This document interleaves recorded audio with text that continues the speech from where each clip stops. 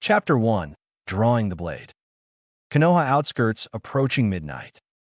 In a particularly lonely stretch of woods surrounding the village of Kanehagir no Sato, village hidden by the leaves, we find a young man, apparently no older than 15, sitting on the ground in front of an unrolled scroll. He is slightly short for his age, standing at about 5 feet 5 inches in height, with bright golden blonde hair that popped up in a bed of spikes, deep cerulean blue eyes, and a trio of whisker-like markings on each cheek. He was dressed in a bright orange jumpsuit that practically screamed, "I'm over here, kill me now." This young man is none other than Naruto Uzumaki, master prankster and pariah of the Hidden Leaf Village, not to mention the hero of our story. Sitting in front of our young blonde is a massive scroll, opened slightly so he could read its contents. This was the Forbidden Scroll, an artifact of the Hidden Leaf containing some of the village's most dangerous jutsu. Jutsu that were forbidden from use for either the toll they take upon their wielder or the effects they cause. The blonde seemed to be studying the scroll intently when a new voice broke the silence of the forest. "Found you." Pausing from his reading, Naruto looked up to find an older man, probably in his mid-20s. He had dark brown hair worn up in a spiky ponytail in the back and a large scar stretching across the bridge of his nose. He was also dressed the standard attire for a chunin of the leaf, with the only exception being a set of bandages wrapped around several of his joints. This was Irika Yumino, Naruto's teacher at the Shinobi Academy. You found me quicker than I thought, Irika-sensei. I only had enough time to learn a single jutsu from the scroll, but that's still enough to pass, right?" stated the grinning blonde as he stood up while he rubbed the back of his head. "Pass? What are you talking about, Naruto?" asked the dark-haired instructor as he appraised his student, noting the sweat and other stains and scuffs covering the majority of the blonde's clothing along with the heavy perspiration covering his forehead. "He's covered in sweat. He must have been training here the entire time," surmised Irika as he studied his student's appearance. "Come on, Irika-sensei, don't play dumb. I was told that if I was able to steal this scroll and learn a jutsu from it before I got caught, I'd automatically graduate," answered Naruto with a broad smirk across his features, evidently pleased with his accomplishments. "Is that it? Did someone trick Naruto into stealing the scroll for them?" questioned Irika inwardly while he physically asked, "Who told you that?" "Mizuki-sensei," stated the blonde while he cocked his head to the side, looking slightly confused. Just then a slight whistling sound filled the air and Naruto found himself knocked sideways by a tackle from Irika. Before the blonde could make his annoyance at the sudden attack, he noticed the tree he was standing in front of mere seconds ago was now riddled with kunai and shuriken. He also saw that Irika-sensei was covered in a number of cuts with several of the pointy weapons piercing his back and side. "Damn it, I missed," stated a snide voice from overhead. Looking up, Naruto saw another man the same age as Irika with a face framed by long, dull gray hair, the face of his second instructor Mizuki. Turning a now grinning face to Naruto, he said happily, "Congratulations, Naruto. You passed. Now hand over the scroll." "Naruto, don't," shouted Irika as he tried to rise up from his knees. "Mizuki tricked you. That scroll contains some of the village's most dangerous and forbidden jutsu. You can't let him take it." Mizuki scowled at Irika for a moment before a twisted idea sprung up in his evil little mind. "Naruto," stated Mizuki kindly, "would you like to know a secret?" "What kind of secret?" asked the now thoroughly confused Naruto. What the hell was going on? "Mizuki, don't, it's forbidden," shouted Irika, understanding what Mizuki was planning. "The secret behind why everyone hates and ignores you. The reason they insult, degrade, and belittle you at every turn. The reason you will never be accepted in this village," stated Mizuki with a twisted grin. Noting he had the blonde's complete attention, he began to secretly unsheath one of the giant shuriken from across his back, keeping the movements slow and hidden. You remember the story about how the Kyubi no Yoko, nine-tailed demon fox, attacked 15 years ago and was killed by the fourth? Not even waiting for a response, Mizuki continued, "Well, that was a lie. The fourth couldn't kill the demon, so he imprisoned it inside a newborn infant." "Stop it," shouted Irika. "That infant was you." You are the nine-tailed fox. Now die, demon brat, shouted Mizuki as he let his giant shuriken fly at the boy. Naruto didn't even notice the weapon flying straight at him. His mind was filled with thoughts of confusion and betrayal. I'm the fox. That can't be. I'm me, aren't I? But that's why everyone hates me. What about Gramps and the Ikarakus and Irika-sensei? Do they hate me as well? Were they just pretending to be kind to me? Maybe it would be better if I just died now, thought the devastated blonde as he closed his eyes and waited for the shuriken to come and end his life. Chuck! The sound metal-piercing flesh echoed in the blonde's ears, but he felt no pain. Slowly opening his eyes, the blonde found Irika standing in front of him, the shuriken piercing his back. Naruto couldn't understand it. Why? He croaked, tears filling those cerulean blue eyes. Why did you save me? Aren't I the fox, the demon that caused everyone so much pain? He cried out, the tears slowly starting to leak from his eyes. Irika smiled down gently at his student and placed a shaky hand on the blonde's shoulder. You're wrong, Naruto. You aren't the demon fox. You are by far the strongest, most kind-hearted boy I have ever met. You train yourself with all your might, even if you make a mistake or screw up at times, but you never give up. You are just like I was, stated the Chunin proudly, his voice soft but undeniably sure. Don't lie to him or yourself, Irika, sneer out Mizuki, reminding both of his presence. You hate the fox just as much as I or anyone else does, maybe more. After all, he's the one who killed your parents. You're right, stated Irika as he turned around to face Mizuki, and Naruto felt his heart shatter again. I hate the fox, but I don't hate Naruto, stated the injured Chunin with conviction. He isn't the fox, he's Naruto Uzumaki, citizen of Konohagure, my favorite student, and someone I'm willing to fight to protect. He proclaimed to the traitor while taking a step forward, only to collapse to his knees as his injuries and blood loss began to take effect. How sickeningly sweet, spat Mizuki, disgust evident in his tone. I was going to wait until after I finished off the brat to kill you, but for that sickening little show, I'll let you go first so you don't have to see your favorite student die. With those sneered words, the gray-haired traitor removed his second giant shuriken and charged at the injured instructor, blade spinning rapidly, ready to end his target's life. Wham! Only to be stopped halfway by the foot of the forgotten blonde slamming directly into his nose, breaking it, and sending the traitorous instructor flying backward. Listen, Mizuki team, and listen well. If you ever try to lay a hand on my sensei again, I'll fucking kill you, snarled the enraged blonde, his eyes narrowed into slits as he glared murderously at the Chunin. Like you could, demon brat, spat Mizuki as he recovered from the impact, wiping his bleeding nose with the back of his sleeve. We both know you're still exhausted from training with that damn scroll all night, so there's nothing you can do to stop me. He finished with a sneer as he charged forward once again, this time intending to end the blonde.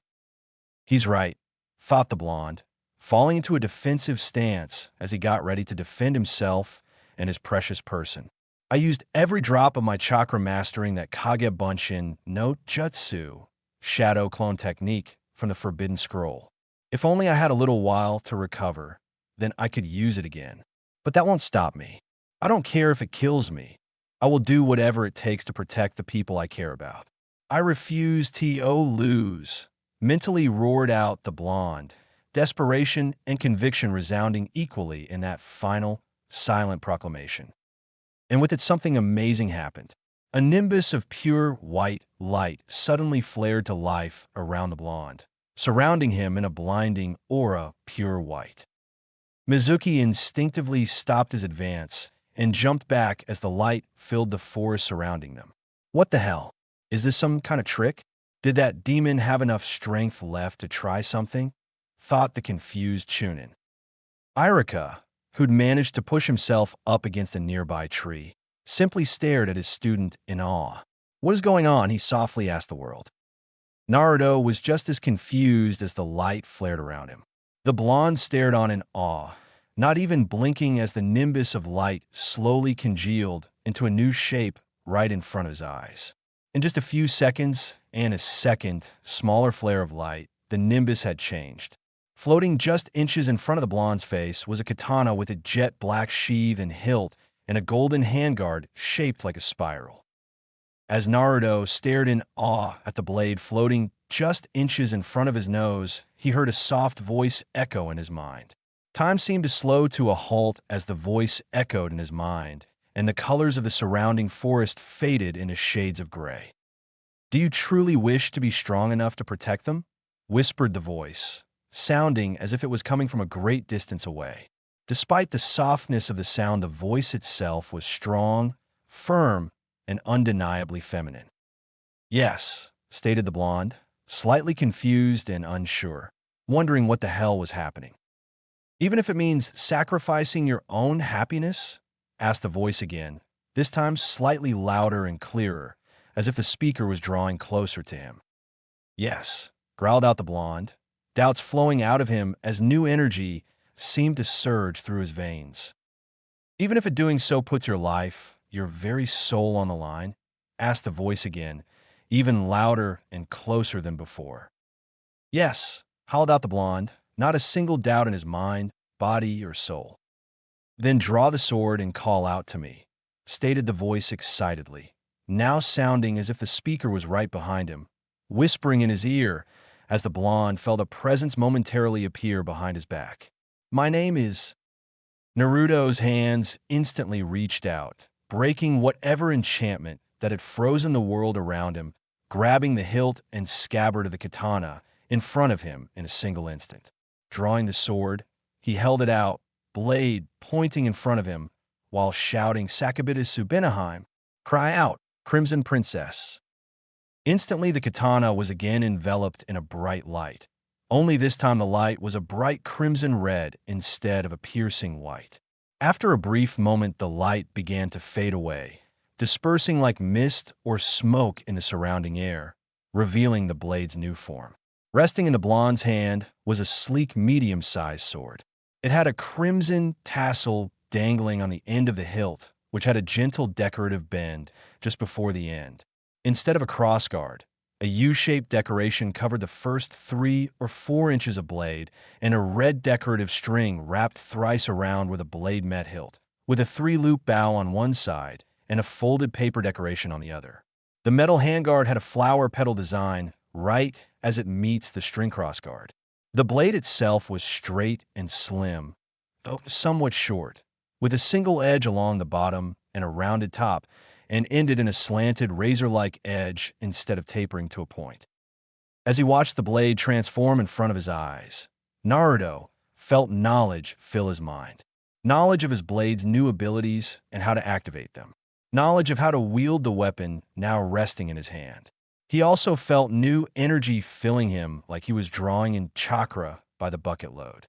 As the knowledge settled in and the blade transformation ended, he whispered a single word that best described the moment. "Sugoi. XXXXXXXXXXXXX." Mizuki was no coward. Granted, he was a deceitful, conniving, little snake of a man, but a coward he was not. Once he got over the shock of a weapon suddenly appearing out of thin air and transforming into an entirely new weapon right in front of his eyes, his trademark sneer came back. Whatever trick the brat was trying to pull, it wouldn't be enough to save him. Confidence restored, the traitorous Chunin snarled at the blonde. "I don't know what demonic tricks that little toy of yours is, fox brat, but I'm not going to get close enough to find out," proclaimed the traitor as he went through a set of hand signs, kata. In Ryu, fire release, stream of flames, bellowed the Chunin as he breathed out a wide stream of flames at the injured instructor and the young blonde standing defensively in front of him. Naruto didn't even flinch as he stood in front of his teacher, lifting his sword to meet the oncoming rush of flames. "Chikasumi no tate, venime." "Crimson Mist Shield, Crimson Princess," proclaimed the blonde quietly. A thick stream of bright crimson, mist-like energy suddenly bloomed outward from the tip of the blonde's new sword. The mists quickly gathered into a roughly hexagonal-shaped barrier that met the rushing fire attack with an audible slam. Mizuki stopped his attack after a minute and looked forward to seeing only the burnt remnants of both Iruka and Naruto. Granted, he'd probably just destroyed the scroll, but he could still claim that Naruto had killed Iruka, and he'd been forced to kill the blonde in order to protect himself and try to reclaim the scroll. That would make him an instant hero of the Leaf. Maybe even finally get him promoted to Jounin and named as the next Hokage. Wouldn't that be a laugh and the perfect way to mock that damn brat from beyond the grave? His delusions of grandeur suddenly fell to pieces as the last smoking remnants of his attack cleared, showing Naruto and Iruka free of any harm. The Crimson Shield not even cracked, and leaving only a bit of scorched grass and a good amount of smoke lingering in the air as the only proof that the attack had ever occurred. Mizuki stood stunned at how easily his attack had been deflected. "I think I used too much chakra in the shield, Iruka-sensei," commented the blonde offhandedly, a smirk evident on his features. It was way stronger than needed to block that puny attack. "I guess I really need to work on my control," he added disappointedly before shrugging. "Anyway, now it's my turn to attack, so you better be ready, Mizuki team." He finished with a feral grin. Bringing his sword to the side, he shouted out, "Nake Benaheim, sing Crimson Princess," while swinging his sword forward in a wide slash. Flowing from the tip as he swung, a long streamer of dark crimson energy gathered in front of him, forming an arch of red. The moment the swing ended, 3 points on the arch sprung forward, forming a trio of crimson spears that flew through the air directly at the traitorous Chunin, who jumped quickly in an attempt to dodge the oncoming attack. Mizuki was barely able to leap over the first 2 spears, but the third caught him in the lower half of his leg. The spear-like energy blast ripped through the side of Mizuki's left leg, nearly cutting halfway through the limb. The traitorous instructor's balance was destroyed from the sudden loss of one of strength in one of his legs, and he fell as his leg collapsed beneath him. Before he had time to recover, Naruto was almost on top of him, the tip of his sword pointed directly at Mizuki's chest. "Shurabari Benaheim, binding Crimson Princess." Suddenly, a small stream of dark crimson energy sprang from the blade's tip and flew toward the Mizuki. As the band of crimson energy flew forward, it expanded, forming a wide, interlocking net of crimson energy. The energy net slammed into Mizuki's chest and pushed the traitorous Chunin backward, slamming him hard into the side of a nearby tree before the net wrapped around the tree, binding the traitor to it. The impact from his skull hitting the tree also knocked Mizuki into unconsciousness. Naruto slowly walked back toward Iruka, who was now sitting, staring in wide-eyed surprise as he watched his student take out a full-grown Chunin. As the young Chunin instructor watched, Naruto picked up the jet-black sheath, which he dropped after unsheathing his sword from the ground and slowly sheathed his new sword. As the blade's tip touched the opening of the sheath, a small glow of crimson energy seemed to come off the blade before it reverted back to its plain, black katana form. Staring at his new blade for a moment, Naruto could only shake his head and let out a low whistle as he sheathed the weapon. Looking over to Iruka, he grinned at the older man before holding the sheathed weapon in front of him by the sheath and proclaiming happily 3 words, "Iruka-sensei, best sword ever." Iruka could only chuckle at his student's never-ending enthusiasm before he motioned for Naruto to come closer. When Naruto had come close enough and leaned down to face his teacher, he said, "Close your eyes, Naruto." Doing as instructed, the blonde closed his eyes. After a few moments, he heard Iruka say, "Okay, Naruto, you can open your eyes now." Opening his eyes to look at his teacher, Naruto instantly noticed that his headband was gone.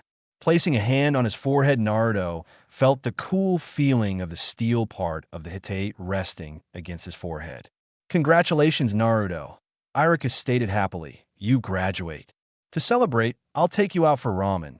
Well, after I get patched up in the hospital anyway," he finished with a laugh. Naruto stood stock still for a few moments in shock before he jumped up and shouted in joy before tackling Iruka, much to the older Chunin's pain and discomfort. XXXXXXXXXXXXX. Inside the Hokage's office.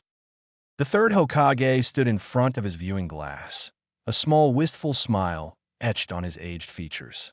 After witnessing Naruto summon his Zanpakuto and defeat the traitor Mizuki in single combat,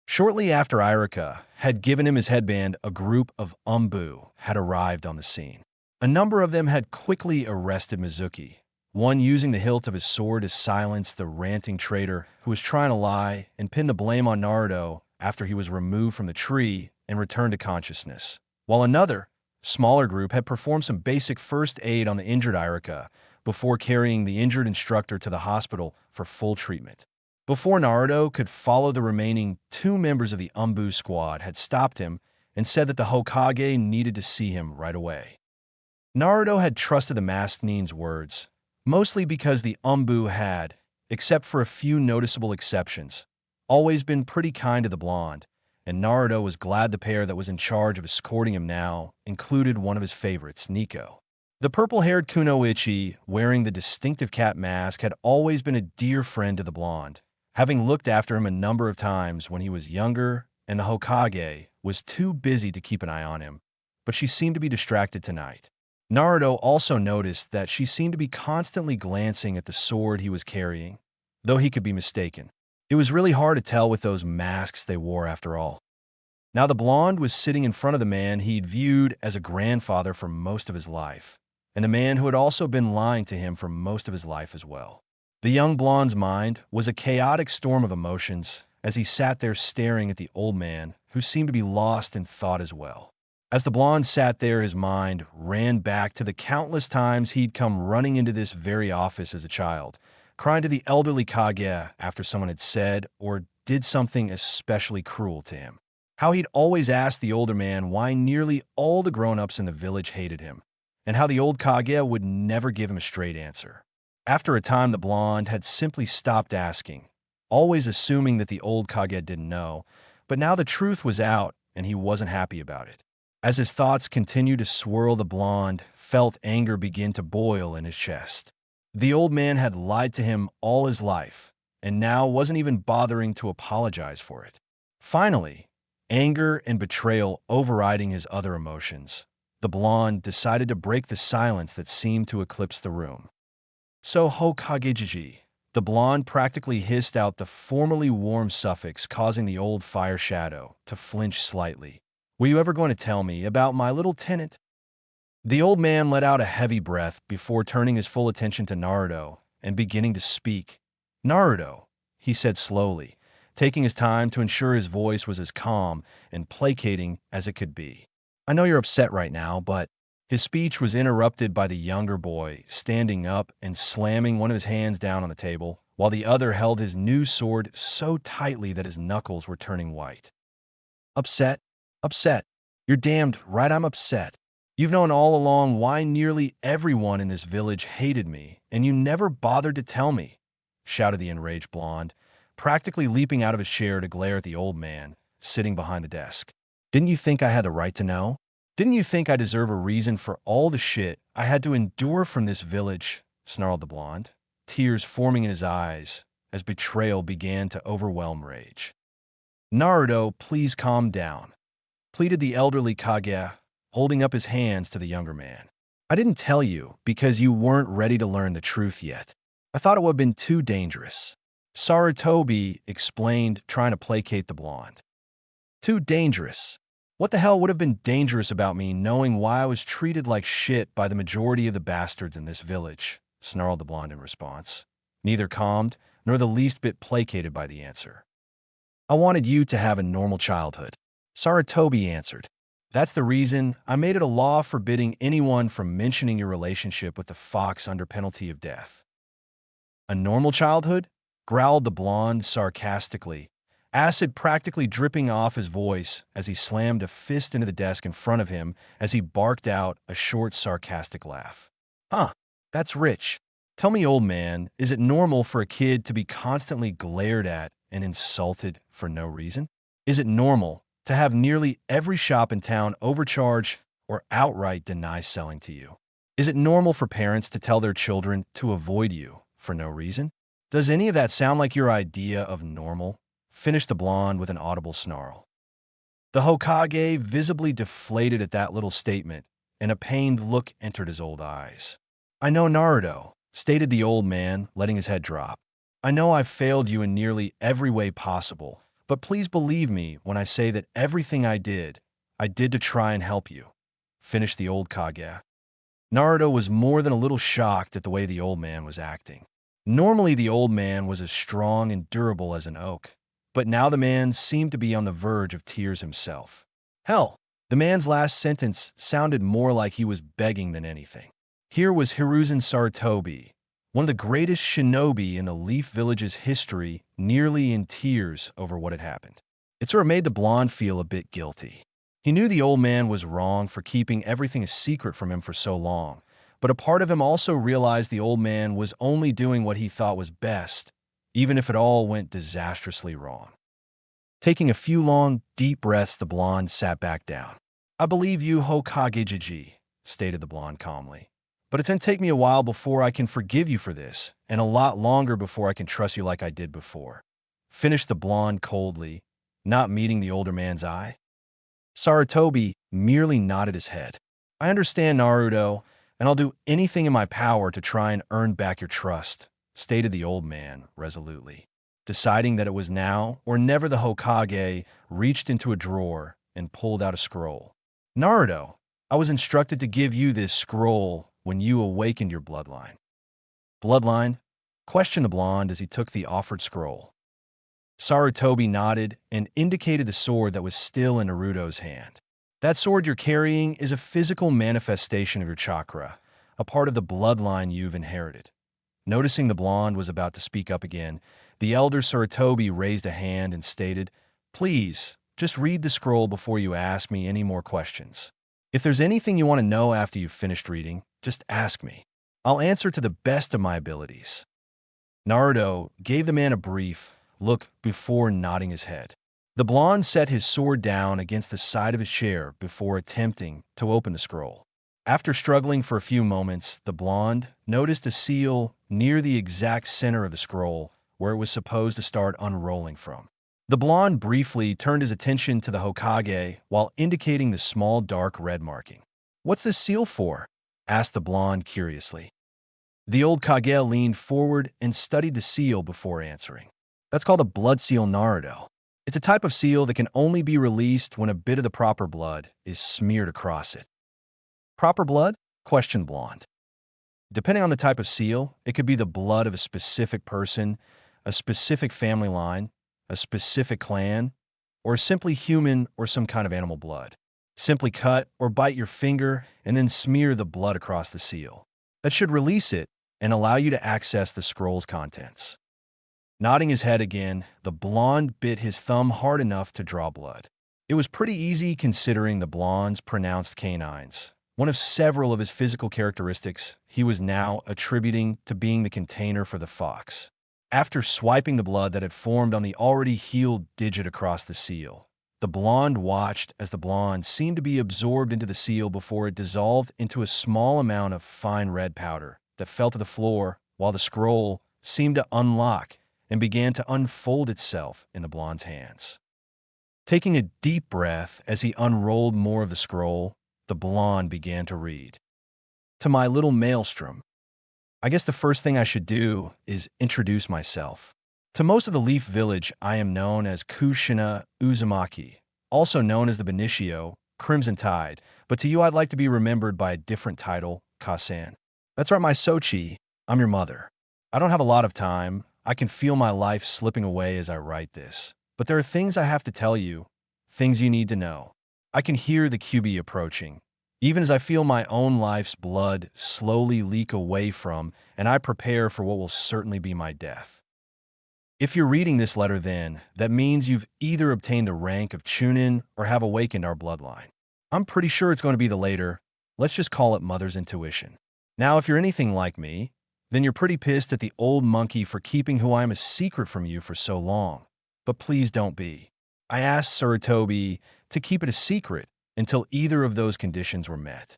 The reasons for that are a bit complicated, but the truth of the matter is I made a lot of enemies throughout my life, some for my actions as Kunoichi and others for simply being who I am. I know that a great deal of them wouldn't think twice about attacking my son to either get some petty vengeance against me in the afterlife or to see our bloodline wiped out or brought under their control.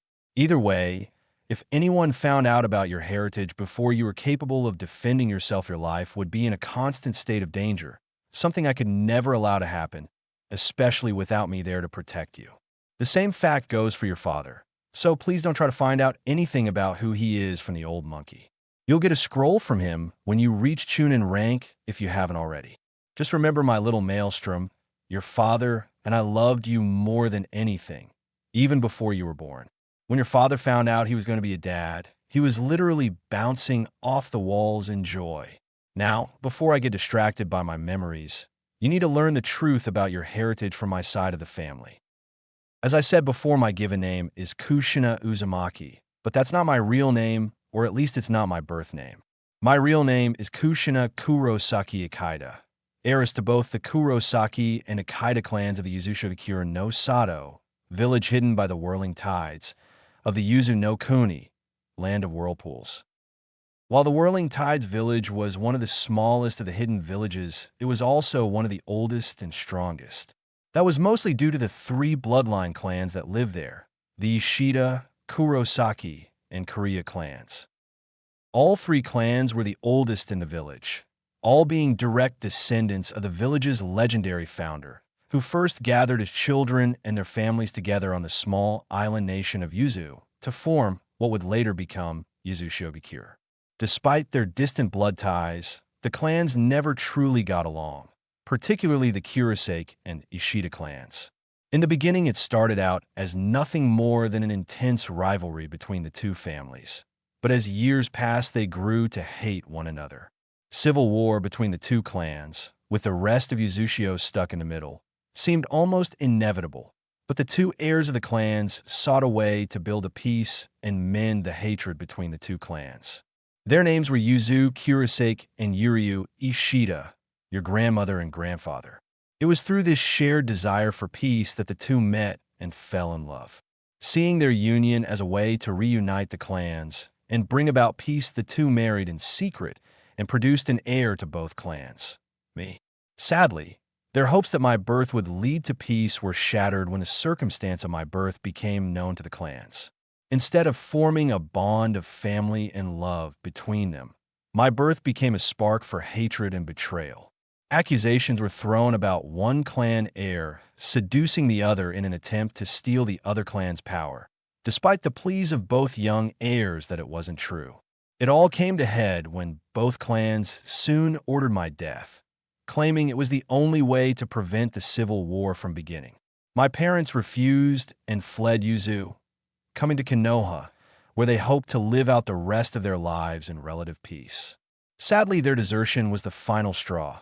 Both clans blamed the loss of their heir on the other, pronouncing claims of kidnapping or murder. The love that my parents had hoped would prevent the war actually started it. The civil war raged for many years until both clans were nearly wiped out. Seeing an opportunity for conquest and the destruction of one of their oldest enemies, a combined shinobi force from Iwa, Kiri, and several other villages launched an attack on Whirlpool, destroying the majority of what remained and angering our former home's allies and starting what was known as the Third Great Shinobi War. While all this occurred, my parents raised me in Konoha, keeping our identities a secret from all save the current Hokage, Sarutobi. The old monkey, who was old, but not as old at the time, took pity on our family and offered us sanctuary in the village. My parents accepted and took the name Uzumaki in honor of our lost homeland. The rest, as they say, is history. I grew up and awakened both my family's bloodlines, much to the surprise of my parents. They guessed that since both of their clans shared a common ancestor and their bloodlines carried a common root, they were able to safely recombine in my body. I became a strong kunoichi of the leaf, met and married your father, and lived a relatively happy life. I'm afraid your grandparents died near the end of the war, fighting to defend their new home with all their might. The happiest day of my life was the day I found out I was pregnant with you. I dreamed of raising you and teaching you after you awakened our bloodline. Sadly, like my parents, my dreams were not meant to come true. On the night of your birth, the Kyubi no Yoko attacked our village, and you were chosen to be its container. Don't hate the Yondaime for picking you, Naruto. He had no other choice if he was going to save our village, and I know forcing the fate of a Jinchuriki on you hurt him in unimaginable ways. The Yondaime had faith in the village, hoping that they'd see you as a hero for helping him stop the fox. But I've always been a more pragmatic person, and I doubt it'll turn out the way he wished it. But no matter what, I want you to stay strong. You are the last full-blooded heir to both the Kurosaki and Ishida clans, two of the strongest and oldest clans to walk the world. Stay strong for me, for your ancestors, and, most importantly, for yourself, and remember that I will always love you and watch over you. Your loving Ka-san, Kushina Kurosaki Ishida. P.S. Attached to the bottom of this scroll are 4 more seals. These are a special combination of blood and storage seals that your father designed. The man may have been a bit of a dope at times, but he knew his seals. Just swipe some of your blood across one, and it'll release the items stored inside. The one on the left is from your grandfather Yuryu, and contains information on the Ishida clan's part of our bloodline and a few other items. The next is from your grandmother Yuzu, and it contains information the Kurosaki's aspect of our bloodline and some items from her as well. The next one is from me and contains a few mementos and a gift for you. Lastly, the rightmost seal contains a gift from your father. Tears were leaking from the Naruto's eyes as he finished the letter. His family really did care about him. That was always the hardest part growing up alone, never knowing whether or not he was a mistake or if his parents had died or simply abandoned him. This little letter did so much, answered so many painful questions. It told him he would have been loved, he would have had a pair of parents that cared for him and raised him. She really did love me, he whispered softly. Sarutobi nodded his head slowly, his eyes half closed in remembrance of dear friends now lost. Your mother loved you more than life itself. I remember the day she found out she was going to be a mother. She was jumping around my office, squealing like a schoolgirl. The old fire shadow chuckled softly at the memory. "What about my dad?" asked the blonde. Before Sarutobi could speak again, he continued, "I know you can't tell me who he is until I make Chunin, but can you at least tell me what happened to him and what he and my mom were like?" he asked desperately, hungry for some new knowledge of the parents he'd just discovered he had. Sarutobi slowly looked at the boy before nodding his head. "Your father died bravely, fighting to protect our village from a QB. He was a truly great man that I was glad to call friend. Honest, loyal, strong, and always willing to work for what he desired. All traits I know you inherited from him," stated the old man warmly, getting a small, happy grin from the young blonde. "However, I think you get most of your personality from your mother. She was headstrong, stubborn as a mule when she'd made up her mind about something, never willing to give up, and had a love of ramen that rivaled your own. Not to mention the fact that she was quite the mischievous prankster during her youth. She was probably just as loyal as your father, maybe even more so, but people had to earn her loyalty, but once earned, she'd rather die than betray a person who trusted her." He finished fondly, recalling the vivacious young girl who'd stolen his successor's heart. "What about the Yondaime?" asked the blonde curiously, getting a raised eyebrow from Sarutobi. "From the letter, it sounded like my mom knew him," he explained. "That she did. Your mother was actually a childhood friend of the Yondaimes. They attended the academy together and became rather close after graduating," answered the Hokage honestly. It was true enough, though not the entire story.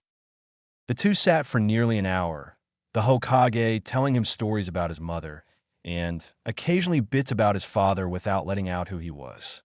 As the night dragged on, Naruto let out a large yawn. Looking at the clock, the Sandaime noticed how late it had gotten. "Well, I think it's about time for you to head home. Before you leave, I have another gift for you." Reaching down, the old Kage pulled out a small set of keys and a map. "These are the keys and a map to your mother's family house. It's not extremely large, but I think you'll like it. I've had people keep it clean and in good repair since your mother died, and it's still furnished." "Thanks, old man," stated Naruto warmly. He hadn't completely forgiven the old Kage yet, but he appreciated the gesture all the same. "I just wish I had more time before team assignments so I could study the scrolls and stuff Mom left me explaining about my new abilities," he added as an afterthought as he stood and stretched working out the kinks from sitting in a chair for over an hour. An idea suddenly hit the elder Sarutobi. "Well, Naruto, you may just get that wish," he stated with a slight smirk. When the blonde raised an eyebrow in question, the old Hokage continued. "Given Irika's injuries, we'll have to delay team placement for a bit. There's also the fact that, with your graduation, we'll have to rearrange the teams we'd already decided on. Then there's the matter of Mizuki's betrayal. Given the animosity he showed you, I wouldn't be surprised if he had some hand in you failing the exam. Given the circumstances, we'll have to launch a full investigation into his time as a teacher at the academy, which could take a while to complete. All that combined with the work and preparations associated with the upcoming Chunin exams in Suna means we'll have to delay team placements for quite a while." "How long, old man?" asked a slightly excited blonde. He knew that this was just another way for the old man to try and make things up to him, and if he kept it up, he'd earn the blonde's forgiveness pretty soon. "About 3 months would be my best guess," answered the old Kage. "I'll be sure to send a message when the exact date is set." The blonde's face split into a wide smile. "Thanks, Ogigi. I really appreciate this," he said warmly. "It's the least I can do, Naruto," responded the Sandame with a warm grin. As the blonde turned to leave, he spoke up again. "Oh, there's one more thing. Given the fact that you've awakened your mother's Kekai Genkai, I'll have to make an announcement to the council. When that happens, I'll need you to be in attendance for a few other announcements. It'll probably happen in the next week or so. I'll send someone to get you when the time comes." The blonde nodded his head and left the office, nose buried in the map that would lead him to his new home. As the blonde left, the Hokage let out a tired sigh. "At least I'm halfway done. Now I have to deal with the truly dangerous part," thought the elderly Hokage as he pressed a button on his intercom and stated, "Please send in Nico now." A few moments later, the purple-haired Kunoichi entered the office. "You sent for me, Hokage-sama?" asked the Umbu in a calm voice. "Yes, I did. But please remove your mask, Yugao. The information and task I have for you is a personal one," stated the old Hokage seriously. Nodding her head, the young woman removed her mask to reveal a young woman with a beautiful face, with sharp features and narrow, green eyes. "What is this about, Hokage-sama?" Taking in a deep breath and preparing for what was to come, the elderly Sarutobi spoke again. "Kushina's son is alive," he stated calmly. This brought an immediate reaction to the young Kunoichi. Her eyes widened in shock before quickly narrowing in anger. "You lied to us?" growled out the woman. "You told us he died in the Kyubi attack." "Why?" finished the woman in a snarl. The Sandame answered slowly, "To keep the boy safe. You know how many people wanted Kushina's head, or her bloodline for that matter," he stated calmly, hoping to keep the woman's temper in check and not add any fuel to the fire. "We could have protected him. Hey, and I would have adopted him in a heartbeat and protected him from anyone stupid enough to try anything. It was the least we could have done for our sensei's son," growled out the woman as glared at the old Kage. "I know you, Gao, but could the two of you watch him every moment of every day? You know how ruthless the types of enemies Kushina made, both inside and outside the village, could be," answered the Hokage, his voice never losing its calm tone. "We still had the right to know," returned the woman, though her voice had lost some of its heat before the Hokage's logic. "Who is he?" she asked quietly, before a look of realization struck her. "It's Naruto, isn't it? He's Sensei's son." "Yes," answered Sarutobi before raising an eyebrow and asking, "How did you know?" "The sword he was carrying. It looked just like Kushina's, and it gave off the same unusual aura," answered the woman before sighing and slumping into the chair Naruto had just vacated. "To be honest, Hokage-sama, I always suspected the boy was actually Kushina's.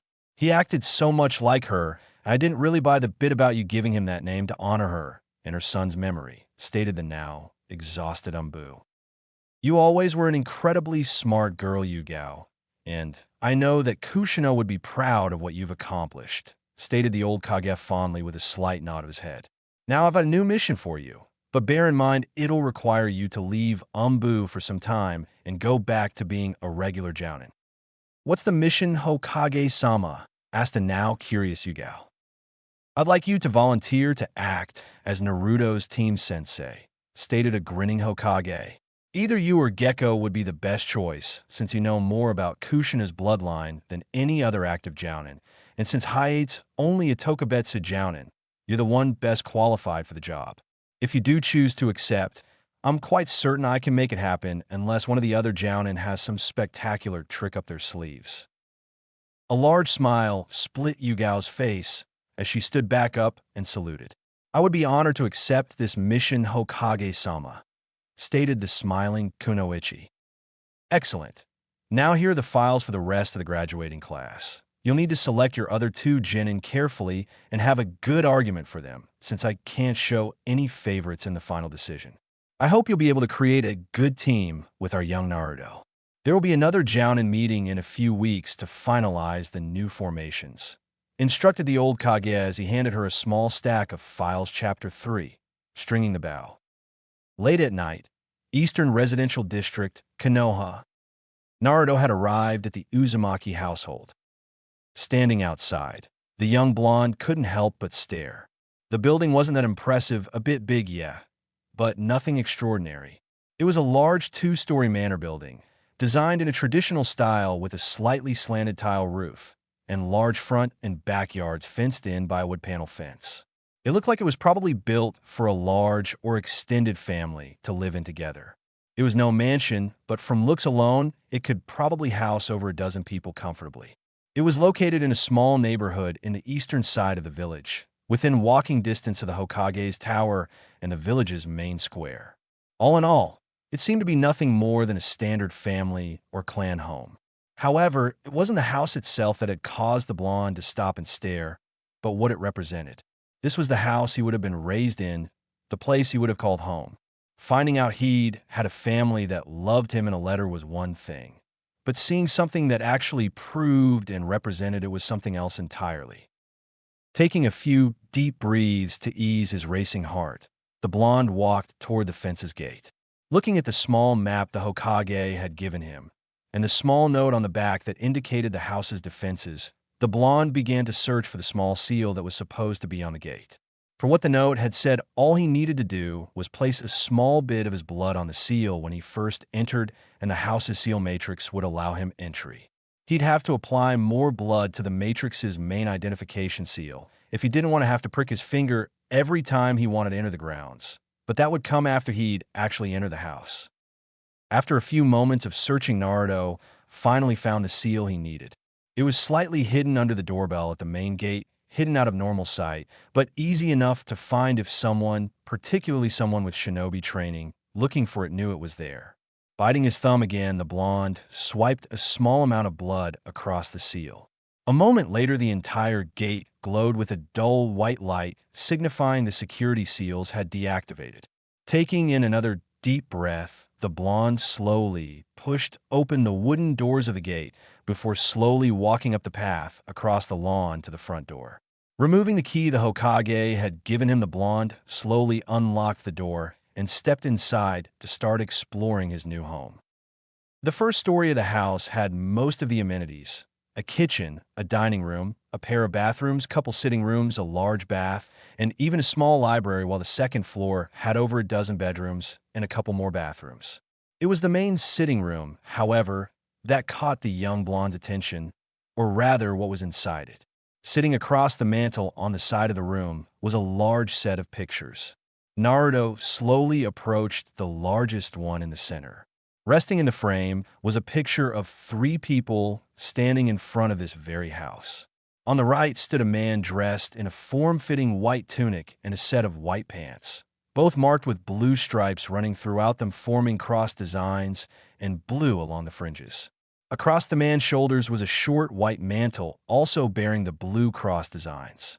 On his right wrist was a silver cross-shaped pendant linked to a silver chain of some kind. He was a lean man, about average in height, with deep, raven black hair and piercing, cerulean blue eyes covered by a pair of box-rimmed glasses. Everything about the man, from his strong posture to the very aura that seemed to surround him, spoke of a sense of authority and discipline. On the opposite side stood a young woman with light brown hair that hung in front of her soft, dark brown eyes. She was slightly shorter than average and dressed in a loose, black set of hakama shirt and pants with the jet black sheath form of a katana resting easily in her solid white obi. While the man's appearance spoke of strict discipline, the woman seemed to generate an aura of kindness and warmth. Standing in between the two was a tall girl of about 15 years with bright red hair and the same dark brown eyes of the older woman. She was dressed in what Naruto could only describe as a combination of the two adults' clothing. She wore black hakama pants with a pair of blue stripes going down both legs and meeting a broader blue line that circled the knee to form a pair of cross-like symbols on each leg. She also wore a loose black jacket with long flowing sleeves and the same blue lines forming a cross pattern at her elbows. Underneath the jacket was a form-fitting white tunic shirt that had a large 8-sided cross design across the chest in the same blue lines. Atop the girl's head was a small bucket hat colored in alternating strands of black and blue. Lastly, resting against her hip in a deep blue obi was the sheathed form of a jet black katana, and on her right wrist was a cross similar to the older man's. It was the girl's face, however, that caught his eye, a face very similar to his own. Tears again began to leak from the blonde's eyes as he realized who these three were. Ajizan, Obasan, Okasan, he whispered quietly as he traced his fingers across the figures in the picture. Slowly, the blonde looked at the other photos lining the mantel, keeping the center one still firmly locked in his grasp. There was a picture of his grandmother and grandfather, both looking slightly younger as they stood in front of the house, his grandmother's holding the wrapped bundle of his infant mother. As the pictures moved down the mantel, time seemed to progress with them. The next one had his mother as a toddler, then a few of her as an academy student. After the spot where the center one was, probably taken at her graduation day, the pictures of his mother seemed to progress further. The last one, resting on the edge of the mantel, showed Kushina sitting in a chair, holding her slightly swollen belly with her parents standing next to her, smiling proudly. It must have been taken just months or weeks prior to their deaths in the war, since Naruto knew the war and had only a few months before the Kyuubi attack that also signified his birth. Naruto was curious as to why there were no pictures of his dad with his mom, but he guessed it was part of the whole secrecy thing. Wouldn't help much to keep it a secret if there were pictures of them together, thought the blonde. Naruto knew he needed to get some sleep, but he seriously doubted his ability to fall asleep at the moment. Instead, still carrying the picture of his family in his hands, the blonde decided to head for the dining room to study the contents of the seals his mother had mentioned in her letter. Before he left the room, the blonde found the main security seal exactly where the note had said it would be, hidden behind a wall hanging just behind where the center picture had been, and swiped a small amount of blood across it, locking him into the security seals. Finding his way to the dining room and seating himself at the head of the large table that filled the room, the blonde gently put the photo of his family down before reaching into one of his pockets and pulling out his mother's letter. Looking at the 4 blood/storage seals resting on the bottom, Naruto slowly considered which one he should open first. Taking a look at the picture, now resting by his left elbow, the blonde decided to start with his grandmother's scroll. Biting his finger, the blonde swiped a little bit of blood across the appropriate seal, and, in a puff of thick smoke, several scrolls appeared in front of him. Resting on the bottom was a large scroll with the kanji for butterfly stamped across the center. Next to it rested a small pile of normal-looking scrolls, all with different labels, and resting atop the small pile of scrolls was another letter. Deciding that it would be best to read the letter before his curiosity got the better of him, the blonde picked up the small handwritten scroll and began to read. The handwriting in the scroll was soft and slightly messy, but still easily readable. To my little Mago, grandchild. My name is Yuzu Kurosake, former second seat of the 4th Division of the Suriidii, Court of Pure Souls, Jounin of Yuzushiobikure and Kanahagakure, and your grandmother. If you're reading this, then I guess I'm no longer among the living. I'm afraid that's how it goes sometimes. Your mother had your Ajizan, and I write these after she found out she was pregnant, so we could explain the abilities our families possessed, even if we were no longer among the living when you awakened your bloodline. I thought she was being a bit overly worrisome. She gets that from your grandfather, but your mother has always had very good instincts, something that was quite common among the women of our clan. So I'm just going to go along with it. And I guess you reading this letter now just proves her right again. If I never got the chance to tell you in person, then I want you to know that both your grandfather and I thought the world of you even before you were born. Finding out he was going to be a grandfather was one of the few times I actually got to see a smile cross the lips of that emo of a man I call my husband. He always was a bit of detached, but that's one of the reasons I love him. Anyway, before I get a bit too distracted by my memories, I think I should start explaining our family's bloodline. The Kurosei clan's bloodline, the Zanpakuto, soul-cutting sword, bloodline, has earned us several names as time has rolled by. Soul Reapers, Death Swordsmen, and even Shinigami Shadows have all been names and titles others have used to describe our clan's abilities. My personal favorite was always Soul Reaper. It just sounds so cool. Our family's Kekai Genkai has three main abilities. The first is that our chakra reservoirs are at least triple the normal size for most ninja, giving us immense levels of chakra reserves and endurance. The second ability is longevity. The members of our clan could live much longer than normal people. That combined with the fact that both the Akita and Korea clans shared this ability led to our village being called the Village of Longevity by some. The third aspect of our bloodline is the one that our clan is best known for. Our ability to manifest our Zanpakuto, the soul-cutting swords that we wield in battle. In a moment of crisis, our chakra naturally reinforces itself and solidifies into a solid form, a sword, our Zanpakuto. When it comes to our Zanpakuto, there are several things you need to know. First, each blade has a spirit, a soul. You should also know that each sword can have multiple souls, the most ever recorded being 9. By speaking a special command and calling out the sword's name, we cause a release that alters the blade and gives it amazing abilities. There are 2 levels to this release.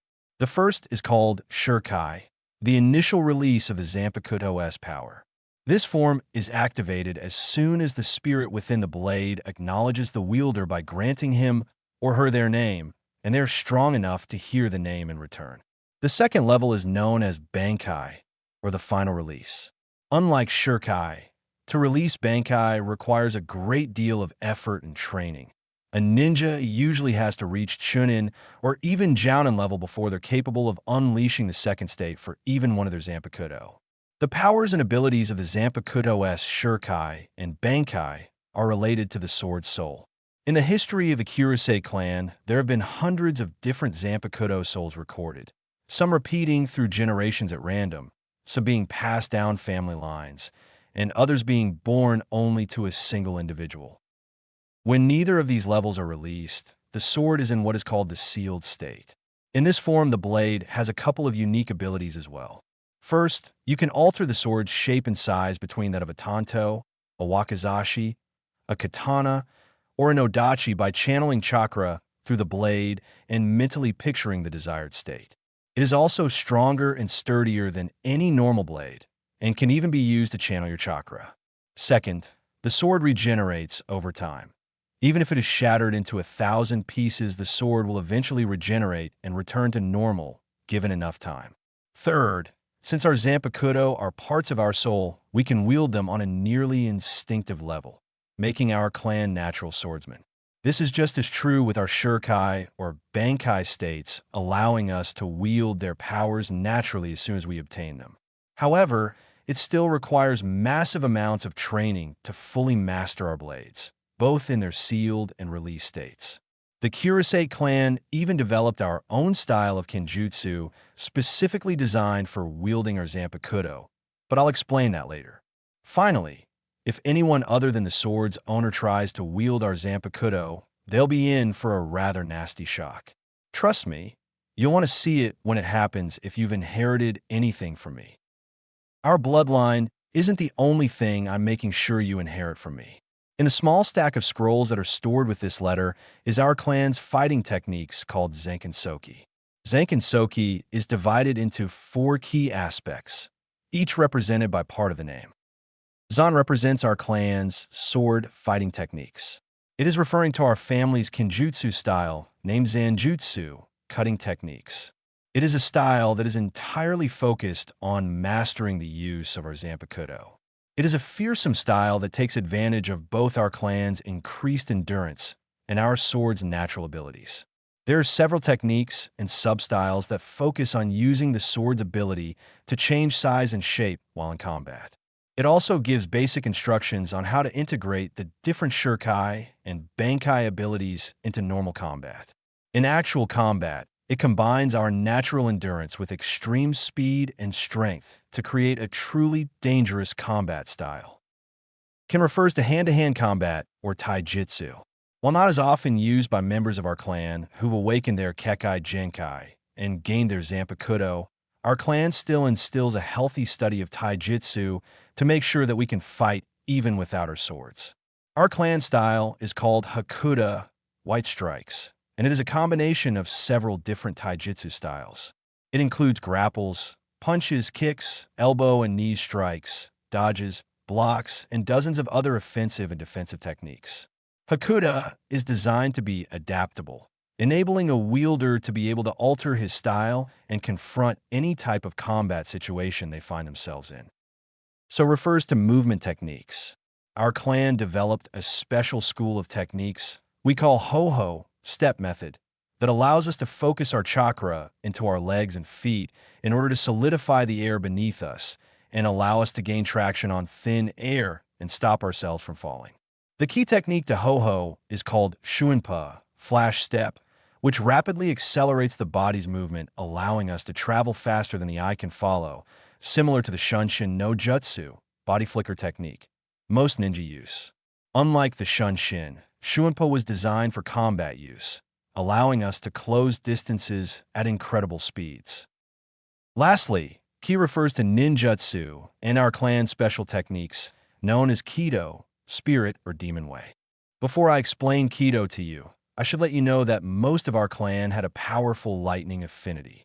And I base this off the fact that most of the Kaido techniques I've seen that actually involve elements use lightning. One of the scrolls I left you holds a number of lightning-style ninjutsu, along with some instructions on how to train your lightning element. Now Kido is a special type of technique our clan developed. Since we constantly wield our swords in battle, forming hand signs to create jutsu is incredibly difficult. So through years of training, research, and trial and error, our clan developed a number of special jutsu that, instead of relying on hand signs, use incantations to channel and shape chakra. These incantations usually take as long as forming hand seals, though the higher level spells can take a bit more time than usual, but leave our hands free enough to wield our blade. With training, one is even able to use them without the incantations, but this severely limits their power, usually cutting it in half at least. We also have several other techniques to mask our incantations to prevent opponents from being able to predict them if they've heard them before. Kido are ranked by level from 1 to 99, with 1 being the simplest and 99 being the most dangerous. Kido can be divided into 3 main subtypes: Bakudo, way of binding; Heido, way of destruction; and Ido, way of healing. Bakudo spells are the broadest category of Kido techniques. They deal with communication, binding, sealing, and tracking, along with any other type of spell that isn't classified under Heido or Ido. Heido spells are attack spells, spells designed to deal damage to objects or harm our foes.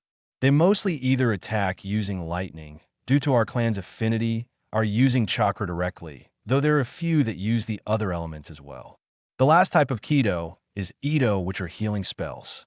Unlike Bakudo and Heido, Ido is not separated into levels or different spells. They simply channel chakra to heal damage or restore drained chakra reserves of others, or heal yourself. Now there's one other scroll I put in the seal. It's the large one with the butterfly kanji on it. That's the summoning contract for the Butterfly Clan. It's been in the Kurosei clan for generations, and as the last heir, I was its primary holder. When I decided to leave, Yuzu, the Butterfly Clan, decided to come with me. Their clan, along with the Ikaida's summons, disliked the needless warfare our clans were preparing for, as well as their orders to kill a helpless infant, and asked to be taken with us. Your mother signed both scrolls when she was younger, and I'm sure you will as well. Now, the Butterfly clan may not be extremely powerful in a direct fight, but they have a lot of unique and amazing abilities, but I'll let them tell you themselves. Stay strong, my little one, and always stay true to yourself. Love, your always loving obeisant, Yuzu Kurosake. Naruto smiled a little as he finished his grandmother's letter. She seemed like such a sweet person, and he was glad that both her and his grandfather had been so excited to be grandparents. He couldn't help but feel extremely excited as he finished the letter. The techniques and abilities his obeisant had described had sounded so cool, and he couldn't wait to get started learning them. Putting aside the notion to start practicing right away, he gently lifted the small pile of scrolls and set them off to the side further down the table.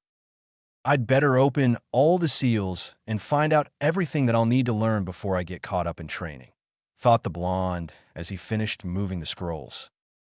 Looking back at his mother's letter, the young blonde bit his finger again and swiped another of the seals, this one belonging to his grandfather. There was another puff of smoke, and more scrolls now covered the desk. Like his grandmother's seal, there was a large scroll, only this one was marked with the kanji for sparrow stamped on it, and several scrolls lying next to it. The only difference was that there were several items lying with the second set of scrolls, some wrapped around them and other draped over them. Naruto noticed a set of small silver capsules about the size of his finger with a four-pointed star engraved on them. Long silver tubes about the length of his forearm and half as wide with a small handle at the end. A long white glove marked with the same blue cross that decorated most of his grandfather's and mother's clothing, and a silver bangle marked with a cross in the center of a sunburst with a small cross attached to it by a short chai. Deciding to read his grandfather's letter before touching anything, the blonde sought out the appropriate piece of parchment. Finding it, the blonde discovered it was wrapped in a small silver chain complete with a silver cross at the end. Just like the ones Mom and Gramps were wearing in the picture, thought the blonde softly.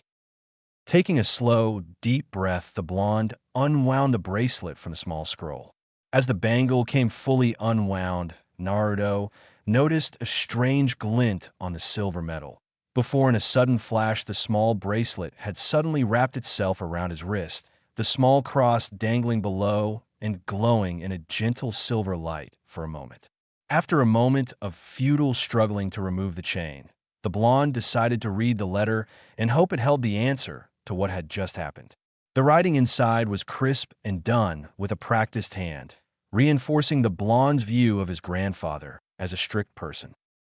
To my young Mago, first off, if the chain that was wrapped around this letter has now linked itself to your wrist, please don't panic. That is merely an indicator that you've activated the Ikaida clan's bloodline, the Quincy monk of destruction. Don't worry if you can't take it off. Just apply a bit of churka to the small latch on the back of the chain, and it'll come right off. It's designed to be physically impossible to remove without breaking to prevent it from being lost either during combat or while moving at high speeds. Naruto let out a small sigh of relief before he returned to reading his grandfather's letter. Now that that's settled, I suppose I should introduce myself. As you're probably well aware of, I'm your grandfather Yuryu Ishida, former Stern Ritter, Star Knight, the prodigy of the Vandenrehi, Invincible Empire, and Jounin of both Yuzushiogakure and Kanehagakure. Your mother had your grandmother, and I write these letters just in case neither we nor her were still alive when you came of age. When I questioned her on why, she merely stated that she had a bad feeling. While not a superstitious man myself, I have always and will always be a pragmatist, and considering the dangers of the time we currently find ourselves living in, I see no real harm in being prepared for the worst-case scenario. In case I don't live to tell you this myself, know that whatever you do, whoever you become, and however you do it, your grandmother and I will always be proud of you. I remember the day your mother told us she was pregnant. After calming myself down from my desire to kill your father, who I shall mention deserved it since he impregnated my daughter out of wedlock. Even if they were already engaged and married days after finding out, it was the principle of the thing. I watched as your grandmother hopped and skipped around the living room of our home, squealing and dancing with your mother. I also remember the look of sheer depression that appeared on her face when I mentioned we must be getting old since we're becoming grandparents. Sayuzu-chan has always been an overly emotional one, but it was one of the things that made me fall for her in the first place. Anyway, now that I've had my sentimental moment, I suppose I should tell you about the Ishida clan's Kekai Genkai you've inherited.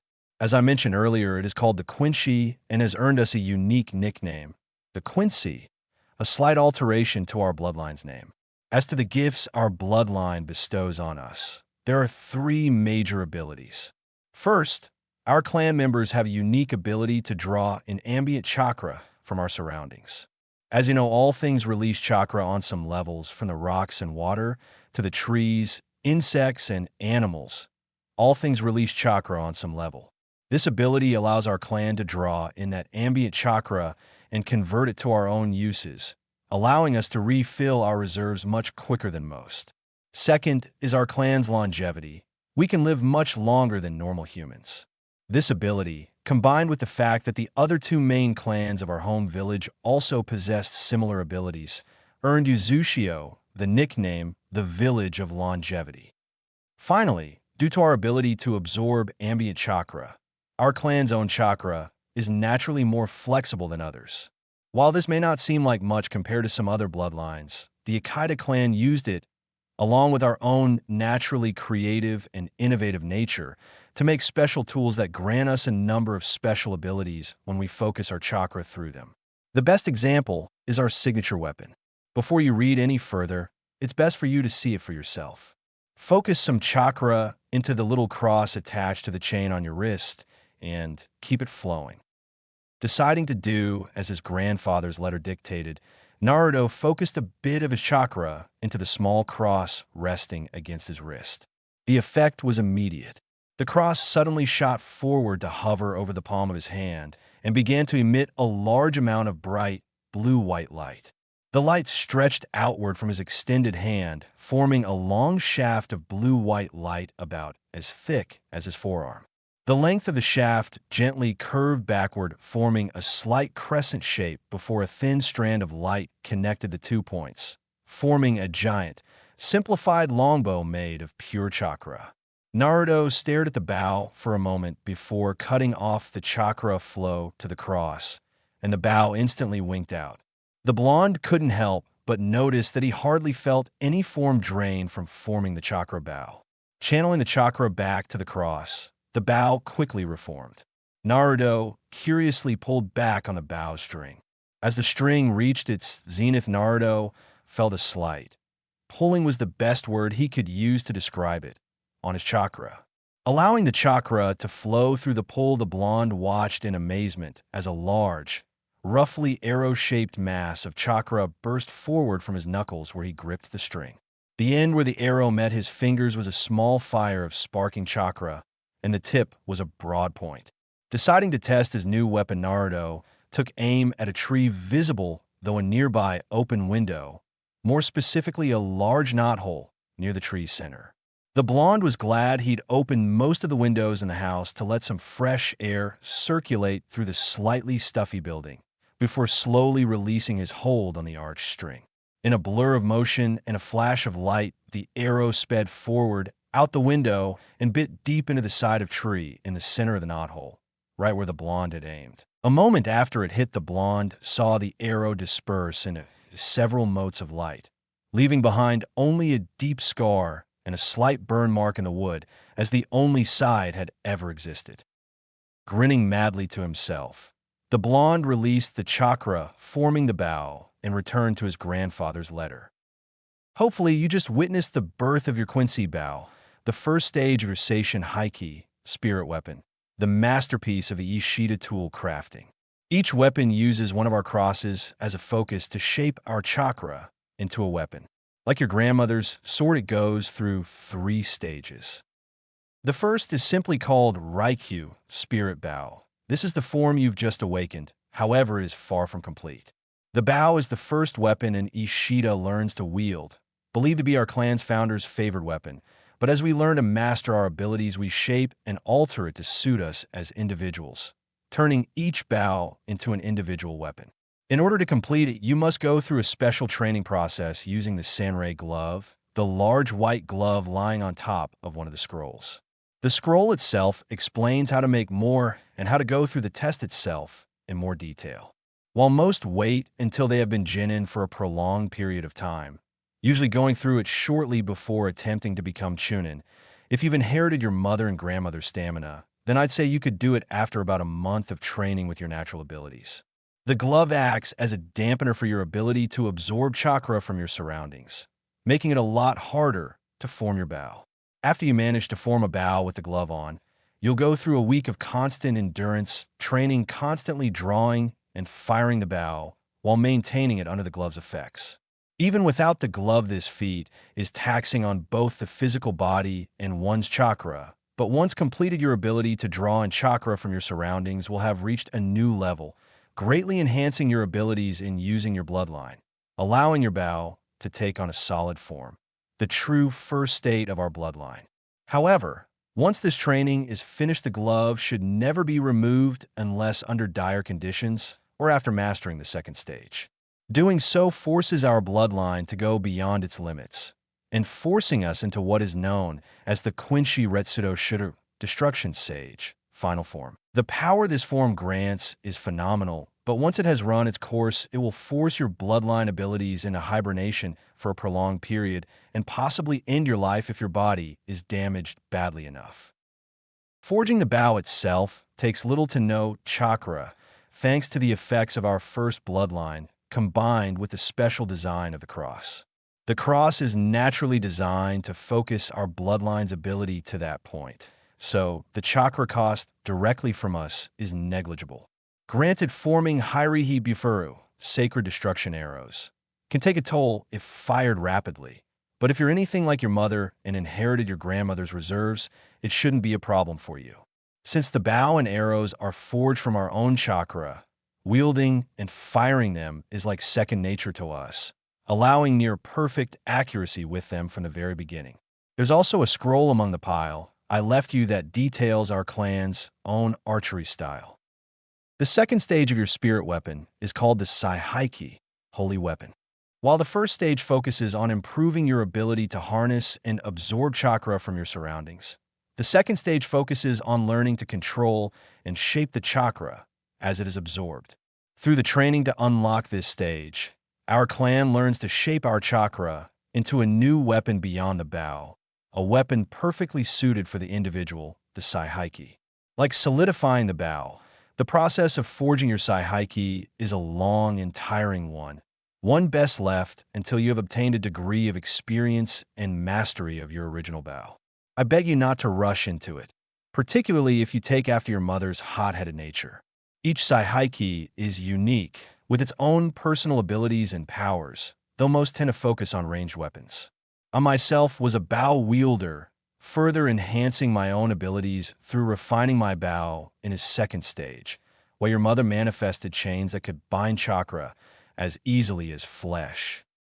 The final stage is called the Quincy Forashitinahai, Monk of Destruction, complete holy form. The only way I can properly describe it is as a complete and controlled form of the Quincy Retsudo Shuduru, a technique that boosts the strength and control of our bloodline to its very epitome. With it, the powers and abilities of our Saihaki are further enhanced, granting them even greater power and control over the surrounding chakra. In this form, our clan is even able to counter weaker jutsu aimed at us by simply absorbing the incoming chakra, breaking the technique, and using it to strengthen ourselves or break down physical objects and absorb them into our bodies as chakra. Now, the Quincy Cross, the small chain and charm currently attached to your wrist, is not the only item our clan has created over the years. I'm going to explain a few of the most useful ones in this letter, and I've put a few samples in with it. The remainder are described in full detail in some of the other scrolls. There are two key materials we Ishida create to build all our weapons and tools. They are spiritually infused glass and silver. Both materials are specially created by the members of the Ishida clan, and their production was what made our clan so wealthy in the first place. Not to mention making sure our family has not wanted for anything while we stayed in this village. You see, these materials are not only useful for combining with our bloodline, but are highly chakra conductive, making each piece worth a great deal to any craftsman, since chakra conductive materials are rarely found in nature, and our Quincy materials are the only ones known to be forged by human hands. I've left detailed notes on how to craft both in my workshop. You can access it by pressing a special panel in the library. It's in the second bookshelf on the left from the main doorway, on the center shelf right behind the Yoshida family history. The first item is called the Quincy bangle, the small silver bangle with the cross attached, and it was specifically designed for those who've removed the Sanrei glove and lived. It acts in the opposite of the Sanrei glove, amplifying the abilities of our bloodline and allowing us to wield our powers again, though at a diminished level. It also accelerates the recovery time from the final form.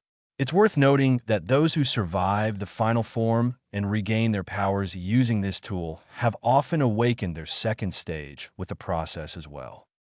Next are the Jinto silver tubes. They're the small capsules engraved with the pointed cross. They hold specially altered water that we create through a special process combined with channeling our chakra through the water, turning it into almost pure liquid chakra. They are probably the easiest Quincy tool to make, due to the fact that our clan has a naturally strong water affinity, which is why I also include a scroll on several water jutsu as well. The Jinto are used to cast special jutsu. These jutsu are unique because they require no chakra to be able to use, merely a charged Jinto and the proper activation. The incantations act as hand signs, shaping and channeling the chakra strode inside the capsule to release the desired effects.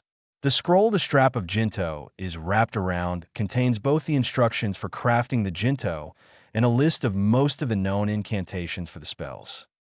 Finally, there are the seal schneiders, German, soul cutter, or more historically, the Zerschneide, that which slits the soul, the long silver cylinders with the handles. These tools are both an incredible defensive tool and an excellent weapon, and are the primary tool carried by Quincy's after the cross. They primarily act as chakra absorbers, drawing in chakra, much like our own bloodline does, but at a much faster rate. In its inactivated state, the seal act as an instant shield against chakra-based attacks or jutsu. By intercepting an incoming jutsu with one of these and activating it before impact, the chakra used to power the technique is absorbed and the attack cancelled. However, the amount of chakra a single seal can absorb is limited, and if more chakra than that is released, then the seal will overload. Normally, a seal can absorb up to AC or B-rank jutsu, depending on the skill of the wielder. Absorbing an A-rank jutsu is possible, but requires multiple seal schneiders, depending on the strength of the jutsu, and absorbing an S-rank or higher jutsu would be nearly impossible without a dozen or more, if then. It is also possible to activate them without absorbing a jutsu by simply drawing on ambient chakra, but this takes a moment. Once activated, the head of the seal will release a long blade made of chakra, about 1/2 the length of the seal itself. The blade is constantly vibrating, acting in the same manner as chainsaw. It is used as either as a Quincy's melee weapon, though if you also inherited your mother's abilities, you'll have little use for it as such, and as an arrow that, when fired correctly, is capable of piercing nearly anything.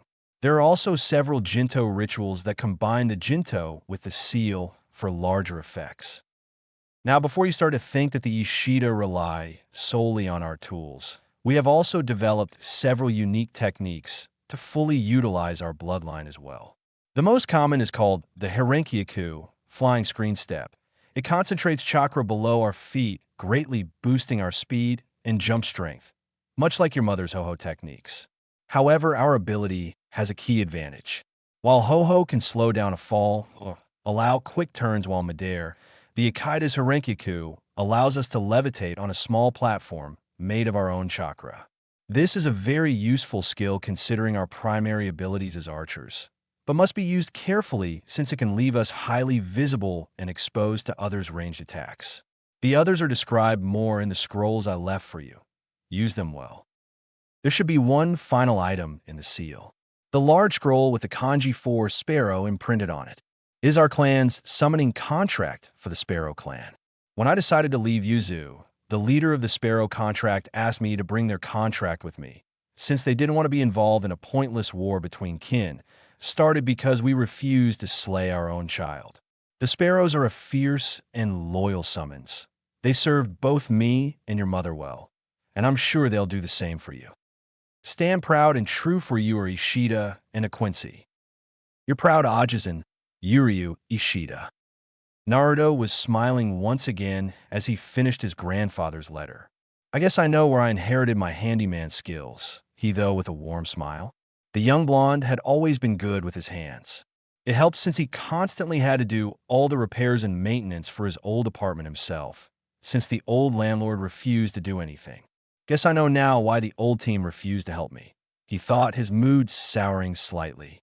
Shaking his head to remove those unpleasant thoughts, the blonde gently picked up the small pile of scrolls and placed them next to his grandmother's. Looking back at the letter, the blonde once again bit, then swiped his thumb across the bottom, this time unlocking his mother's seal. With a much smaller poof of smoke, another letter, a small piece of paper, and a scroll appeared resting on the table. Picking up the letter, the blonde opened it to find another letter written in the same scrawling hand as the first. Dear Sochi, I know I don't have a lot to pass on to you since Mom and Dad handed down most of the bloodline-specific stuff, but I got a few things to tell you. Since you inherited both the Ikeda and Kurosake bloodlines, your chakra reserves will be nearly limitless, considering you've got the Kurosake clan's immense reservoir and the Ishida's quick regeneration. You've also probably inherited both a strong lightning and water affinity as well. Just to make sure, I included a piece of chakra paper with this scroll as well. Just channel some chakra into it, and depending on how the paper reacts, it will show you your elemental alignment. If it burns, you have fire, crumbles, you have earth, splits, you have air, gets what you have water, and if it crinkles, you have lightning. Now, I have included one other thing with this scroll. It's a scroll filled with the designs for a special uniform I had made. It combines elements of both the Kurosake and Ikeda clans' uniforms. Now, you don't have to wear it, but it would mean so much to your poor, deceased mother if you did. If you decide to wear them, just go to the Urahara shop in town and give the scroll to Mr. Urahara. He's an old friend of mine since I was little, and I know he'll treat you right, fox or no fox. There's a map to the shop at the bottom of this letter. Stay safe, my little maelstrom. Your loving Kaizen, Kushina Kurosake Ishida. Sigh, great guilt trip, Mom, sighed out our blonde hero, before he looked at the picture of his mother standing between her parents. At least it looks pretty cool, stated the blonde with a soft smile. Truthfully, Naruto would have worn it even if she hadn't applied the guilt trip. It would be another way to feel linked to his family. I hope you're right about this Urahara guy, Mom. Guess I'll find out tomorrow, he whispered gently, before placing the scroll with the ones his grandparents left him before picking up the chakra paper. Channeling as much chakra as he could into the small piece of paper, the blonde watched as it split down the middle before one half became wet and the other started crinkling. The blonde let out a low whistle. Well, I know where I got water and lightning, but where the hell did I get wind? Asked our blonde hero curiously, before his attention turned to the letter his mom had left him and the final seal. Could it be? The blonde's voice trailed off a bit before he bit, and swiped his thumb a final time over his father's seal. Several scrolls and a letter appeared in a poof of smoke. Picking up the letter, the blonde began to read slowly, the handwriting strong but slightly sloppy. Dear Sochi, this is your old man. I know you want to know who I am, but I'm afraid that you're just going to have to wait until you hit Chunin to find out. Even if I can't tell you who I am right now, I want you to know that I love you with all my heart. I'm writing this letter as I prepare to go fight the Kyuubi. I hope that the Yondaime is right and your mother is wrong for once about the way the villagers will treat you. I sincerely do from the bottom of my soul. Now, with this letter, I've included several other scrolls. One contains a large number of wind jutsu. I know you'll probably inherit your mother's elements along with her bloodline, but just in case you also inherit my wind nature, I've included them, as well as a scroll on wind nature manipulation. The rest of the scrolls contain a basic guide to the Fuinjutsu, the art of seals. Your old man happens to be quite the whiz with seals himself, and these scrolls are the best you can learn on your own. In order to advance farther, you'll need to find an experienced seal master to teach you. But until then, learn what you can. I wish I'd listened to your mother when she told me what she and her parents were doing in case something like this happened, so I could have spoken to you more, but I was a stubborn idiot who should have listened to his wife. I guess you'll have to wait until you reach Chunin before you hear more from me. Always proudly watching over you. Your loving Tozen. Guess I was right about the wind affinity, mumbled the blonde as he wiped away the tears that were forming in his eyes again. I wish you had too, Dad, whispered the blonde before he turned his attention to the scrolls resting in front of him. Seals, huh? Mumbled the blonde. Might as well learn what Dad could teach me, even if I'll probably never find a seal master willing to teach the demon brat, muttered the blonde before he gave off a long yawn. Looking out the open window in front of him, the blonde noticed the rising sun. Guess I'll have to hold off on starting my training until tomorrow, or at least later today. Right now, I need some sleep, or I'm liable to blow something up on my first attempt. Laughed the blonde as he sorted out all the scrolls and resealed them back into the letter, before placing it back in his pocket.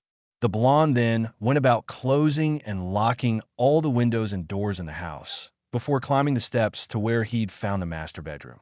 The blonde gently placed his family picture on the nightstand by the bed before slipping out of most of his clothes and crawling under the covers. Looking at the picture of his family and then around the room, the blonde let out a contented sigh. It's good to be home, whispered the blonde as he fell asleep. Chapter 4, Donning the Armor. Dream Sequence. Where the hell am I? Came the scream of our blonde hero. Mere moments after drifting into sleep, our hero once again opened his eyes to find himself standing in the midst of a great sewer. The place was gigantic in size, easily as wide as any of the main streets in Konoha and at least 3 times that size in height, though the blonde couldn't be sure since the place's roof was covered in shadows. Along the walls were multiple pipes, all seemingly coming and going from the same source. The entire place was lit by a dreary red glow with no discernible source that filled the tunnel with dozens of looming shadows. All in Naruto's humble opinion, this place was creepy as hell. How the fuck did I wind up in a sewer? Continued the blonde, his annoyance continuing to grow as looked around his new surroundings. One second I was going to sleep in my family's home, and the next I wake up in a sewer. Please, Cammy, don't let it have been a dream. I couldn't take it if it was, moaned the blonde. As the blonde continued his tirade, he heard a voice seemingly whisper in his ear. Come, young one, it is time for us to meet. That voice. It's so familiar, but where have I heard it before? Thought the blonde before the answer hit him like a ton of bricks. It's the same voice I heard when I first called out to Benaheim. That means it wasn't just a dream, but where am I now? Come, young one, your answers await with me, came the whisper again. Guess I don't have much of a choice, thought the blonde as he shrugged before he started to walk toward the origin of the whisper. After what felt like an hour of drudging through the watery sewer tunnels, Naruto came to a set of steps leading to a large, ornate stone gate. Inscribed on a massive pair of doors was a symbol, 9 swords circling a central spiral. Just beyond each sword was a vague figure, some human, others animalistic, while at the center of the spiral was what appeared to be a grinning mask shaped like a human skull. As Naruto approached, the doors began to slowly creak open, revealing the chamber beyond. It was a massive circular room made of dark red brick. A number of thick metal bars formed a flat wall opposite the doorway, seemingly forming a cage hollowed out of the wall itself. The only objects within the room were 9 tall pillars, 4 to each side, and the 9th standing in front of the cage's center, as if standing guard over it. Atop each pillar was what Naruto thought were statues, though each was concealed by a swathe of shadows, making it impossible to see them in more detail than vague, shifting outlines. As Naruto stood in the center of the massive chamber, he looked around until he heard the voice once again, this time loud and clear. You have finally arrived, the voice proclaimed. Turning to where he thought the voice was coming from, Naruto saw it. One of the figures on top of one of the pillars on the left wall was moving. The figure seemed to step forward and fall slowly from its perch. As the figure fell, the shadows surrounding it began to dissipate, scattering like leaves on the wind and revealing the form hidden beneath. It was a beautiful woman, clothed in nothing but crimson red. She wore a dark, crimson red royal kimono decorated with flower and musical designs. Her lips were shaded a dark crimson as well, while her eyes glowed a lighter shade and were only augmented by the dark crimson eyeshadow she wore. Her hair was long and flowing, reaching down a hover just above her feet, and was colored a fiery crimson red. The only thing about the woman not decorated by the crimson coloring was her skin, which was pale and smooth. A single word floated into our blonde hero's mind as he recognized the figure. Benaheim, he whispered in soft shock. The sword spirit chuckled softly. You're correct, my master. I am Benaheim, the first of your Zanpakuto spirits. Her rich, musical voice seemingly echoing in the vast chamber. Where are we? Questioned the blonde. This place has many names, the inner world, the mindscape. Some even call it the subconscious, but its name is meaningless. This is the place where we reside, a reflection of your own mind and soul, she answered simply. Wait, asked Naruto. He remembered his obeisance's letter. You mean I have more than one Zanpakuto? Questioned the blonde excitedly. Correct, you hold 9 of us. Though whether or not all of us will contact you is wholly dependent on your own actions, answered Benaheim. The reason you are here now is that one of us wishes to speak to you. Who? Questioned the blonde. That would be me, Kit, said a voice from behind blonde. It was sharp and slightly raspy, but still seemed to boom with power. Turning the blonde's eyes locked on the pillar before the cage. From atop the pillar, the shadow figure leapt, its shadowy cloak dissipating much like Benaheim's had. As the creature's form became clear, Naruto's breath became still. From the shadow emerged a giant fox covered in dark orange fur, standing at least 10 feet tall to the top of its shoulders and stretching at least twice, if not thrice, that in length. From its back came 9 flowing tails, and its forelimbs ended in human-like hands, complete with clawed fingers and thumb. The creature's ears were unusually long, almost rabbit-like in appearance, while its face was masked by patches of black fur. Its eyes were bright red and almost glowed with dark power. QB, growled the blonde as his hands reached for the katana still sheathed at his waist as he prepared to attack the source of his misery. I wouldn't do that, Kit. Considering harming me will only harm yourself, came the fox's snickering reply as it watched its host. Oh, and why's that? Growled the blonde. Because you're looking at one of your new Zanpakuto, replied the smirking fox. What? How in hell can you be a Zanpakuto? You're a Biju, questioned the blonde. Blame it on the Yondaime, Kit. When that little ninjin used that seal to bind me inside you, he altered it enough so that your bloodline would absorb a part of me into itself, turning me into a Zanpakuto. I'm not really complaining, though. At least this way I'll get to spill some blood instead of being locked in a cage all the time I'm stuck with you, answered the fox with a shrug of its massive shoulders. Okay, sighed the blonde. He really didn't understand what was going on, but for now he'd just trust the seal the Yondaime made. His mom seemed to trust the guy, so he should too, right? So I should call out to QB when I want to awaken you, questioned the blonde. That would not be a good idea when he was in the village. People would think he was now serving the monster or something. Then again, that would prove he wasn't QB, but it wouldn't be much of an improvement. He'd go from being the demon brat to the monster's servant. Nope. When the seal absorbed and altered me, I received a new name for my new form, answered the fox. And that name is? Asked the now curious blonde slash. My name is, started the fox before its voice suddenly disappeared. What? The fox chuckled again. It seems you are not yet ready to hear my name. Why do you say that? Because I just spoke it, and you didn't hear it. What are you? The blonde was cut off mid-sentence as a part of his grandmother's letter floated into his mind. When they are strong enough to hear the name in return, the letter had said. I'm not strong enough to hear your name yet. The fox shrugged. You have the power, but you lack the motivation. but I doubt you'll have to wait long to find it. I personally can't wait to rip and rend my enemies asunder once more. Until then, goodbye, kid." With those words, the blonde began to fade away until he was completely gone. "Oh, you didn't tell Kingy Boy about me yet," came a madly snickering voice from the cage behind QB's pillar. "He will learn of you soon enough, and when he does, he will be ready," came Benaheim's strong rebuff. "We'll see, princess, we'll see. Let's just hope our little king can get strong enough, quick enough," snickered the concealed figure before it launched into a psychopathic laugh. In dream sequence. Real world. Naruto started awake as he left his mindscape. Looking around frantically, the blonde soon realized he was back in his room in his family's house. The blonde took a few deep breaths to calm himself before sighing. "That was either the freakiest dream ever or my life's going to keep getting more complicated," mumbled the blonde as he stood up and got out of bed.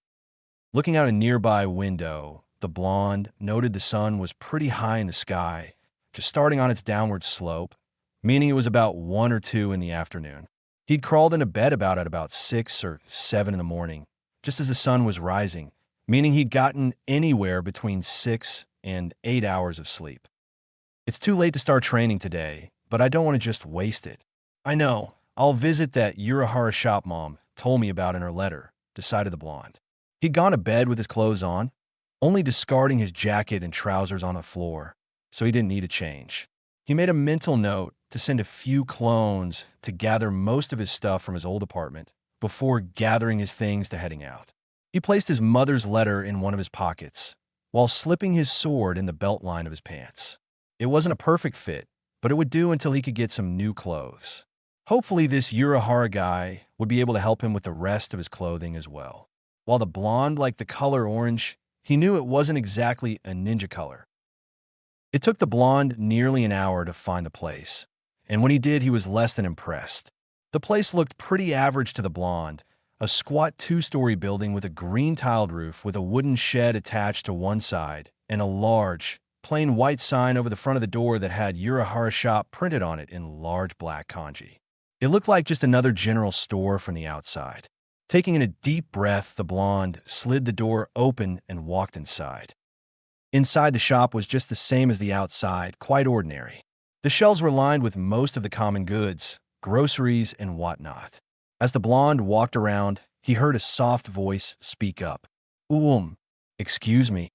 Turning, the blonde soon caught sight of the speaker, a young girl who looked no older than 10 or so. She had long, dark black hair tinted with purple that was parted down the middle, including a rather long pair of strands that went down the center of her face and parted around her nose, and framed her face while the rest was held up in a pair of pigtails held by pink ties. Her eyes were deep purple in color and quite large, and her cheeks were slightly colored with a constant blush.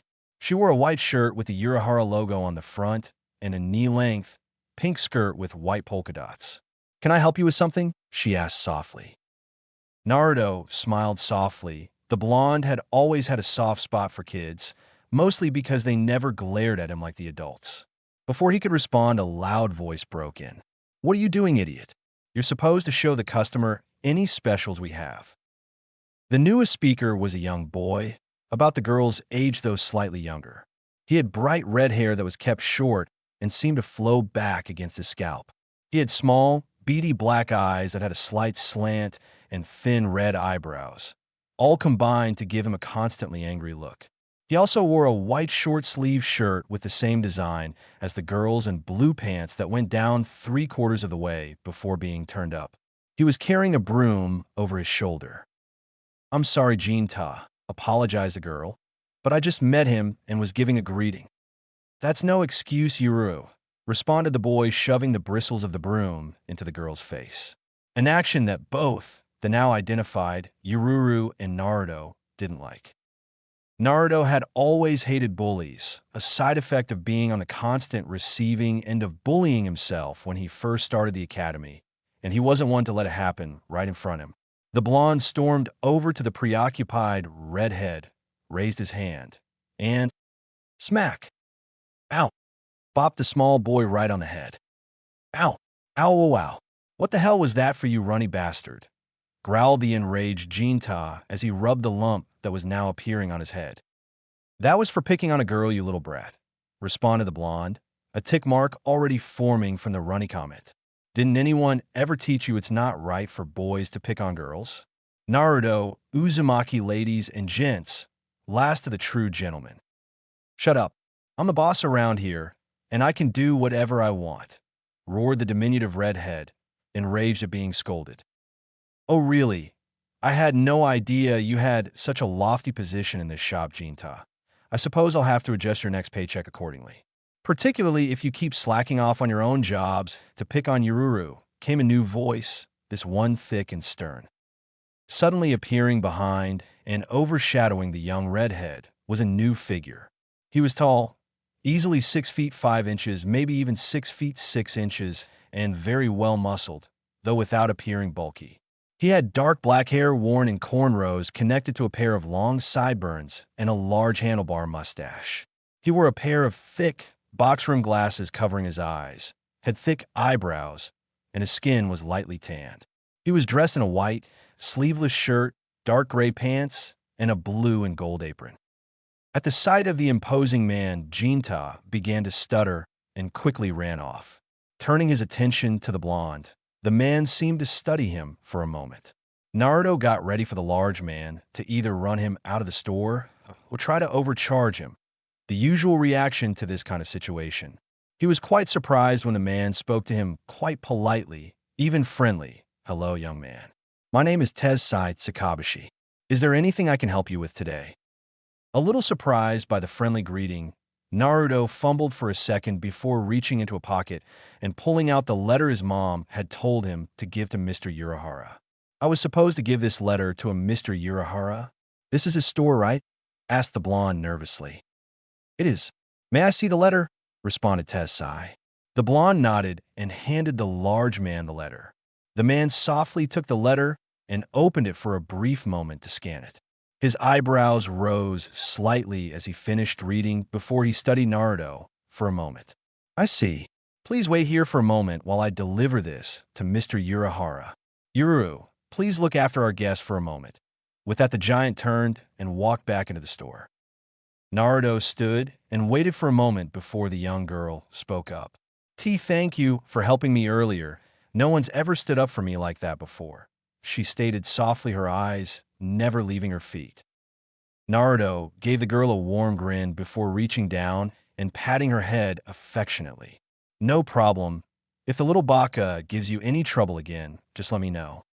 The small conversation between the two was cut short as the door in the back of the shop opened again, revealing Tessai standing next to another man. He was tall, though nowhere near as large as Tessai, with messy, light blonde hair and gray eyes. He appeared to be in his early 40s. He was dressed in a set of dark green pants and a matching shirt, over which he wore a dark black coat with a white diamond pattern over the bottom half. He also wore a pair of traditional wooden geta and a bucket hat similar to the one his mom had worn, only his was patterned in strands of green and white instead of black and blue. In his offhand, the man carried a short cane, while the other carried a small folding fan. The new man walked in and stared at Naruto for a moment with a calculative expression, before reaching out a hand and ruffling the blonde's spiky hair affectionately. So you must be little Naruto-chan. You've certainly got your mother's face, though you did inherit your grandfather's eyes, stated the man with a goofy grin. Thanks, responded the blonde, not sure how to deal with the affectionate greeting. So you knew Maoka-san? He asked. Yes, I did, he said, smiling. Your mother was someone very dear to me, like family even, agreed the man with his grin growing. Now, if that letter means anything, I guess you're here for some new clothes? He asked. Yeah, but this place looks more like a general store than a clothing shop, answered the blonde as he looked around. It is mostly, but I do some private jobs for friends and good customers, which both you and your mother qualify as, he said happily as he took the blonde by the wrist and lead him into the back. Now I know you want the uniform your mother had detailed in the scrolls, but was there anything else you wanted? Well, I was hoping to get some other clothes too. Almost everything I have is, well, he indicated his orange jumpsuit. Gaudy, ragged, orange, old, so silly bright. offered Urahara with a slight chuckle. Yeah, I wanted something new for a while, but offered the blonde. Too many people can't see past your whiskered roommate, finished Urahara. Yeah, agreed the blonde dejectedly. Well, you certainly don't have to worry about that here. Your mother was a very precious person to me, and it'll take more than an oversized, superpowered fur coat to scare me away from her baby boy, stated the grinning Urahara, putting a comforting hand on the blonde's shoulder before pushing him toward a room. Now come on, we've got measurements to take, and please remove your jacket. I won't be able to take any good measurements with that bulky thing on. Naruto nodded his head as he entered the room and began removing his orange jacket, leaving on his black short-sleeved undershirt. As the blonde did as instructed, he asked, "How exactly did you know my Oka-san, Urahara-san? Please call me Kasuk. As for how I know your mother, well, Tessai and I are both refugees from Yuzu, and when we arrived in Konoha, your mother and grandparents helped us out quite a bit," started Urahara as he gathered a measuring tape and other supplies. Really? I didn't think there were any other survivors from Yuzu around, especially after what Mom's letter said about the Civil War and then the Third Great War. Well, there's not too many of us, a few families at most, but we're still around. Me, Tessai, and another of our house guests are actually related to the Kurosaki clan, and the only other refugee I know really well who's related to either of your clans is Ryukin, a relative of the Ishida clan. If you ever want to learn more about the Ishida part of your heritage, I'd suggest you go see him.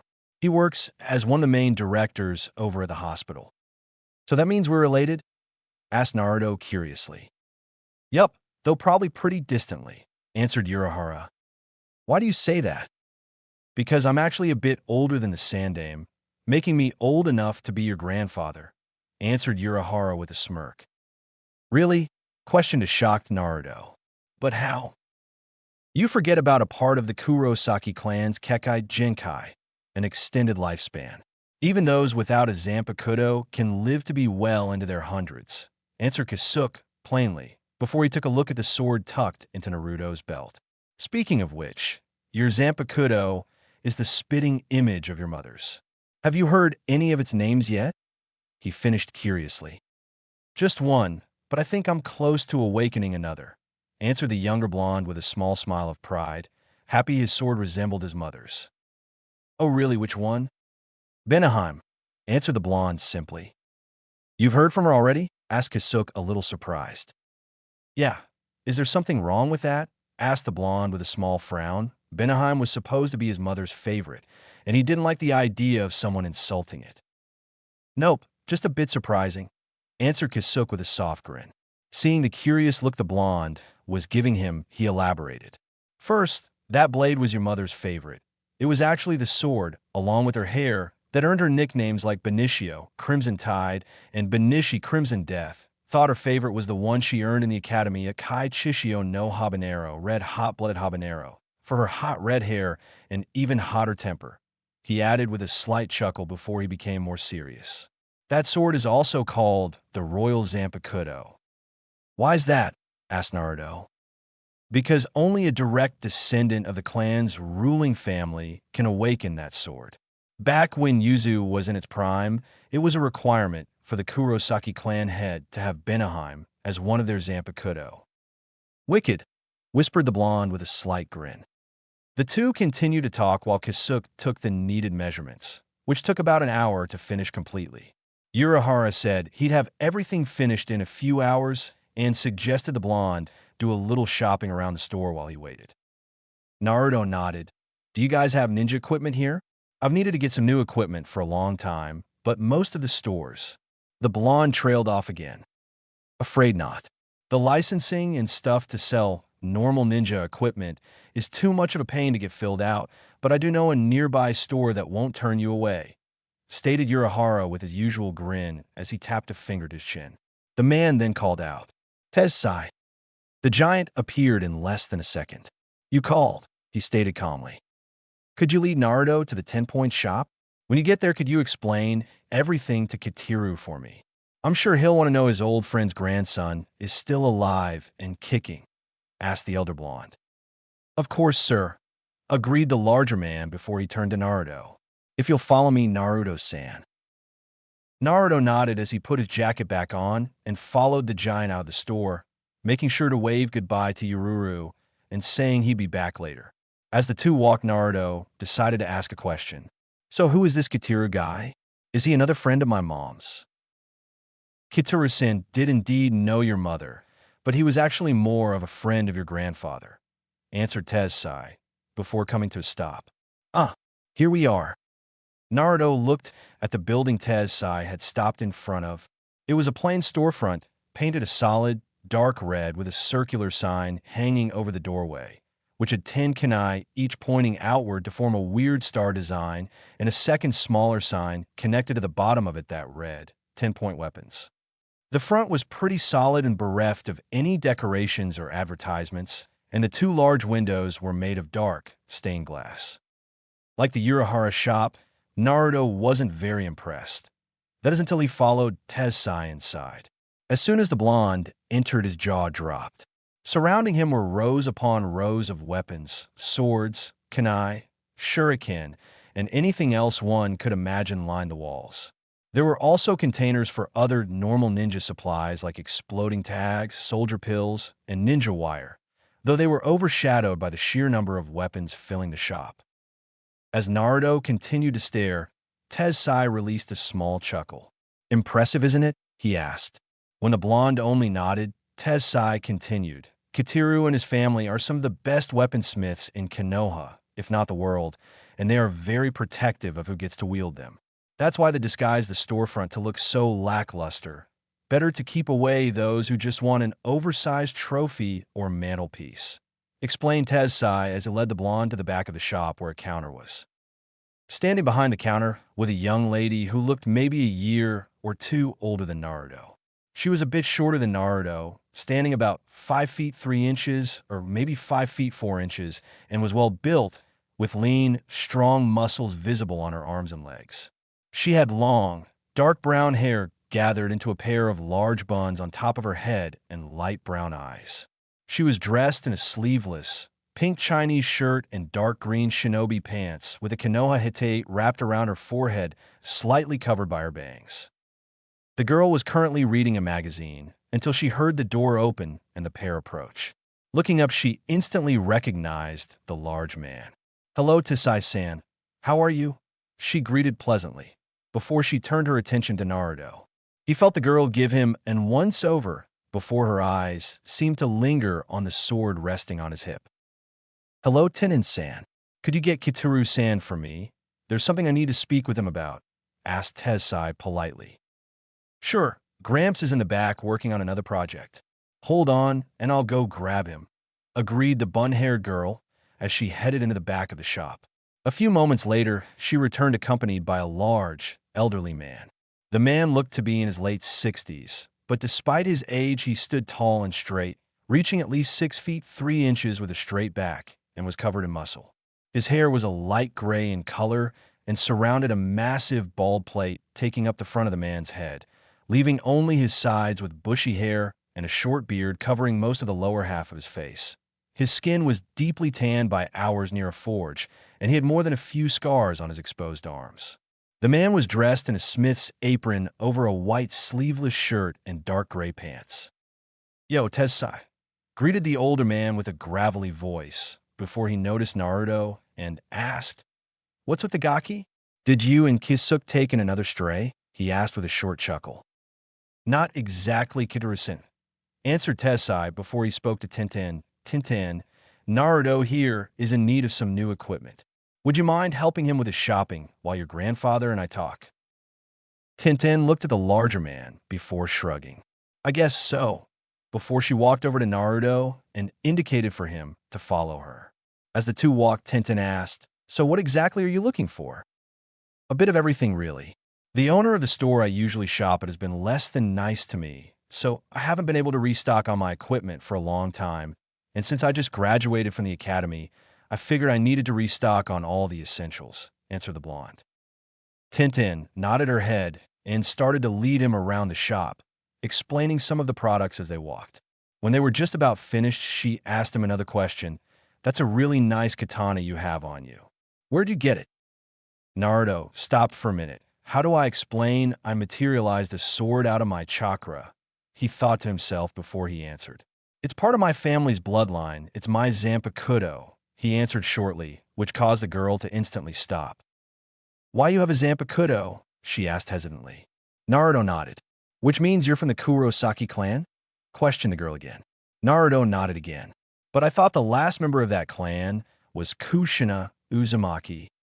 She was my mother, answered Naruto. Before he responded, how do you know about her and my clan? He asked curiously. My gramps told me about them. About how each member of the Kurosaki clan was a natural swordsman and the Ishida were natural archers. How the Kurosaki's swords could change shape and gain amazing powers, and how the Ishida could manifest their bows and other weapons out of pure chakra with unique abilities, she stated with a bit of awe in her voice. That sounds about right, agreed the blonde, blushing a little at all the attention. Prove it, the girl suddenly demanded. Excuse me, asked a curious blonde. Prove that you're really Kushina's son. I mean, if you're you can either make a chakra bow or change your sword shape. Seeing Naruto's skeptic look, she gave him her best puppy dog eyes. Please, I really want to see it, she pleaded. Naruto blushed at the eyes. Fine, he reluctantly agreed. Which do you want to see first, the blade or the bow, he asked. Tintin, though, for a minute before deciding. Bow, I want to see the sword last. Naruto shrugged and held out his arm with the Quincy cross attached and channeled a little chakra into it.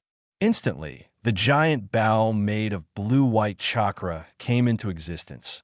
The handle clenched securely in his hand. Tintin breathed out a brief, wow, as she studied the mass of chakra with wide eyes. What's it called? She asked quietly as she studied the bow. Naruto was about to answer that he didn't know until a brief voice seemed to echo in the back of his head. Deciding to trust the voice, he answered Kajujaku, Spiral Sparrow. It's not fully formed yet. I still need to do some more training to get it complete. What do you mean complete? From what my grandfather's letter told me, the bow isn't fully formed until it takes a solid shape. To do that, I need to do some intense training. Answered the blonde as he let the bow fade. When you do, can you show it to me? Asked the girl excitedly. Sure, agreed Naruto. So how about the sword? Continued Tintin, her excitement still growing. Naruto nodded his head and drew out his sword, holding out in front of him, he proclaimed, Sakabitasu, Binaheim, cry out, Crimson Princess. With that shout, his sword was again enveloped in a bright flare of crimson light before revealing the blade's new form.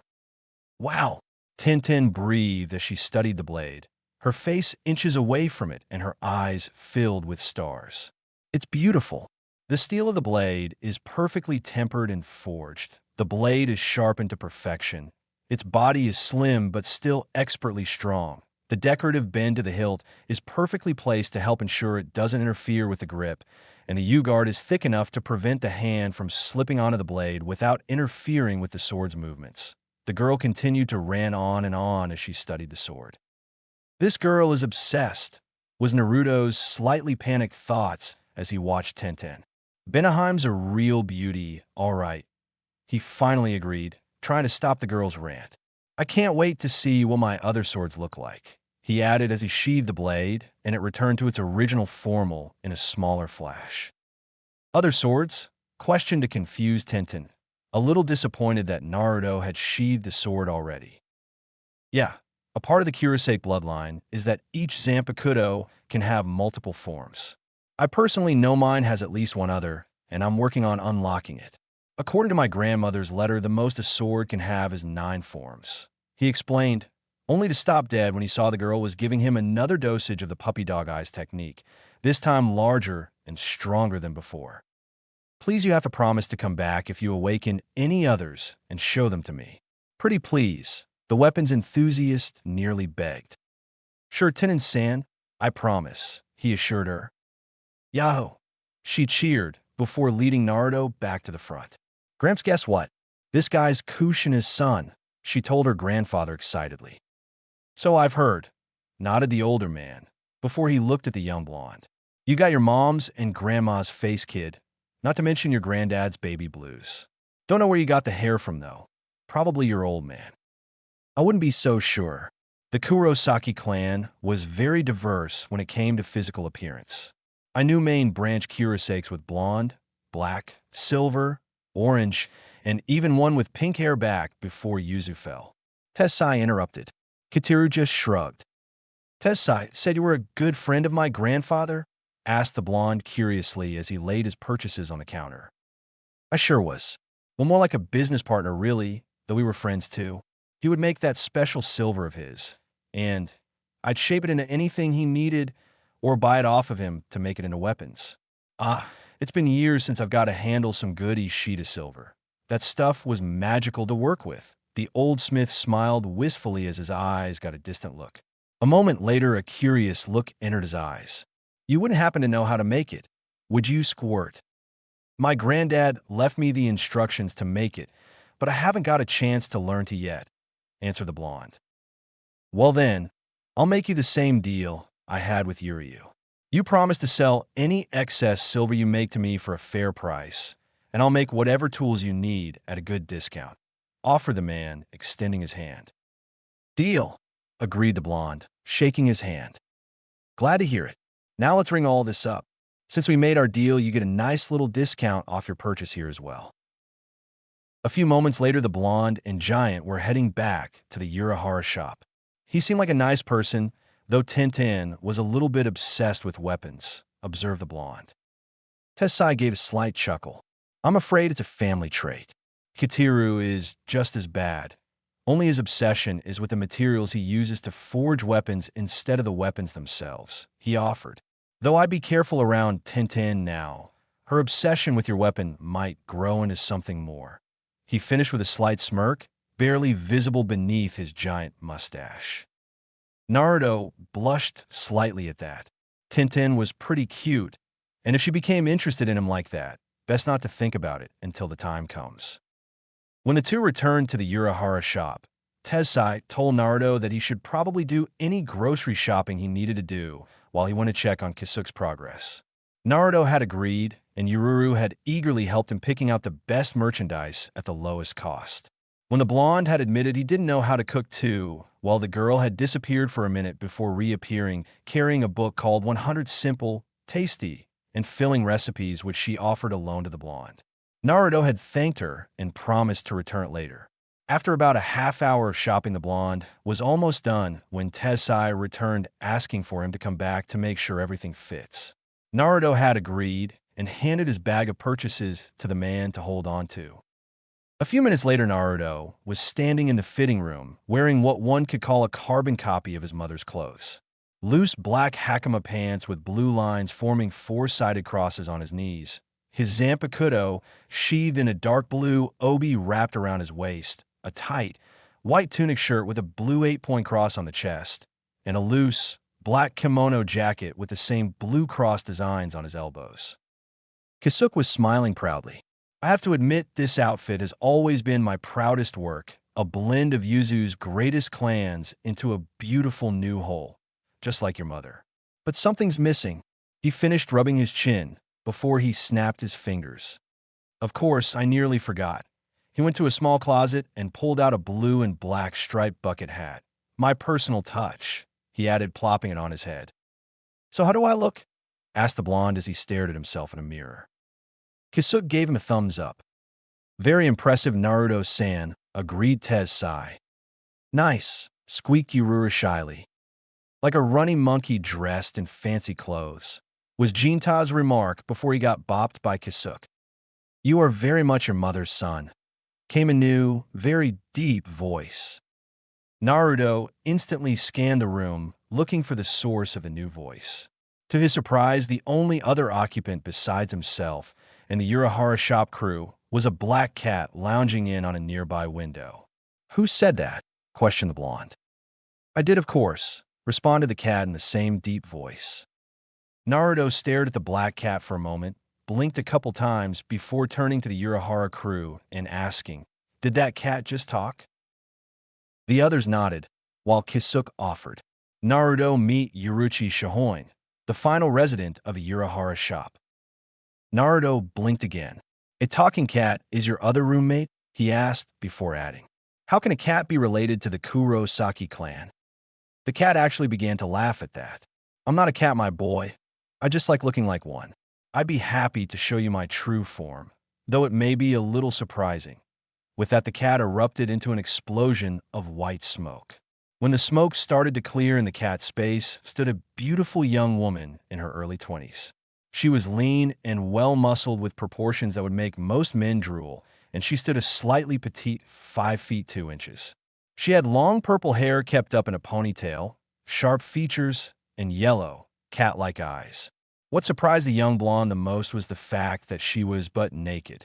The blonde quickly collapsed in a massive nosebleed. The woman laughed heartily. I love the faces people make when they see my real form.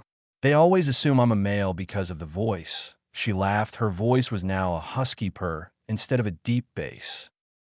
Actually, Yuruchi-san, I believe it has more to do with your lack of clothing than your gender, pointed out Tez-sai. Naruto merely gurgled in agreement. A while later, Naruto had regained consciousness and Yuruchi had put on some clothes. She was now dressed in a backless, black sleeveless undershirt, an orange overshirt with 2 white straps on each shoulder, a large beige sash around her waist, black stretch pants, long beige wrist warmers secured by bands, and long beige leg warmers with brown light shoes. The group was now talking. So you were also a friend of my mother, Yuruchi-san? He asked. Yup, your mom was like a big sister to me. I was just a brat when we first came to Konoha, and Kushina was in her teens. She always looked out for me while I was growing up, stated Yuruchi with a warm smile. Naruto was about to point out that that would make Yuruchi in her 30s at least when she looked barely more than 20, but he remembered what Urahara told him about their clan's Kekai Jinkai and let it go. Looking at the clock and noting it was getting late, the blonde decided to go home and call it a night. He needed to get his sleep tonight if he was going to start his training tomorrow. It's about time I call it a night. I'm going to need to get up early to start training. So how much do I owe for the clothes and groceries, Kisuke-san? He asked, indicating several boxes lying on the floor. Naruto was stunned when he saw what Kisuke could do in only a few hours. There were several copies of his new combat uniform, a couple formal kimonos and other formal attire, and some simple, everyday clothing mixed in. Kisuke merely waved his hand. No charge this time, Gaki, he stated, smiling. I couldn't, the blonde started, not wanting to take advantage or charity. Consider it 15 years' worth of backlogged birthday presents, explained the elder blonde. Naruto didn't know how to refute that argument, so he was forced to agree, creating several Kagebunshin to carry everything. The blonde bid his newfound friends at the Urahara shop goodbye, not without getting a promise from Yururu that he'd come back soon. The blonde couldn't help but smile as he walked back home.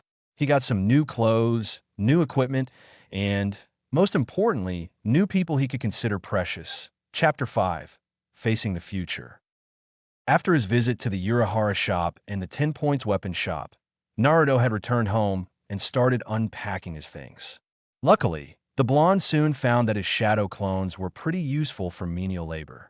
While his clones worked on putting away all of the blonde's new clothes and equipment into his chosen bedroom, the original blonde explored his new home. It was actually a lot bigger on the inside than he'd first, though. The blonde thought that it could easily house 24 people in the place without it feeling the least bit cramped. Nearing the end of his exploration, the blonde found himself in the main library. The room was quite large, probably taking up a good quarter of the first floor, and filled with shelves of books. However, a few shelves caught his eye, the two directly to the right of the doorway. Both were marked by a large plaque on the top of the shelf.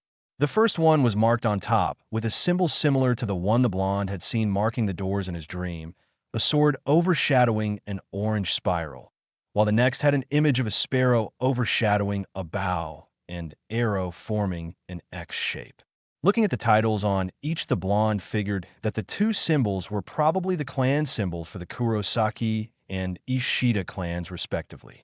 The reason for this assumption was that each shelf was filled with books about the respective clans. Each held dozens of books detailing the history, abilities, and traditions of each clan.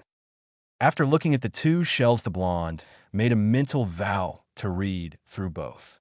Usually he hated reading, but this was his legacy, the legacy of his family, and he'd be damned if he wasn't going to learn every word of it by heart and memory. Remembering his grandfather's letter, the blonde found the appropriate book on the Ishida case and pressed the hidden panel behind it. After a moment, the bookshelf to the right of it began to slowly swing open, revealing a spiral staircase made of solid silver. Following the staircase downward, the blonde soon came to a stop in a large workshop. It was a large room, easily as large as the entire bottom floor of the house, and quite full. And it was a large furnace-like device, what appeared to be a large tub with hand grips on both ends, and several large machines that the blonde couldn't identify, along with a large variety of tools, equipment, and supplies. Sitting just in front of the entrance, on top of a small work table, was a notebook. The blonde guessed this was the notes that his grandfather had told him about. Picking up and quickly thumbing through the book, the blonde was quite surprised at how simple the process was for making both Ishida glass and Ishida silver. For the glass, it was pretty similar to normal glass making, mixing a proper amount of a mix of silicates and other materials into a batch before putting it into the furnace-like device to bake and melt. The only special parts of the entire process were the mixture of silicates and minerals, which was defined in clear terms in the notes, and the oven itself. The furnace was specially designed to run on a wielder's chakra, specifically in Ishida's unique chakra, in order to imbue both the flames and the glass with their unique properties. The batch mixture itself was supposedly formulated to improve the chakra absorption ratio for the glass. The end result were sheets of raw Ishida glass that could be taken to a glass cutter or other craftsman who could use it for production. As for the silver, the metal that the Ishida created wasn't silver at all, but rather an alloy created by mixing silver with several other metals. While normal silver was a key ingredient in the blend of metals and minerals that made up Ishida silver's composition, it was only required in small amounts, making it cheaper to produce than Naruto had earlier believed. The rest was a mixture of carbon, copper, tungsten, manganese, titanium, and several other metals and minerals, and a good quantity of iron ore. Its creation process required the specific mixture to be ground down into a powder before the powder was poured into sheets that were put into the same furnace as the glass, whose temperature could be easily controlled and changed depending on what it was being used for. The sheets would then be melted down into a liquid state before taken to a cooling tub where even more Ishida chakra would be channeled through the water. The final result would be a sheet of pure Ishida silver, which could then be taken to a smith for proper shaping. After looking through the notebook several times, the blonde placed it back on the work table before heading upstairs. Learning to make both the glass and silver was just another goal added to the ever-growing list of things the blonde needed to do. Oh well, at least I know that the next few months won't be boring, thought the blonde as he ascended the steps back to the main library before heading to bed. Tomorrow was his first day of training, and he knew he was going to need his rest. XXXXX. 1 week later. It had been over a week since Naruto had first awakened his bloodline. The blonde had taken to his training with his new abilities with a fervor that some would call possessed, spending nearly every waking hour he had either practicing the techniques in his family scrolls, reading through the family library, or practicing in his workshop. His efforts in the workshop were paying off quite nicely. Just 2 days ago, the blonde had crafted his first successful batch of Akita silver. He'd taken a finished product to Kitiru at the 10-point shop to get his opinion on his work. The man had spent nearly an hour studying the sheet of silvery metal, running his hands over it, poking and prodding it with several different tools, and even channeling chakra through it to test its conductivity. At the end, the man had pronounced it as grade Ishida silver and Naruto a chip off his grandfather's block. When asked what the blonde wanted him to do with it, Naruto asked for it to be made into Jinto and Seal Schneider, saying he'd need more with his training going on. While he was there, Tintin had offered her services as a sparring partner if he ever wanted to practice with his sword against a living opponent, which Naruto happily accepted. From what he read, one sheet could be used to create a dozen Jinto tubes or a third of a dozen Seal Schneider. His time in the workshop was also where the blonde spent most of his reading time, since the process of making both the silver and the glass took several hours and only needed his occasional attention to charge the equipment and monitor the progress. It left a good deal of time to read, which Naruto used to study several of his clan's books. As for the rest of his training, the blonde was making steady progress. He was mostly focusing on training in Hakuda and Zanjutsu, trying to get the basics of both styles down, working to learn the basics of Kido and Ho-Ho, learning to both manipulate and create both Jinto and Seal Schneider after he got the finished product from Kitaru, and on mastering how to use Kajijaku, his bow, to its full capabilities. The blonde was making steady progress on all counts, and had even managed to cast his first Hado spell yesterday. Right now our blonde was lying in his bed, deciding to let himself sleep in a little today, so he didn't burn himself out training. As Irika-sensei had told him, being dedicated in your training is an important aspect of being a ninja, but going overboard will only hurt you in the long run. A good shinobi must balance work and relaxation to ensure a healthy lifestyle. The blonde had spent the entire week training from dawn to well past dusk, and he decided that he'd take today easy, probably just focusing on getting through a book or two in the library while he let his body recover. However, the blonde's peaceful sleep was broken when he felt a hand press against his shoulder and gently shake him. Acting on instinct, the blonde pushed outward, attempting to knock his attacker away while he rolled off of bed and grabbed his Zanpakuto, which he always kept sheathed right next to his bed. Opening his eyes, the blonde's hand quickly went to the hilt of his blade while his eyes sought out his opponent. She wasn't that hard to find. Standing a few feet away on the opposite side of his bed was a young woman who looked to be in her late 20s, maybe early 30s. She wore a standard Jounin uniform, though it was slightly altered to include a couple of pieces of umbu armor, and the sleeves were noticeably wider and longer than normal, a Konoha hitade on her right bicep, and a katana sheathed across her back. She had a pretty face with sharp features and narrow green eyes. Her hair was a dark royal purple and worn long and loose so it fell down over her shoulders. Her hair made her look familiar, but Naruto couldn't place where until she spoke up. "Please calm down, Uzumaki-san. I mean you no harm," she stated calmly and quietly, raising her hands to show they were empty. The blonde quickly recognized the voice and connected the hair.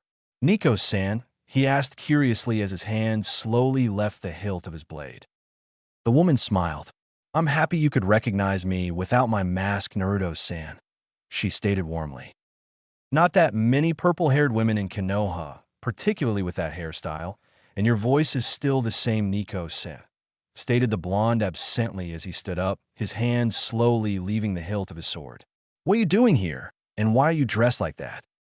"I am here to deliver a message from the Hokage and escort you to him when you're ready. As for my change in attire, I've taken on a special assignment from the Hokage and am back to being a regular Jounin for the duration," answered the purple-haired Kunoichi. "What's the message?" "There will be a council meeting in approximately 2 hours' time, and Hokage-sama would like you to come to his office once you're prepared so you can discuss what will probably occur during the meeting." "All right," agreed the blonde. He hadn't fully forgiven the old man, but he trusted that he wouldn't lead him astray. "Give me a half hour to get a shower and put some clothes on. I'll be waiting in the main sitting room when you're ready," agreed the purple-haired Kunoichi as she turned and left. "Wait, Nico-san," called the blonde. The Kunoichi stopped and turned slightly. "How did you get in here anyway? I thought the security seals kept anyone not on the main security seal from entering without being invited in." "I'm on the main security seal. Since I was someone very close to your mother, one of the reasons I was asked to deliver this message." "Oh, and please don't refer to me by my Umbu codename while I am not in uniform. You could just call me by my real name, Yugao Yuzuki," she finished with a small smile as she left the room to let the blonde get ready. XXXXX. A half hour later, Naruto came down the steps, fully dressed in his new clothes, and his Zanpakuto was sheathed in his obi. When he came to the main sitting room, he found Yugao standing in front of the mantel, staring at a picture near the right end. Looking around, the boy say the picture was one of his mother standing behind a trio of younger shinobi. On his mother's left was a young girl who looked to be about Naruto's age, maybe a younger. She was dressed in dark black ninja pants, a light gray kimono top with unusually long and wide sleeves, and a black ninja vest with a Konoha Hitate worn on her right bicep and a ninjato sheathed against the small of her back. The girl had sharp features and purple hair, along with narrow green eyes. It didn't take long for the blonde to recognize the girl as a younger Yugao. Standing to his mother's right was a young man who looked to be about the same age as Yugao was in the picture. He was dressed in dark blue shinobi pants, a matching loose jacket over what appeared to be a black short-sleeved shirt, a katana sheathed across his back, and a Konoha Hitate worn as a headband. He had pale skin, short brown hair worn loose beneath his headband, and dark eyes. Finally, standing in front of his mother, with her hands resting on his shoulders, was a young man Naruto guessed was at least half a decade younger than the other two. He was dressed in dark black shinobi pants, a dark black shirt with what appeared to be a red and white fan on one shoulder, and wore his hitate easily across his forehead. He had intense dark gray eyes, black hair that framed his face, pale skin which seemed to hold a slight tan to it, and narrow features. The boy kind of reminded Naruto of Sasuke. Your mother was my Jounin sensei when I first became a genin. This picture was taken just after Team Kushina was formed. At first, the three of us didn't get along, but Kushina was an amazing teacher. She brought us all together and helped us become the shinobi we are today, stated Yugao as a slight smile crossed her face. Who are the other two? Asked the blonde curiously. The man on the right is named Hate Gecko. He's currently a special Jounin and my fiancé, stated Yugao with a warm smile before it disappeared when she started again. The other boy is named Itachi Uchiha. Uchiha? You mean he's related to Sasuke? Asked the blonde. Itachi is Sasuke's older brother. He was probably the one of us closest to Kushina. I wouldn't be surprised if he was actually in love with her when we were still kids. Practically broke his heart when she told us she was pregnant, but she wanted him to see you as his own little brother. Her death, it hurt him more than I think anyone really knew. After she died, Itachi became much more introverted, distancing himself from everyone around him. Gecko and I tried to be there for him, but his family pushed us away saying that it was a clan matter and that we shouldn't interfere. He committed a great crime and left the village several years ago. He's currently a high-profile missing nin. I'm sorry, apologized the blonde, not meaning to bring up such painful memories. It's all right, stated Yugao softly before sighing and shaking her head. I just can't help but think what would have happened if Hokage-sama hadn't lied to everyone about your death alongside your mother. Maybe having you around to remind him of Sensei would have helped keep Itachi grounded, but there's no point dwelling on what-ifs. We should probably get going. Hokage-sama wanted at least an hour with you to prep for the meeting. She finished as she started to walk away with Naruto quickly following her. The two walked at an even pace while heading toward the Hokage's tower, arriving there about half an hour later. While the two walked, Naruto asked Yugao about what his mother was like as a sensei. Yugao was more than happy to tell the blonde stories about what their team was like. How she was a hothead who, though that her talents and looks could get her through anything. How Gecko was cocky since he came from a long line of swordsmen. And how Itachi was an arrogant little punk who thought his title of genius made him superior. How his mom had wiped their delusions out by wiping the floor with all three of them without even revealing her shuriken. The blonde was quite surprised to find that his mother was the type of person who despised anyone who got too big for their gear, as Yugao had quoted her. Kushina's first lessons were always that pride came before a fall and that underestimating an opponent was the easiest way to get yourself killed. Lessons that she'd hammered, both literally and metaphorically, into their skulls. She even joked about how Fugaku, Itachi's and Sasuke's father, had once tried to intimidate Kushina into teaching Itachi and the rest of the clan through extension, her Kido techniques. Kushina's only response was to break nearly every bone in his body with Hakuda, before she promised that if he ever asked again, she'd gladly demonstrate all of the ones she knew, using his corpse as a target dummy. Naruto had laughed his ass off on that one. Guess I know where I get my temper from. Not to mention why I can't stand arrogant idiots, thought the blonde happily. When the two finally arrived, Yugao and Naruto were quickly buzzed in, and the third immediately looked up from his paperwork. "Oh, Naruto, glad you're here." "Thank you, Yugao. You can leave now," he greeted happily.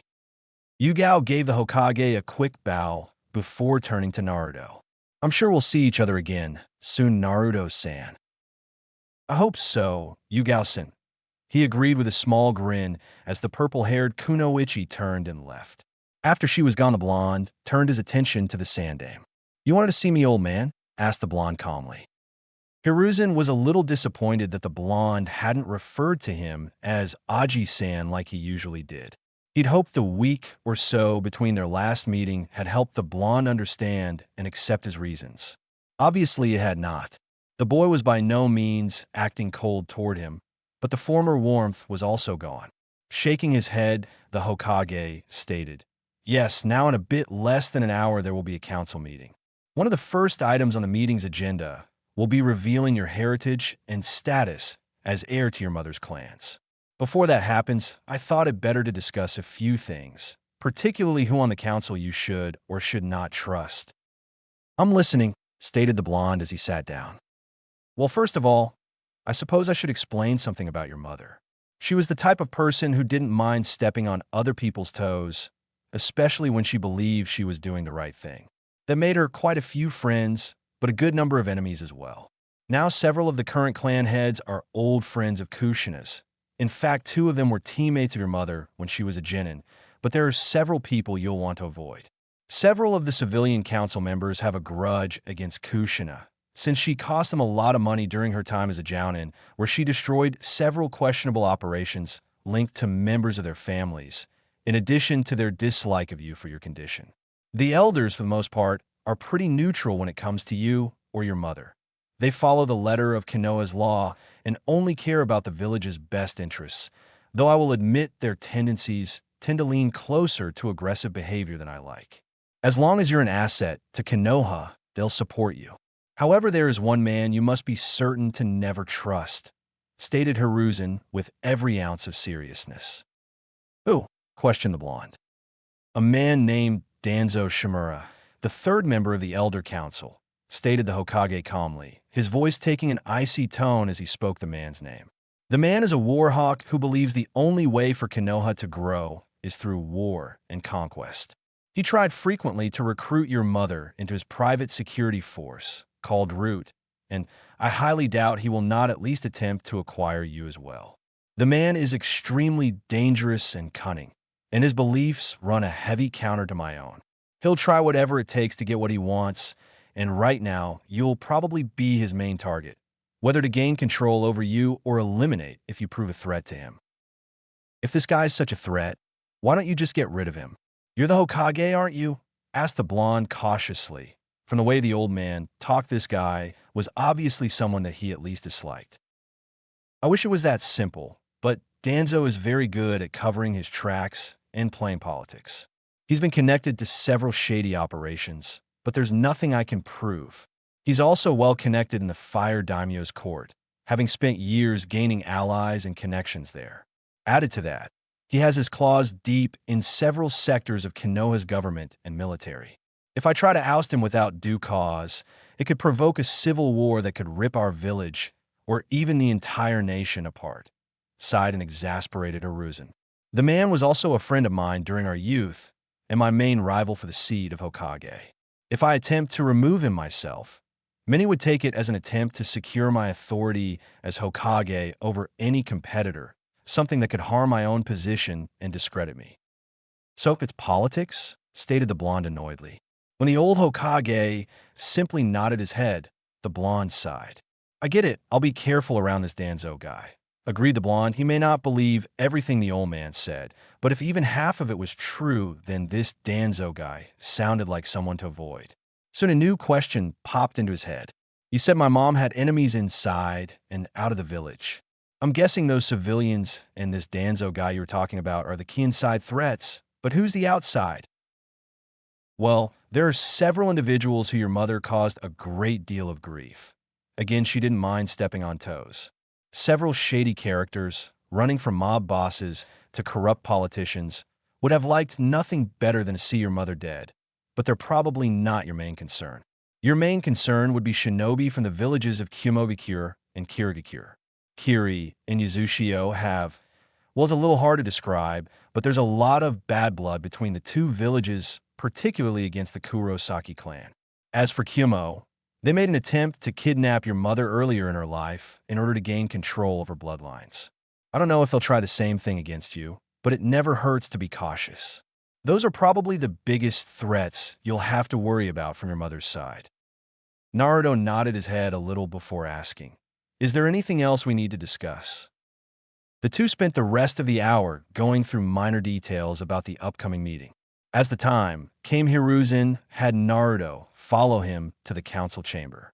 The chamber was a large room with an oval table sitting in the center. The Hokage spot was at the end closest to the door with the elder council surrounding him. On the opposite side sat the representatives and heads of certain Konoha divisions, including the representatives for the Umbu, torture and interrogation, medical and barrier divisions, and the civilian representatives and clan heads sat to the left and right respectively. The council was now full with the two of them being the last ones arriving.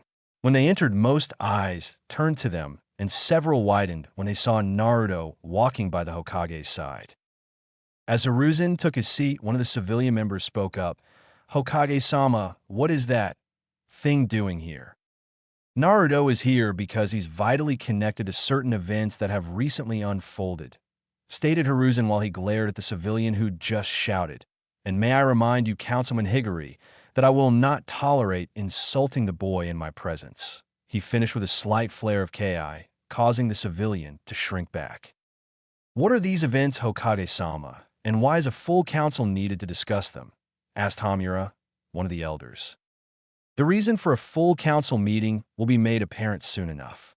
Now, approximately 1 week ago, a Chunin instructor by the name of Mizuki deceived one of the failing graduates into stealing the Forbidden Scroll, stating that it was a secondary test that would allow him to graduate.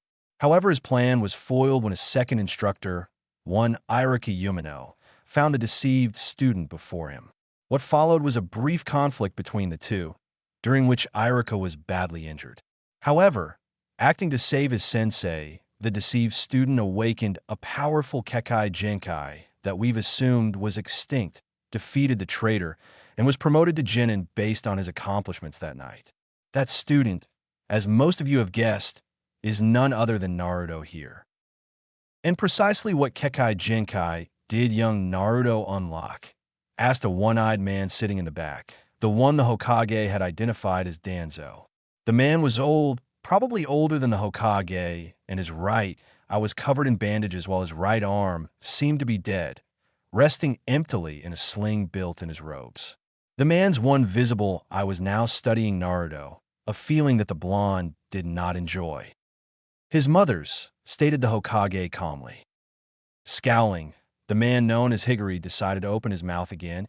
"And are we supposed to know what horror gave birth to this YGH?" The man suddenly screamed as a chakra arrow flew by his head, less than an inch away from piercing it. Everyone's eyes quickly followed the path of the offending arrow to come to rest on Naruto, who had manifested his bow and was now holding a second arrow on the string. "Listen here, you oversized load of crap. I'm used to you idiots insulting me, but if you ever insult my mother again, my next arrow will go straight through your overstuffed head," growled the blonde menacingly. Naruto calmed down, ordered the Hokage, not wanting to see this meeting turn into a bloodbath. Naruto gave the man a look before slowly releasing the arrow in his bow and lowering his arms. The room was silent for several minutes, as everyone digested what had just happened. "That was Kushina's bloodline," stated a slightly stunned Hayashi Hyuga. "That is correct. Naruto Uzumaki is in fact Naruto Kurosaki Ikeda, only son of Kushina Kurosaki Ishida, inheritor to the Kurosaki Zanpakuto, soul-cutting sword bloodline, and the Ishida Quincy Monk of Destruction bloodline," stated the Hokage calmly. A moment of tense silence seemed to linger before the room exploded. Many demanded him be used as breeding stock to create an army of soldiers for Konoha's future. Others demanded marriage contracts to spread the bloodline, while others were demanding an explanation on why his heritage had been kept secret. Danzo himself was studying the blonde even more intently than before, the slightest shimmer of greed in his lone visible eye the only sign to what thoughts were going through his minds. That is enough. The booming shout of the Hokage combined with his unleashed Ki brought an immediate silence to the room. There are reasons that this information was kept secret, reasons that I am not at liberty to discuss. Any marriage contracts will have to go through Naruto himself since, as the last known member of both clans and the only one aligned with Konoha, he is Uzumaki clan head. As for turning him into breeding stock, that goes against Konoha law and I will hear no more of it. Sarutobi is correct. Konoha law clearly states that no shinobi who is or wishes to become a member of Konoha's ninja forces can be forced into becoming breeding stock. Agreed Koharu. The law had originally been designed to attract bloodline clans when Konoha was first founded, making sure that they couldn't be forced to act as breeding stock. The boy's not a member of the Konoha military yet, Kavu, stated Danzo calmly, as if pointing out a flaw in the woman's thinking. He's still an academy student.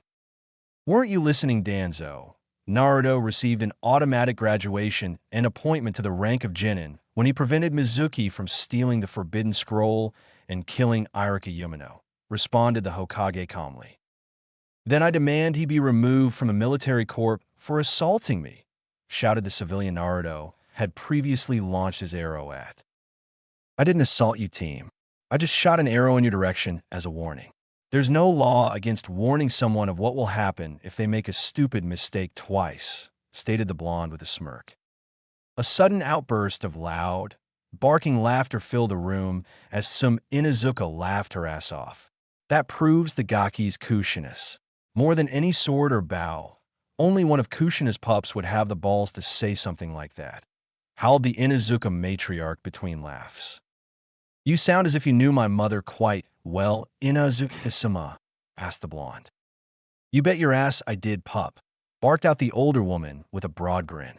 Me, your mom and Whitey over there, she flicked her thumb to indicate Hayashi Hyuga. We're on the same Genin squad. How many times have I asked you not to refer to me by that annoying nickname, Tsumsim? Stated the annoyed Hyuga head. Why? You never minded when Kushina-chan called you that, responded the Inuzuka head with a snort before turning her head to Naruto.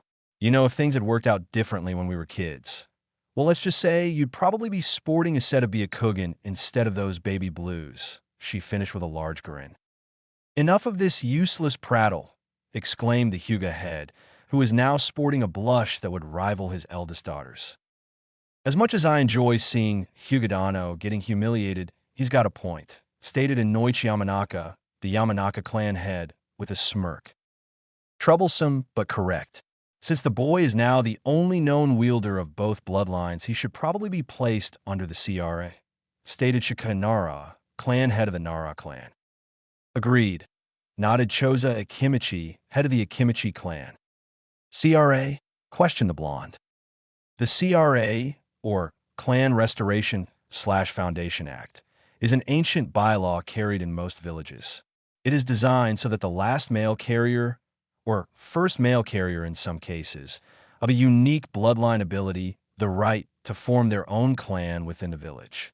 The law grants you several special privileges, the most well-known being the ability to practice polygamy, i.e., the taking of multiple wives, explained Shibi Aburame, head of the Aburame clan. Naruto simply stared, wide-eyed and blinking at that statement. So, shall we put to a vote? All those in favor of Naruto being placed under the CRA? Asked the Hokage as he raised his hand. Most of the civilians refused, not wanting to grant the demon brat any form of power. Most of the division representatives raised their hands in favor, since it would strengthen Konoha. It would definitely be in Konoha's best interest to see both bloodlines bloom in the village. Agreed Koharu as she raised her hand. Agreed, and the boy fits all the necessary requirements, stated Hamura as he raised his own hand. I must agree, Acquiring more shinobi capable of using either bloodline would definitely be in our village's best interest. Agreed Danzo, raising his own hand while plots and ideas began to formulate within the aged warhawk's mind. Inoichi, Shikaku, and Choza raised their hands in tandem, though Choza had to help raise his lazy friends. It seems only logical, agreed Shibi Aburame as he raised his hand. The pups got my vote. Agreed Sum as she raised her hand while her mind went to the marriage contract she and Kushina had made when her old friend first found out she was pregnant. The woman a feeling it was going to be a boy, and when Kushina had a feeling about something, it was usually right. So the two had made a marriage contract, so her son could marry Sum's oldest daughter. She wondered how Hannah was going to take it. Hayashi silently raised his own hand while contemplating a similar contract he and Kushina had made for his own eldest daughter. However, Hayashi already knew how Hinata would react. He made a mental note to pick up a pair of earplugs before he told her. Then the motion carries. Naruto Kurosaki Ishida is hereby under the full rights of the CRA. Intoned the Hokage, before he turned to Naruto. That's all for now, Naruto. If you would mind leaving and waiting in my office, I'll come by after the meeting's over to explain everything about the CRA to you, stated the Hokage. Naruto, still trying to get over the multiple wives part, just nodded his head dumbly before bowing and leaving the council room. XXXXXXXXXXXXXX. A couple hours later. I need to marry multiple women, stated the blonde dumbly. Not necessarily, Naruto-kun. It's entirely your choice, but it is strongly encouraged that you do, replied the Hokage. He just finished explaining everything involving the CRA to the blonde, but the boy couldn't seem to get over that part. But Ji-san, I've never even been on a date or had a girlfriend before. How the hell am I going to attract multiple girls? Asked the blonde, unconsciously reverting to his former title for the old man due to the stress of the moment. Naruto, you're only 15. No one expects you to be fully ready for this kind of thing. All you have to do is keep an open mind, and I'm sure you'll find at least a few girls who will you come and care for, and who will care for you in return, assured the old Hokage, while he mentally added that, and your mother played matchmaker a bit before she died, but I think that's best saved for a later date and someone else to deliver. The blonde slumped back into his chair. The past few hours had been quite mentally exhausting. After the council meeting had ended an hour after the Hokage had dismissed him, the old man had returned to describe most of the key points of CRA. There were a lot of benefits to being under it. Rights to easier and discounted land purchases when it came to creating and expanding his own clan compound, which the Uzumaki estate was currently the acting location, several tax and pay benefits to help bolster and build the clan's financial base, a possible seat on the clan council if his clan reaches sufficient size and accomplishes significant tasks to benefit Konoha, the later requirement his mother had already reached for his clan, and of course the all-important polygamy clause to help boost his clan's size. It was all a bit overwhelming for the blonde. They'd also taken care of his shinobi registration, snapping the picture of him in his new uniform and quickly getting the card made. A sudden cry of, "Time to die, old man," brought the blonde out of his revelry and distracted him from his mental breakdown. Looking up, the blonde found a young boy, probably about the same age as Yururu and Jinta, charging toward the old man with a practice kunai raised as if to strike. He was dressed in gray shorts, a yellow shirt, a ridiculously overlong scarf, and some weird kind of helmet that let a spike of his hair poke out. The boy was charging forward, bellowing a war cry, when he slipped on the floor and fell face first on the ground. Naruto, Tsurutobi, and everyone else in the room simultaneously sweat dropped. "Ow, wow," moaned the boy as he stood up. "Who tripped me?" he asked, looking around until he spotted Naruto, who he then pointed an accusing finger at. "It was you, wasn't it? Admit it," the boy practically ordered. Now Naruto was getting annoyed. "The only thing that tripped you, Gaki, was your own 2 feet, or maybe that scarf of yours," responded the blonde. "Take that back," shouted the kid as he swung his practice kunai at the blonde. Naruto easily dodged the clumsy swing, but had now completely lost his temper. Loud, arrogant brats were one thing, but this mini-punk just took a swing at him. That crossed the line. Instantly, the blonde's hand shot out and grabbed the kid by front of his shirt and lifted him into the air before raising one hand to bop the boy good, only to be interrupted by more shouting. Honorable grandson! Honorable grandson, where are you? The slightly panicked voice shouted from just outside the door.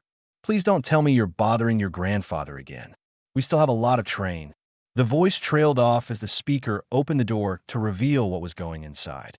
The man behind the door looked to be in his mid to late 20s and stood just short of 6 feet. He wore a standard Jounin's uniform, minus the flak jacket, a pair of perfectly circular dark sunglasses, and wore his Konoha Hittite as a headband, covering the top of his head. The man's brown eyes visibly narrowed from behind his glasses when he saw Naruto. You ruffian, put the Hokage's honorable grandson down this instant, he ordered. Great, another one of those, mentally growled the annoyed blonde before what the man just said struck him. Hokage's honorable grandson? You mean this Gaki is? He looked at the Hokage for confirmation, and the old man nodded his head. I knew it.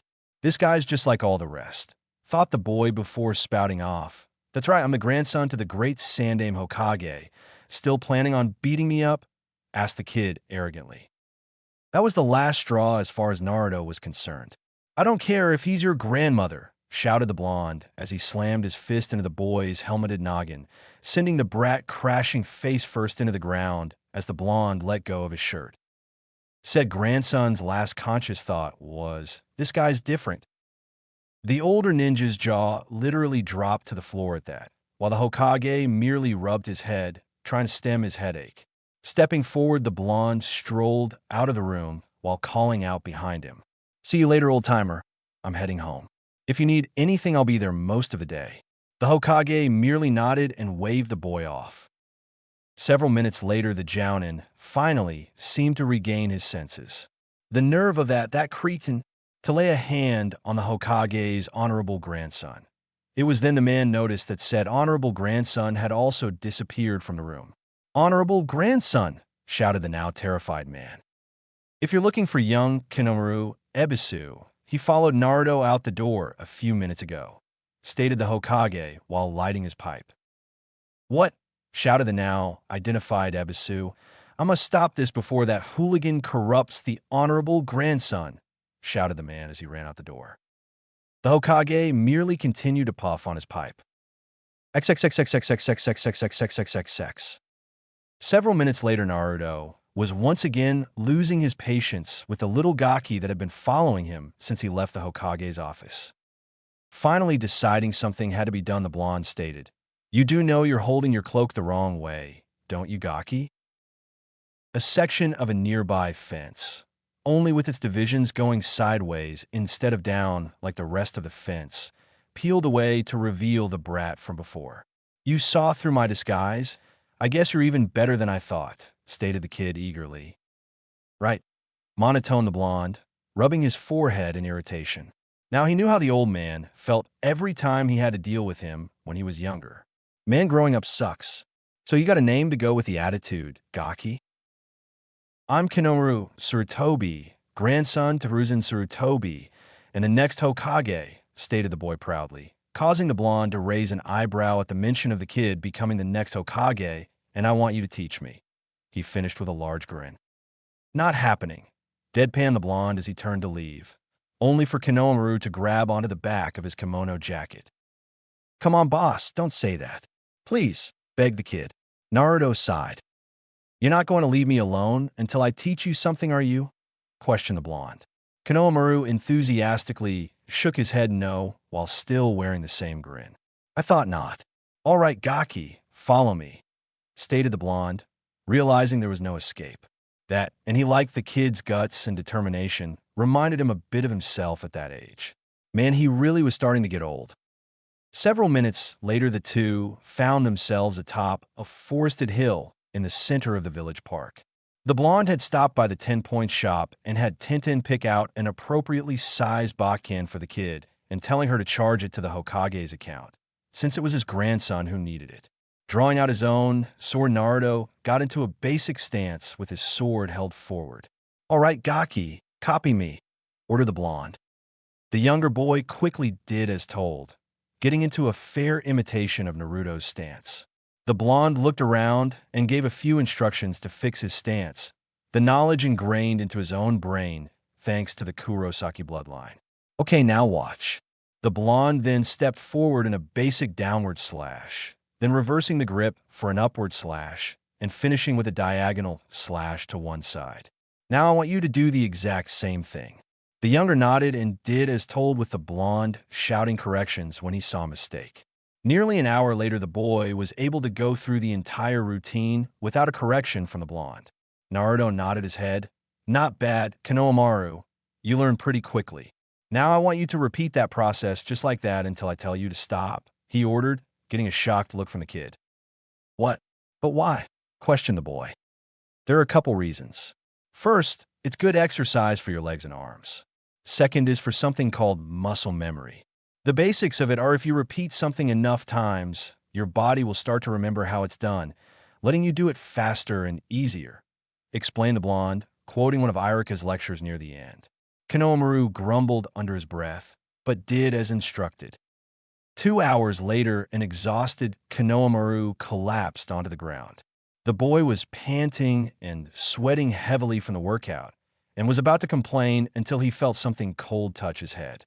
Opening his eyes, he saw Naruto standing over him with a pair of drinks in hand. Sitting up and taking the offered drink, the young Sarutobi began guzzling it down. Careful, drink too fast, and you'll make yourself sick, warned the blonde jokingly as he sat down beside the boy and opened his own drink. So why do you want to become Hokage, and why did you ask me to teach you? Asked the blonde curiously. Konohamaru looked at the ground for a minute before answering. My gramps named me after the village, so everyone should remember my name, but all anyone ever calls me is honorable grandson. It's like I don't even really exist, like I'm just a part of Gramps' shadow. I just want people to know me for me, not for who my granddad is. That's why I want to be Hokage, so everyone will see me for me, not who I'm related to, finished the boy with a smile, like how you did back in his office.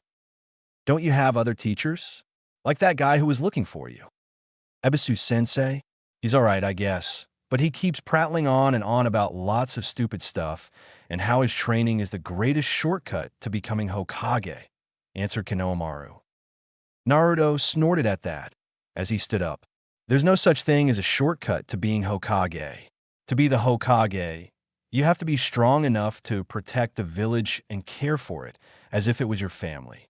You have to face many challenges, overcome countless perils in order to prove yourself, and be willing to sacrifice your own life just to protect the village. You'll have to forge your own legend before you even stand a chance of becoming Hokage. And most importantly, the blonde's voice trailed off. What? What do I have to do? Questioned Konohamaru. You'll have to defeat me first, since becoming Hokage is my dream as well, finished the blonde with a smirk as he looked back at the stunned boy. Before either boy could continue, a new voice made itself known. So, I found you at last, honorable grandson. Turning, both boys caught sight of Ebisu, standing on top of a nearby tree branch. As the man dropped down to the ground, his eyes instantly narrowed and grew cold as his gaze settled on Naruto. Those damn eyes again, thought the blonde as he let out a low growl from the back of his throat. Leave me alone already, shouted Konohamaru as he picked up his bakken and got into the basic stance Naruto had taught him. I've decided that I want to walk my own path to become the Hokage, not your stupid shortcuts. Your own path? Chuckled Ebisu. Surely you must be joking, honorable grandson? After all, what's the point of such a fruitless endeavor when I can provide a much simpler path? Mocked the special Jounin as he stepped forward. Shut up, shouted Konohamaru as he charged forward and swung his sword downward in the first step of the routine. The arrogant Jounin easily stepped back and dodged the attack before stepping forward to stand over the boy's sword with a smirk on his face, only for said smirk to disappear as Konohamaru reversed his grip and brought his sword up, right between the special Jounin's legs. Ouch, that had to hurt, thought the blonde. Ebisu's eyes widened significantly, becoming easily visible from behind his large shades. Sweat started to cover his face, until finally the man let out a very high-pitched squeak before falling backwards onto the ground, passed out from the pain. I did it. I actually won, shouted Kinomaru with glee as he started to bounce around the hilltop. Naruto himself was smirking quite proudly. XXXXXXXXXXXXXX. Back inside the Hokage's office, Saratobi had watched the entire exchange with a warm grin on his face. Naruto, you've not only started down your own path to greatness, but it seems you've helped my grandson find his own path as well. Though I better be careful not to get in Ebisu's position anytime soon. He finished with a slight wince and a chuckle. Chapter 6. Awakening the Fox. 3 months later. Today's the big day, thought our blonde hero as he entered the Shinobi Academy. It had been about 3 months since the council meeting, and the blonde had spent the entire length of it training and practicing, with the odd day of rest being thrown in, so he didn't burn himself out. He'd progressed farther than he'd originally thought possible over the time. From his Kurosaki training, he'd advanced pretty far in all the areas.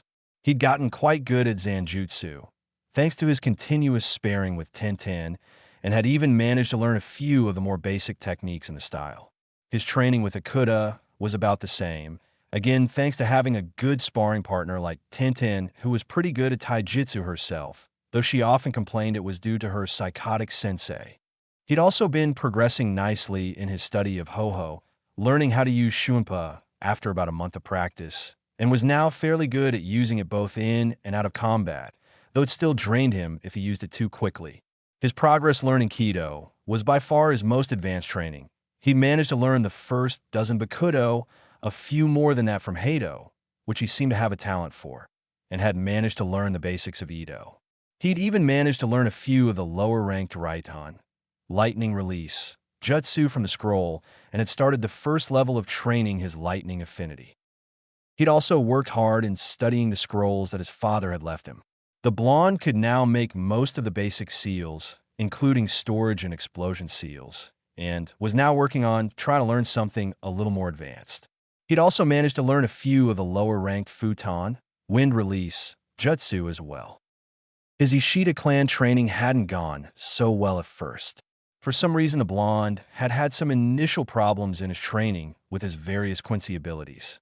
Deciding to take Urahara's advice, the blonde had set out to the hospital to find the Ryukin guy Kisuk had told him about. He needed to go sooner or later for his post-graduation physical, a requirement for all newly graduated shinobi, anyway. His trip hadn't started out that well, though. Naruto had always had mixed feelings about the hospital, mostly because the place seemed to be evenly divided amongst those who hated him and those who treated him normally. He'd had the bad luck of meeting a nurse at the front desk who happened to be a member of the former, but that encounter had actually ended in Naruto's favor. Flashback no Jutsu. Listen, lady, I keep telling you I'm here for my post-graduation physical. It's a requirement that I have one after I graduate, growled out the blonde as he stood in front of the front desk. He'd been trying to get to see a doctor for nearly a half hour and was now a few seconds away from drawing his sword and turning the annoying nurse into sashimi. And like I keep telling you, your kind has no right entering this hospital, let alone becoming a shinobi, sneered the woman from behind her desk. She was confident that even if the brat complained, she could deny everything and that the council would support her. Naruto was about to lose his last bit of patience and draw his sword when a new voice popped in. Is there a problem here? Turning, the blonde found himself facing a tall man who looked to be the same age as Kisuk. He stood a bit taller than normal at about 5 feet 10 inches, had silver hair and dark brown eyes covered by a pair of box-rimmed glasses. He was dressed in a plain gray suit, a light blue shirt, and a gray tie marked with several dark blue crosses. The man seemed to radiate an aura of cool, professional calm, and his voice was as calm as a placid lake and slightly cold. "Ari Yukin-sensei," stuttered the woman in shock. Naruto's eyes widened slightly at that. This guy was the relative of his Kisuk had told him about. Deciding to take matters into his own hands and see if this guy was like the others who hated him for what he held, the blonde decided to speak up. "Yes, there's a problem," he stated angrily. "I came here to have my post-graduation exam, and the blonde hiked his thumb to indicate the nurse, is refusing to let me see a doctor." Ryukin stared at the blonde for a moment before turning his attention to the nurse, who was now glaring at the blonde. Is this true? He asked calmly. Well, yes. I mean, there is. She sputtered under her superior's gaze. I see, he responded coolly. Have your locker cleared out by the end of the day. You are no longer an employee at this hospital, he stated coldly. What? You can't do that. This creature. Her voice suddenly stopped as Ryukin's eyes locked onto hers. I could care less about your opinion on the boy, he stated icily, his already cool voice becoming glacial. When you entered the service of this hospital, you took a Hippocratic oath to treat all patients equally, regardless of age, race, status, or any other circumstances.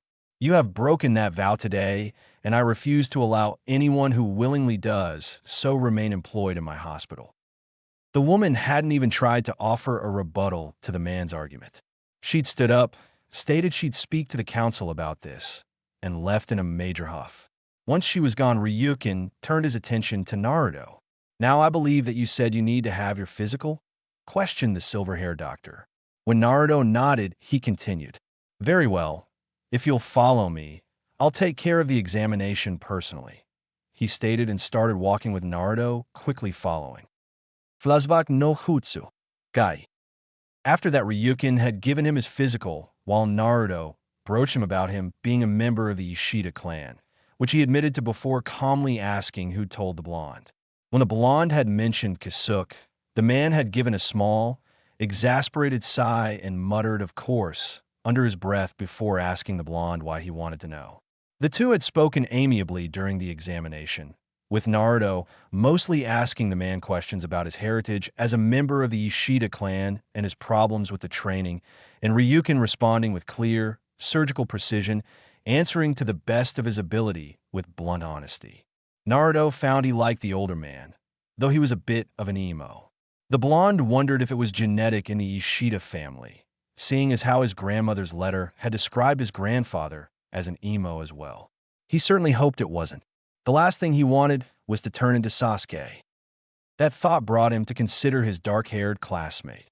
Finding out that his mother had taught the boy's older brother certainly connected them, but the blonde could hardly stand the duck-haired asshole. It was really confusing. Eventually, the blonde decided that it didn't matter. Sasuke was Sasuke, and Itachi was Itachi. Just because the older of the two was close to his mother didn't mean he had to be close to Sasuke. After talking to Ryukin, Naruto's training with his Quincy abilities had improved by leaps and bounds. He'd completed the samurai glove training a little less than a month ago, and now Kagejaku was fully solidified. His practice using the Quincy Shijutsu, archery, had improved greatly, allowing the blonde to use a few special techniques with his chakra arrows. Also gotten pretty good using the Hirenkyaku, and he could hold it for a little bit less than a half hour now. He'd mastered creating both the Kaida glass and silver, and now had a nice way of making extra cash by selling it to Kitiru. The older man was overjoyed whenever the blonde brought in sheets of silver to sell, saying that he already had several special orders for Kaida silver weapons once he let it slip that he'd found a supply of the stuff. Kitiru also acted as a go-between for a local glass merchant who bought his Kaida glass from him. He was doing pretty well studying how to make and use both Jinto and seal schneiders. He kept several straps full of Jinto and a few seal Schneider hidden throughout his clothes, and more in a scroll stored in his kimono jacket. While the blonde personally preferred Kido and good, old-fashioned ninjutsu, he knew Jinto had their advantages, mostly the fact that they didn't require any chakra expenditure to activate. He'd even managed to pick up several of the lower-level Suidan, water release, jutsu on his grandfather's scrolls. He'd also signed both of his grandparents' summoning contracts. After going to the third to learn the necessary hand seals for the technique, the old man had directed him to a training ground where he could summon the creatures in peace. The old man had accompanied the blonde to ensure that nothing went wrong, and out of curiosity, since it had been over a decade since he saw any summons from either clan. It had taken a few tries on both contracts to get the amount of chakra necessary to summon either boss right, but the blonde had gotten both after a few hours, mostly thanks to his both increased reserves and near instantaneous chakra regeneration. which was thanks to both his bloodlines. Both boss summons had been pretty friendly, accepting the blonde as their summoner after recognizing his scent as Kush and his son. Both Hanyacho, Midnight Butterfly, and Taigajaku, Noon Sparrow, had accepted him as a summoner for their clans and treated the blonde like one of their own.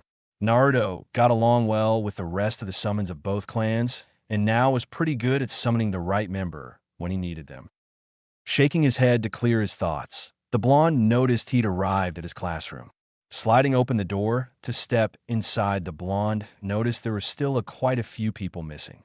Not surprising, since there was still a little bit more than a half hour until team assignments officially started. Looking around, the blonde noticed an open seat in the back next to a girl he recognized as Hinata Hyuga. Walking up the steps, the blonde asked, "Is this seat taken?" Looking at the speaker, it took less than a moment for the blue-haired heiress to recognize her longtime crush and started to blush. "And Naruto-kun wants to sit next to me?" she thought happily as her blush increased. Knowing she had to answer, but forgetting how to speak for the moment, she quickly shook her head. Smiling slightly, the blonde nodded his head in thanks and took the seat. Usually he didn't like sitting all the way in the back, but he'd overdone it in his last day of training and thought it would be a good place to get some rest before class began. Tilting his bucket hat to cover his eyes, the blonde stretched out and leaned his chair back so he could catch a few Zs before Irika-sensei arrived. While the blonde was busy relaxing, he didn't notice the stare of his blushing neighbor as she studied her crush's new appearance. Naruto-kun's changed so much over the past few months, she thought. His clothes are so different, and it looks like he's even grown a little. It was true the blonde had managed to put on an extra inch after 3 months of training, bringing him up to a more normal 5 feet 6 inches instead of his previously short 5 feet 5 inches. I wonder what happened to him. Maybe I should ask. But he looks so peaceful like that. I don't want to interrupt. In the back of her mind, a mini version of herself was openly drooling at the blonde's change in attire. While the orange and blue jumpsuits were cute, this new outfit was downright hot. Hinata's inner argument about waking and speaking with the blonde was cut short when a new figure entered the room. One Kiba Inuzuka, and sitting atop his owner's head was Kiba's constant companion Akamaru. Kiba and Naruto had once been good friends when they were younger, but the two had grown apart over the years, mostly due to their similar, yet conflicting, personalities. Both were confident, bordering and crossing over into arrogance constantly, and both thought they were the best. This led to constant fights between the two, which ended up ruining their friendship since both refused to back down.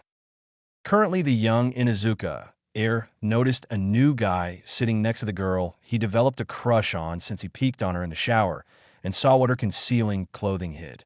Growling, the boy stomped up the stairs leading to where the new figure was leaning against the back wall, apparently napping. "Hey, who the hell are you, and what are you doing here?" snarled the Inuzuka. Naruto, annoyed at being awakened so suddenly, lifted his bucket hat off his eyes and muttered, "You know who I am, up boy. We've been in the same class since we were 8. As for what I'm doing here, I was napping until you opened your overly large yap," responded the blonde in a low, annoyed tone. The Inuzuka was puzzled for a minute since he couldn't recognize the figure until he caught a whiff of his scent and saw the cerulean blue eyes and blonde hair slightly hidden by the weird hat. "Naruto!" he shouted in shock. This caught most of the class's attention. Looking at the black and blue garbed figure, most hadn't recognized the blonde without his signature orange and blue jumpsuit. More than a few rubbed their eyes in disbelief at the sight of the blonde. The blonde mostly ignored the stares and gave the Inuzuka another annoyed look. "Bingo Mutt, now would mind keeping it down? I'm trying to get some rest," he stated as he readjusted his bucket hat to cover his eyes and leaned back to go back to sleep. Kiba was not a person who liked to be ignored, so he growled out, "What the hell are you doing here, dope? This class is only for those who graduated." He sneered, trying to get under the blonde skin while adjusted his own hitate worn across his forehead. Naruto just snorted before bringing one hand down to his obi, where his own hitate was strung through, acting as a belt buckle.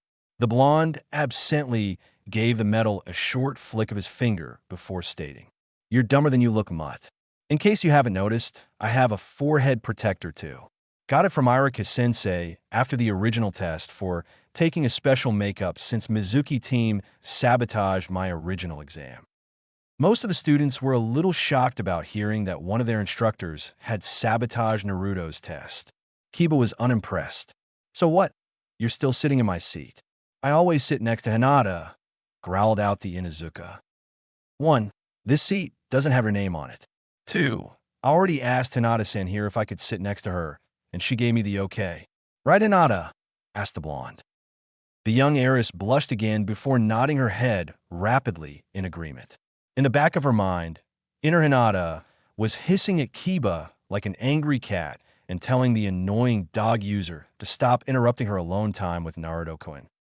Kiba was losing what little patience he had. I don't care what she said. I'm telling you to move now before I move you myself, he snarled. Naruto, on the other hand, had already lost what patience he'd had with the dog user. He was about to stand up and punch the loudmouthed mud in the face before an idea struck him. Why not test one of his new abilities now? Smirking at the idea, the blonde thought of the perfect technique. Lazily, the blonde lifted one hand with his index finger pointed directly at Kiba's chest before chanting in a low, calm voice, "You treasonous dog. Get you gone from my sights. Adnoi Chiban, SH. Way of destruction number 1. Thrust," he intoned as a small orb of chakra manifested on the tip of his finger, before exploding as he finished the incantation. The second the small chakra orb exploded a second, larger explosion occurred directly in the center of Kiba's chest, right where the blonde's finger had been pointing. The small explosion shot the young Inuzuka back about a dozen feet before he tumbled and rolled down the rest of the stairs and to the front of the classroom. The Inuzuka gave a soft groan from the position where he was sprawled on the floor. It felt like he just got kicked in the chest by a mule. Everyone sat still at what they'd just seen. Naruto, the class dope, had just used a jutsu that none of them had ever heard of without any hand seals. Instead, he just spoke some weird chant and pointed his finger, and most of them couldn't describe what happened. One particular student was particularly displeased with the recent show. "What the hell did you just do, dope?" growled out Sasuke Uchiha as he stood up from his seat and approached the blondes menacingly. "It's called Keto Team," answered the blonde curtly. "Where did you learn how to do it?" questioned the Uchiha, a hungry gleam entering his eyes. One Naruto couldn't help but notice. "Not that it's any of your business, team," responded the blonde lowly, "but it's a clan technique, and in case you're wondering, there's no way in hell I'll let you learn it." "A clan technique? Don't be ridiculous. You're not part of any clan. You're just an orphan," growled out the Uchiha. "I had to come from somewhere, didn't I, team? Or do you not know where babies come from?" Naruto asked mockingly, before continuing. "It turns out my mom was the last of her clan, and when I manifested her bloodline, I inherited quite a few tricks," stated the blonde proudly as he touched the sword resting at his hip, an action that quickly caught Sasuke's attention. The young Uchiha snorted as he glared at the blonde. "As if a dobe like you could have a bloodline. All I see is a few 2-bit tricks and a piece of junk strapped to your hip," snapped the Uchiha as he reached out for the blade's hilt. As soon as his fingers wrapped around the hilt, an arc of blue electricity seemed to explode from the handle and into the Uchiha air. The dark-haired Avenger screamed in pain before being launched backwards. The classroom was again enveloped in silence for about half a minute before Naruto burst out in a fit of heavy laughter. "Ha ha ha ha ha. Obasan was right, that was definitely something I had to see for myself," howled out the blonde between fits of laughter. "That is until—" "Naruto Baka, what the hell did you do to Sasuke-kun?" shrieked Sakura Haruno, Sasuke's #1 fangirl. Naruto turned his attention to his crush and tried to stay calm. "Sakura-chan, I didn't do anything to him. He's the one who tried to steal my sword." "Shut up. If Sasuke wanted that stupid sword, you should have just given it to him. Instead, you used some dumb trick to hurt him," roared the fangirl as she raised her fist to give the blonde a righteous beating like she always did, only for the blonde to grab her incoming fist with one hand and glare directly at her. "Now listen here, Haruno," growled out the blonde as he stood up to stare directly into the pink-haired Kunoichi's eyes his voice colder than anyone could ever believe the blonde capable of, let alone directing it at his former crush. Sakura was more surprised that he hadn't called her Sakura-chan ever since we first met. I've tried my best to be nice to you and earn your friendship and affection, but all I've ever gotten from you is insults and punches to the face. And to be quite honest, I'm damn sick of it. Your precious Sasuke-kun just tried to steal my sword, and I'm the bad guy for stopping him and protecting what's mine? That's fucking insane. Before, I would have just taken your abuse, but not anymore. Now I know I have family watching over me, and I think they'd be ashamed of me for taking that kind of abuse just because of a stupid crush. So you can consider my former crush on you over, finished the blonde with an audible snarl as he pushed the pink-haired girl away before returning to his seat.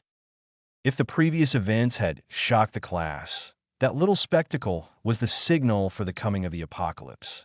Naruto never talked to Sakura like that. Sakura herself was frozen, unsure of how to respond. In all the years they'd been classmates, she'd never seen the blonde react like that to her. She'd mostly gotten used to the idea of the blonde constantly supporting and cheering for her. The very thought of the blonde standing up or talking down to her like he just did was completely foreign to her sense of reality and had pretty much ripped the bottom out of her worldview.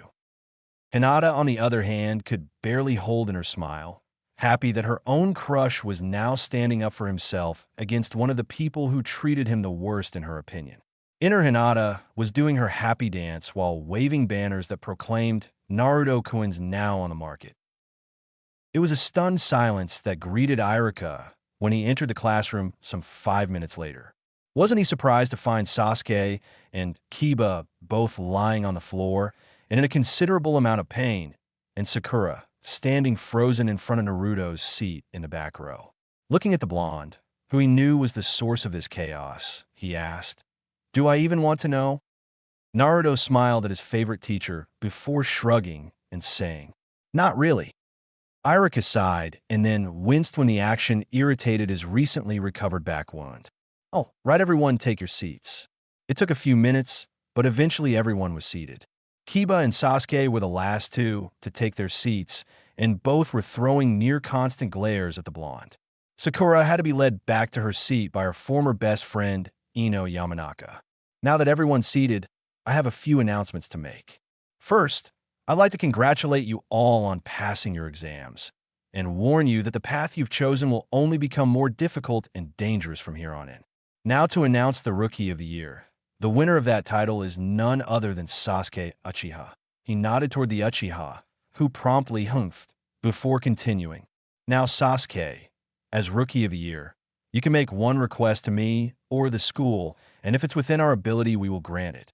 Usually most students ask for a new jutsu or something along similar lines, but Sasuke seemed to have different plans. "I want to fight the dope," snarled out the Uchiha as he glared at the blonde. Irika was a little surprised at the request. No one had ever requested a match as their reward. The Chunin shot a look at Naruto, who grinned back and said, "I'm game if Sasuke is sensei." Irika sighed and checked the clock. They did have an hour left before he needed to make team announcements. He usually spent that time lecturing on the dangers of the shinobi path, but given the circumstances, he didn't have much choice. "Very well, if everyone will follow me out to the sparring grounds," he announced. Several minutes later, Naruto and Sasuke were standing in the center of the practice arena, with Irika standing between them. The rest of the graduating class was spaced around watching with interest. Normally, this match would be pretty one-sided. The Rookie of the Year versus the class dope would lead to some pretty obvious results, but with Naruto's sudden changes, no one knew what to expect. "All right, before the match begins, what rules or restrictions will there be?" asked Irika. "I'm up for anything goes if you can handle that, team," stated the blonde confidently. "Fine by me, dope. You'll be eating grass by the end, no matter what happens," smirked the Uchiha in response. "Fine, this match is anything goes, but if I say it's over, agreed?" stated Irika. "Aye," shouted both boys at once. "Then Hajime," shouted the instructor as he brought his arm down. Sasuke rushed forward and threw a quick haymaker directly at the blonde's face, hoping to stop the blonde before he could draw his sword or use one of those weird sealless jutsu. The blonde quickly blocked the blow with his right forearm before launching a quick jab at the Uchiha's gut. Sasuke quickly jumped back and put some distance while settling into his clan's taijutsu stance. Naruto quickly followed suit, raising both his arms and spreading his legs slightly to get into the starting stance for Hakuta. The two stood stark still for several moments, both studying the other's stance and looking for openings, before they launched forward again at nearly the same moment and started exchanging blows. Punches, kicks, and other strikes were exchanged in a flurry of blows, neither one giving an inch. To many it looked like a draw, but Iruka soon noticed that Naruto had a slight advantage.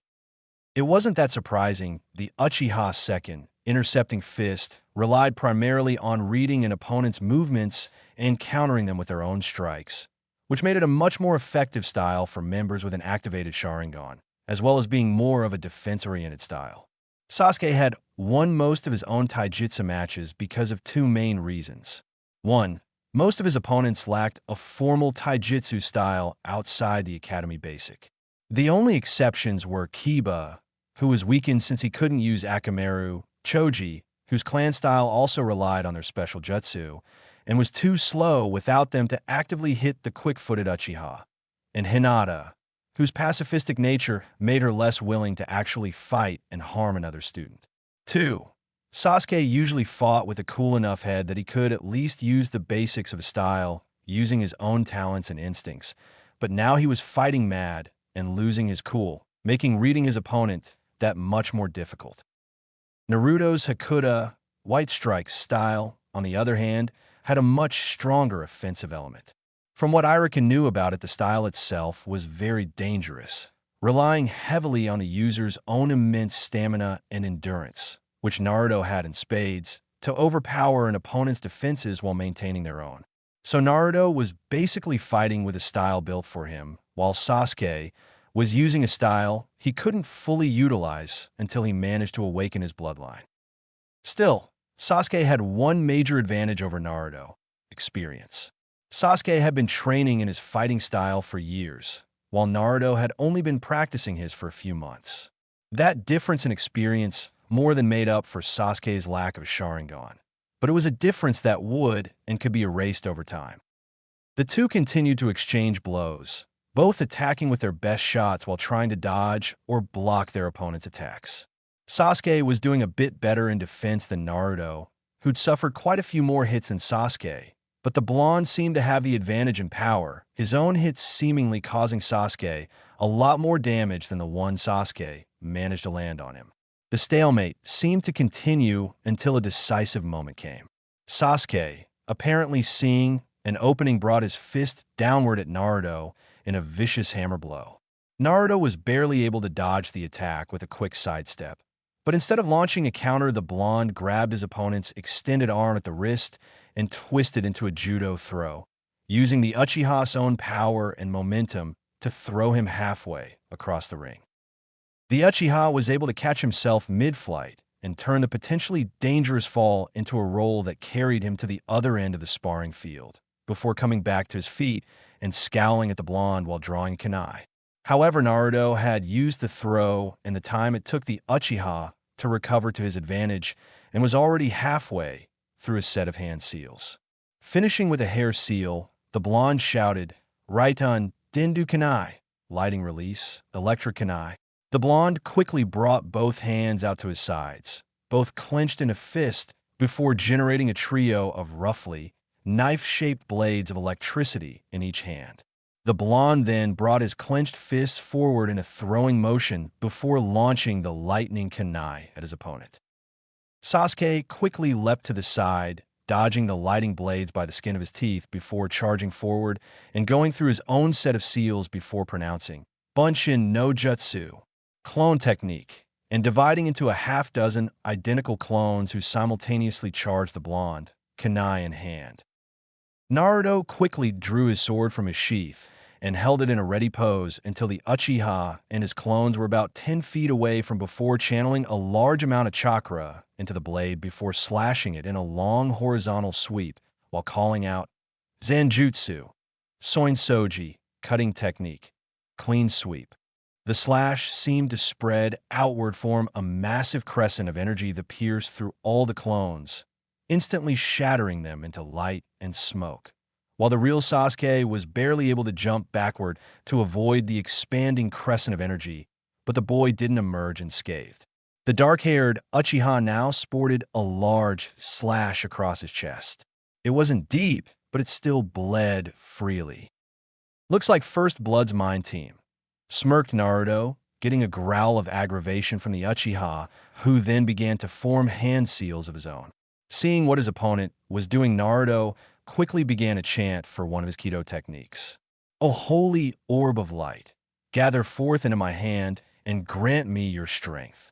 Let your holy glory crush all those who stand before me," intoned the blonde, holding his free hand up, palm outward.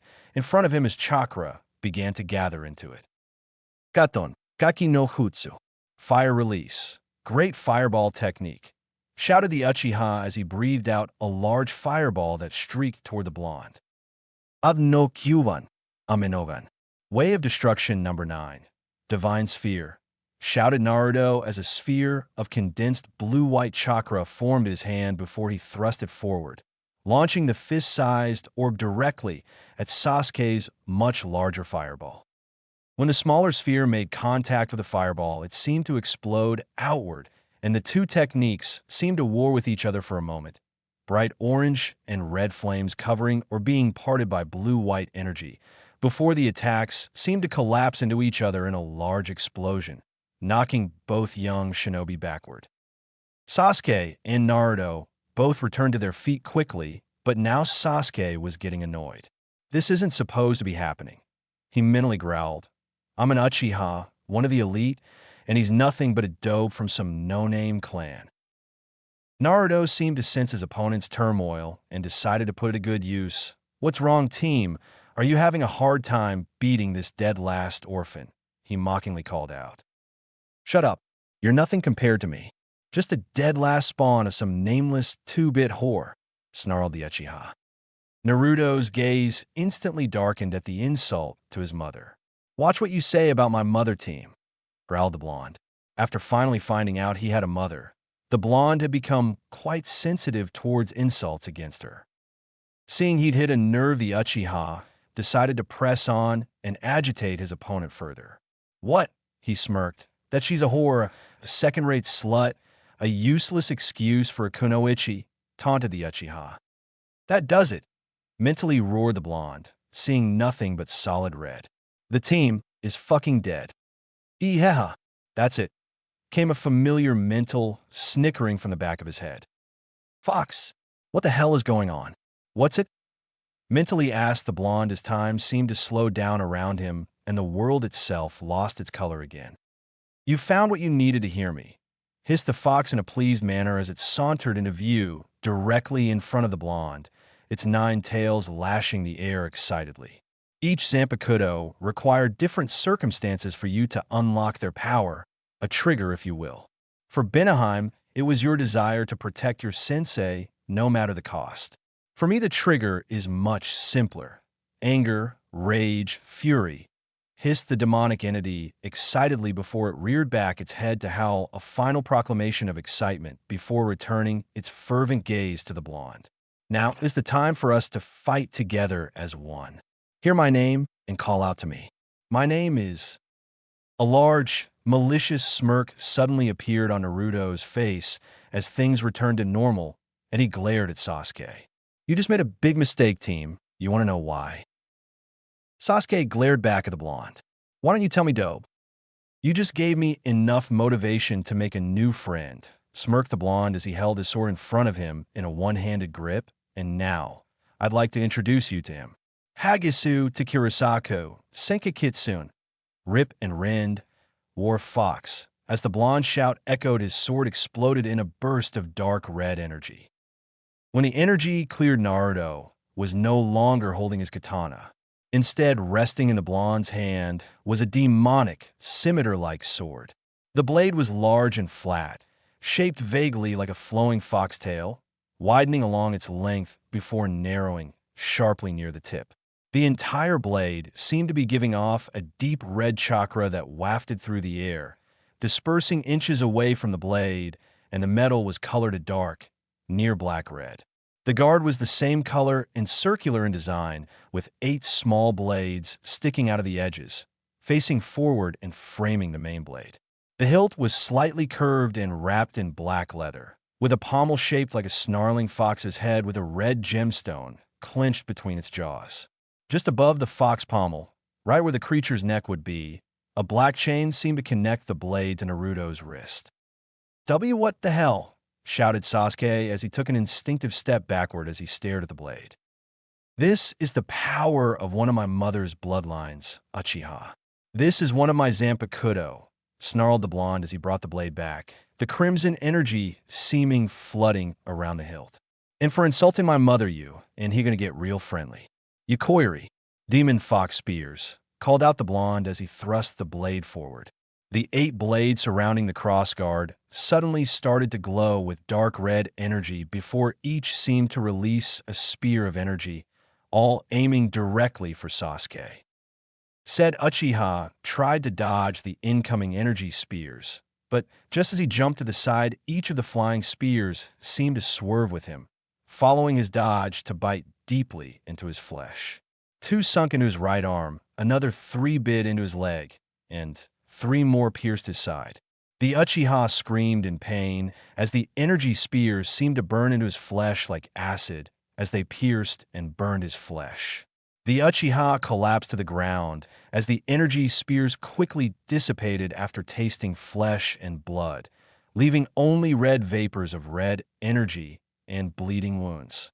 An instant later, Naruto stood over his now-downed opponent, Senkikitsune's blade pointed at his downed foe and glowing with bloody red energy. "Enough!" shouted Iruka. "Naruto Uzumaki is the winner of the match." Naruto gave Iruka a look before shrugging and sheathing his new sword, causing it to instantly return to its sealed state as it touched the mouth of the scabbard. "Everyone please return to the classroom. I'll be there as soon as Sasuke is taken care of and announce team placements," instructed Iruka. A half-hour later, Naruto was back at his seat, relaxing and waiting for Iruka-sensei to get back. Ever since the group had gotten back to the classroom, Naruto had been the center of attention. Many of the boys had congratulated him for putting the Uchiha in his place. It seems Sasuke's antisocial behavior hadn't won him many friends among their classmates. Most of the girls, however, were now attempting to glare him to death. Several of them, led by Sakura, had accosted after his fight with the intent of doing bodily harm to him in revenge for hurting their Sasuke. Naruto had responded by reaching for the hilt of his sword and asking if they wanted to join him in the nurse's office. Most of them had backed off at this, but Sakura had been a bit stubborn. She'd either forgotten what had happened in the classroom earlier, or had put it away as a bluff or a figment of her imagination. She was actually surprised when she found Naruto's sword poking a tip of her throat when she tried to punch him again. Naruto had once again stated his intent to not let her, or anyone else for that matter, push him around again. To prove his point, he finished by blasting her in the stomach with another show, sending her straight into a wall. After that, the remainder of the fangirls had settled for attempting to melt his head with their glares. Sakura had returned to her seat, again helped by Ino, and was glaring at the blonde with utmost hatred and rage. The only girl who wasn't glaring at him was Hinata, who had managed to stutter out a congratulation on his victory shortly after he returned to his seat. Naruto had thanked her before settling back to finish his nap. He was awoken by the sound of the door opening. Looking up, he saw Iruka-sensei walking and followed by a certain mummy by the name of Sasuke Uchiha. The Uchiha's right arm, leg, and a good portion of his torso were covered in bandages. Naruto couldn't help but shout, "The mummy, it lives!" in mock terror, getting laughs from most of the guys, including Iruka-sensei, who quickly hid it behind a cough, glares from most of the girls, and a death glare from said mummy as he returned to his seat. Ahem. Now that that's taken care of, I will now be announcing the team placements for the different Genin squads. Team 1 is... Iruka droned on and on until he came to an interesting list of names. Team 7 will be Sasuke Uchiha, Sakura Haruno, Yes, shrieked the pink-haired fangirl, her utter loathing for the blonde forgotten in a moment of pure fangirlic bliss. Take that, Ino pig, true love conquers all, shouted the pink-haired fangirl in victory. And Kiba Inuzuka. He finished ignoring Sakura's fangirl outburst, too used to such things interrupting his lectures. Your sensei will be Kakashi Hatake. Teammate will be Naruto Uzumaki, Hinata Hyuga. Ski, Naruto-kun and I are on the same team, mentally cheered Hinata. Meanwhile, inner Hinata was doing a victory dance while making plans to later seduce and or rape their blonde-haired teammate. And Shikamaru finished Irika. Your sensei will be Yugao Yuzuki. Naruto nodded his head. This sounds like an alright team. He thought to himself, Shika and I've been friends for a while, and Hinata seems like an alright person. I wonder if Yugao knew about this when we talked a few months ago. Team 9 is still in circulation from last year, and Team 10 will be Choji Akimichi, Shino Aburame, and Ino Yamanaka. Your sensei is Asuma Sarutobi, he stated, ignoring Ino's moans about getting stuck with Food Boy and Bug Boy. You have 1 hour for lunch before you need to return here to meet your senseis. I suggest you take this time to get to know your new teammates, since you'll likely be spending a good deal of time with them in the future, advised Irika. Naruto stood and turned to Hinata. Hey Hinata-san, want to join me for some Ichiraka ramen? He asked pleasantly, trying to be friendly with his new teammate. Naruto-kun's asking me to eat with him? Like a date. Well, not really a date, since he'll probably invite Shikamaru as well, but close enough for now, thought the shy girl happily while she nodded her head. Cool, he said with a grin. Let's go grab Shika, and we can be off, he stated while walking over to where the Nara now rested. Choji had just been forced to depart with Ino and Shino, so Ino could lay down some ground rules. Naruto didn't envy his large friend. Hey Shika, you want to come with me and Hinata to Ichiraku's? You know, since we're teammates and all. The young Nara looked up tiredly at his two new teammates before nodding his head and getting up with a yawn and a stretch.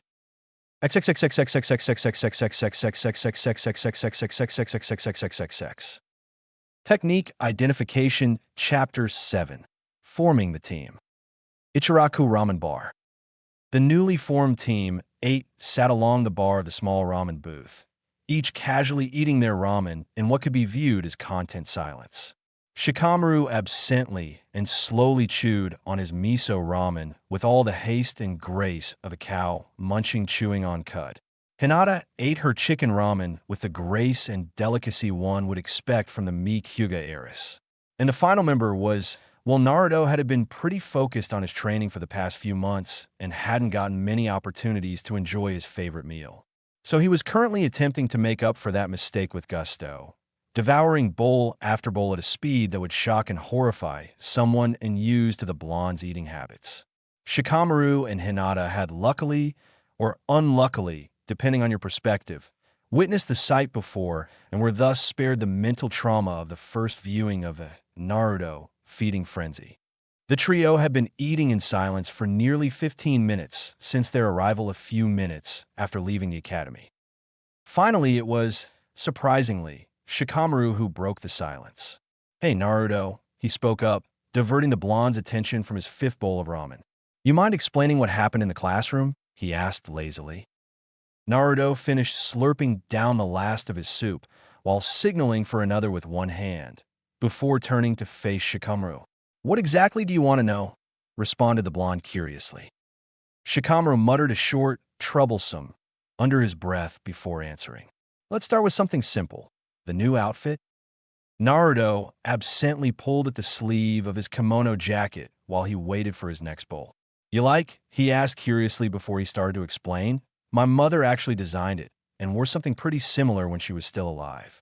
It's supposed to combine elements from both of her parents' clans, the Ishida and the Kurosaki of Yuzushiobikure. She left the designs for it in a scroll with a few other things for me that I got when I awakened her bloodline, as well as the name of a tailor who was a good friend of hers. Shikamaru continued staring at the blonde. I was actually wondering why you wear it. Don't you prefer something a little more orange? Questioned the Nara, his curiosity getting the better of his laziness. After all, it's not every day one of your friends goes through a complete personality 180. Naruto sighed as he sniffed at his newly arrived ramen bowl. Shikamaru, you've got to understand something about me. I never knew my parents. Hell, there were times I even wondered if I even had parents at all, or if I just sprung up out of nowhere. I didn't know if they died or simply abandoned me. I didn't even know their names. But then I awaken my bloodline and find out about my mom. I found out she loved me more than anything else. That she went through all the trouble to design a uniform for me before I was even born. After finding that out, I could not wear it. You know, asked the blonde. Shikamaru for once didn't know. The young Nara had known both his parents for his entire life, including a mother who was the very definition of the word troublesome, in his opinion. Still, from an observational standpoint, the Nara heir could see it from Naruto's perspective. The blonde had had no knowledge of his family for his entire life. It was only natural for him to cleave to anything he found that linked him to his family. Well, either that or reject it outright, depending on a person's personality. The Nara heir slowly nodded his head before returning to his questions. So, I'm guessing those techniques he used on Kiba and Sasuke were also part of those scrolls your mom left you. Getting a nod from the blonde, he continued. What about those sealless jutsu you used? Kido, wasn't that what you called them? He asked. Naruto nodded his head as he slurped down some more noodles. Yeah, agreed the blonde as he elaborated between mouthfuls. Kido are a unique form of ninjutsu that my grandmother's clan, the Kurosaki, developed. The Kurosaki were supposed to be some of the greatest swordsmen to ever live, and, according to my obeisance letter, they developed Kido as a way that they could use ninjutsu while their hands were occupied with their swords. Instead of using hand seals to shape their chakra, Kido uses an incantation to do the exact same thing. Basically, it's divided into 3 key types: Bakudo, Heido, and Ido. Heido are attack spells, Ido are healing spells, and Bakudo are mostly defensive spells, as well as any other type of spell that doesn't fall into one of the other categories, like binding and communication spells and stuff like that. As spells, stuttered Hinata in confusion. That's just the term that the Kurosaki clan used to describe their Kido jutsu, answered the blonde offhandedly as he drained the broth from his 8th bowl. Smacking his lips in contentment, he elaborated. Since they don't work like regular jutsu, I guess the clan just decided to give them a unique name.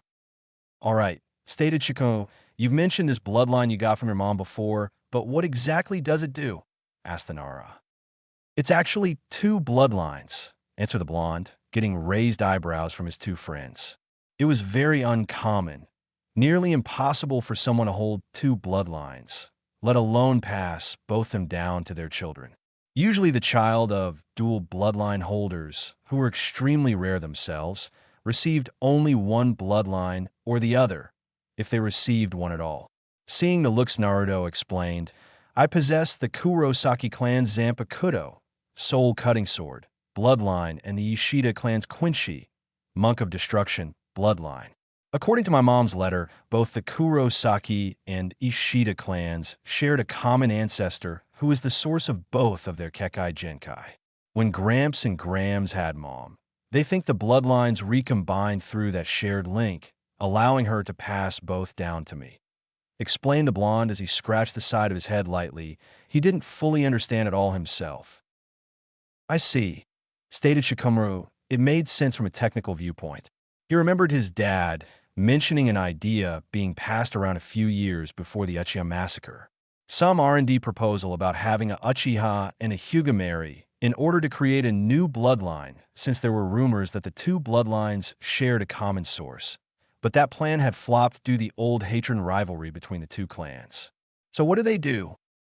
Well, both give me an extended lifespan. From what I know, I could live well past my 1st and maybe into my 2nd century, stated the blonde with a smirk, getting raised eyebrows from both his teammates.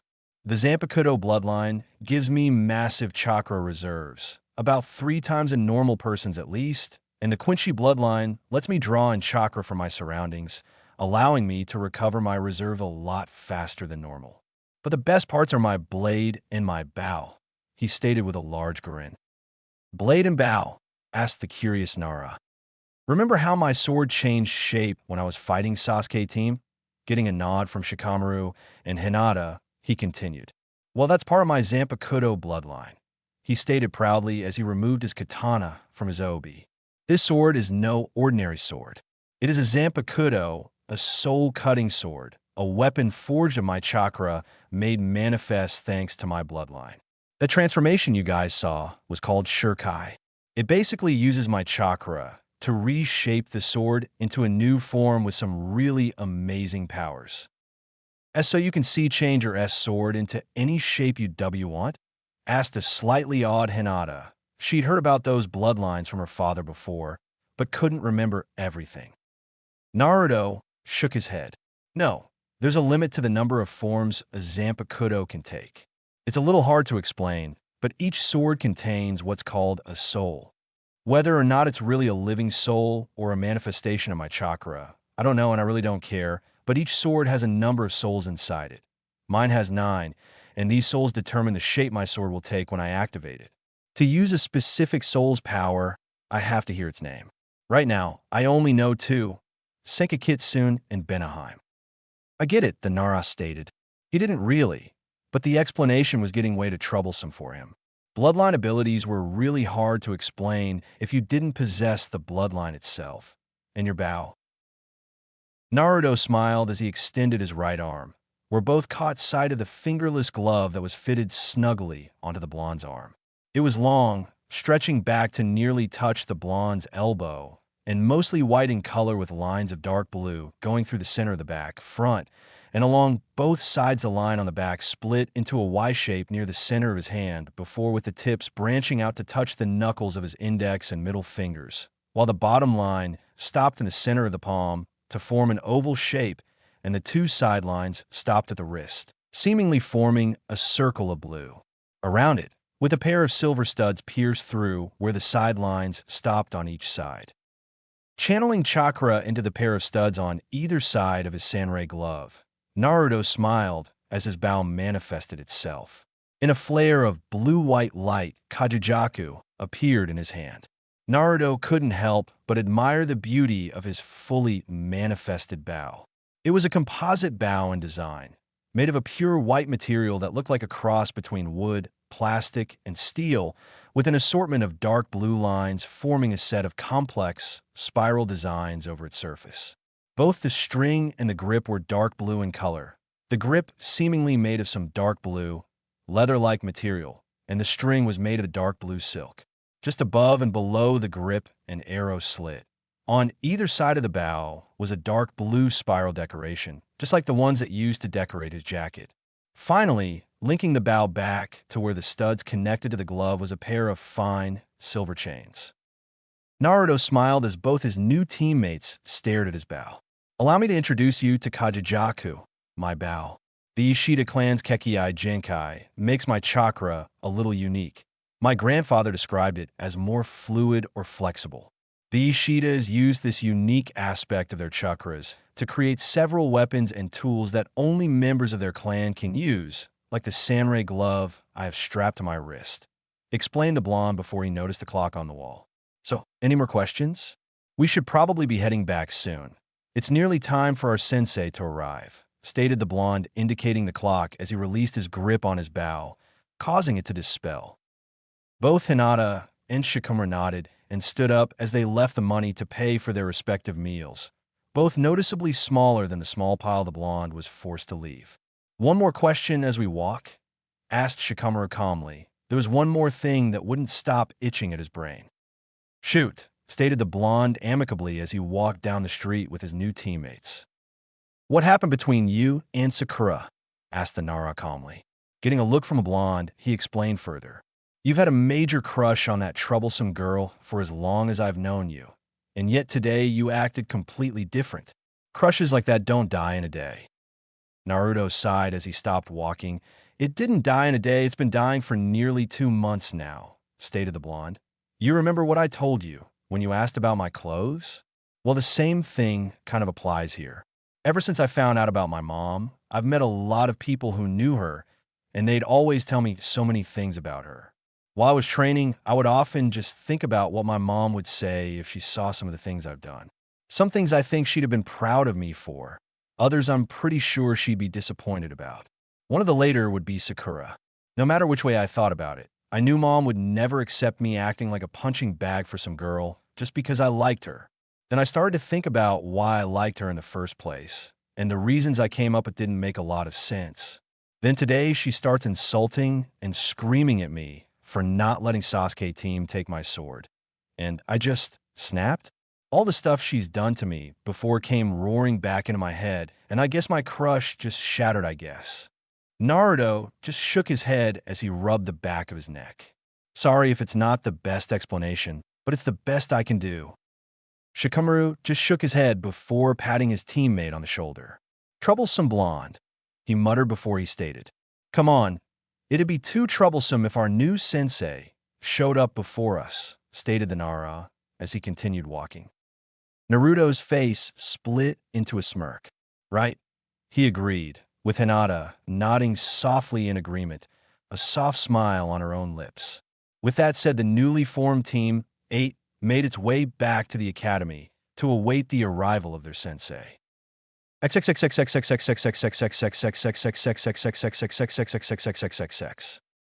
Academy hallways, short time later. Yugao Yuzuki was not in the best of moods as she walked down the hallways of the Konoha Ninja Academy to meet her Genin squad. The reason for her poor mood occurred just a few days ago at the Jounin meeting in order to decide the final order of teams. The Jounin meeting worked by each registered Jounin who wanted to, or had to at least attempt, taking on a Genin squad, would receive a list of all graduates, and then they would make selections out of the list to start determining their squads.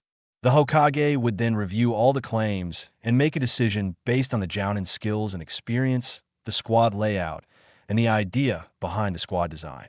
Given the fact that most of the students wouldn't actually pass their exams, a large number of the Jounin applying would not be acting as team senseis. In fact, several Jounin formed teams designed to fail in order to get out of actually having to take a team during the period. While frowned upon, the Hokage allowed this to ensure that only a qualified and enthusiastic teacher would take on a Genin squad. A teacher who was morose or resentful to his position would not make a good trainer for a squad of Genin. After all, given that over a half-dozen clan heirs, not to mention a couple of talented clanless or civilian students, were graduating this year, the number of Jounin enlisting was much higher than usual. With a graduating class like this, there was a lot of overlay in the requests for team designs. Yugao had personally counted at least a dozen requests to lead a reformation of the Ino Shikicho trio.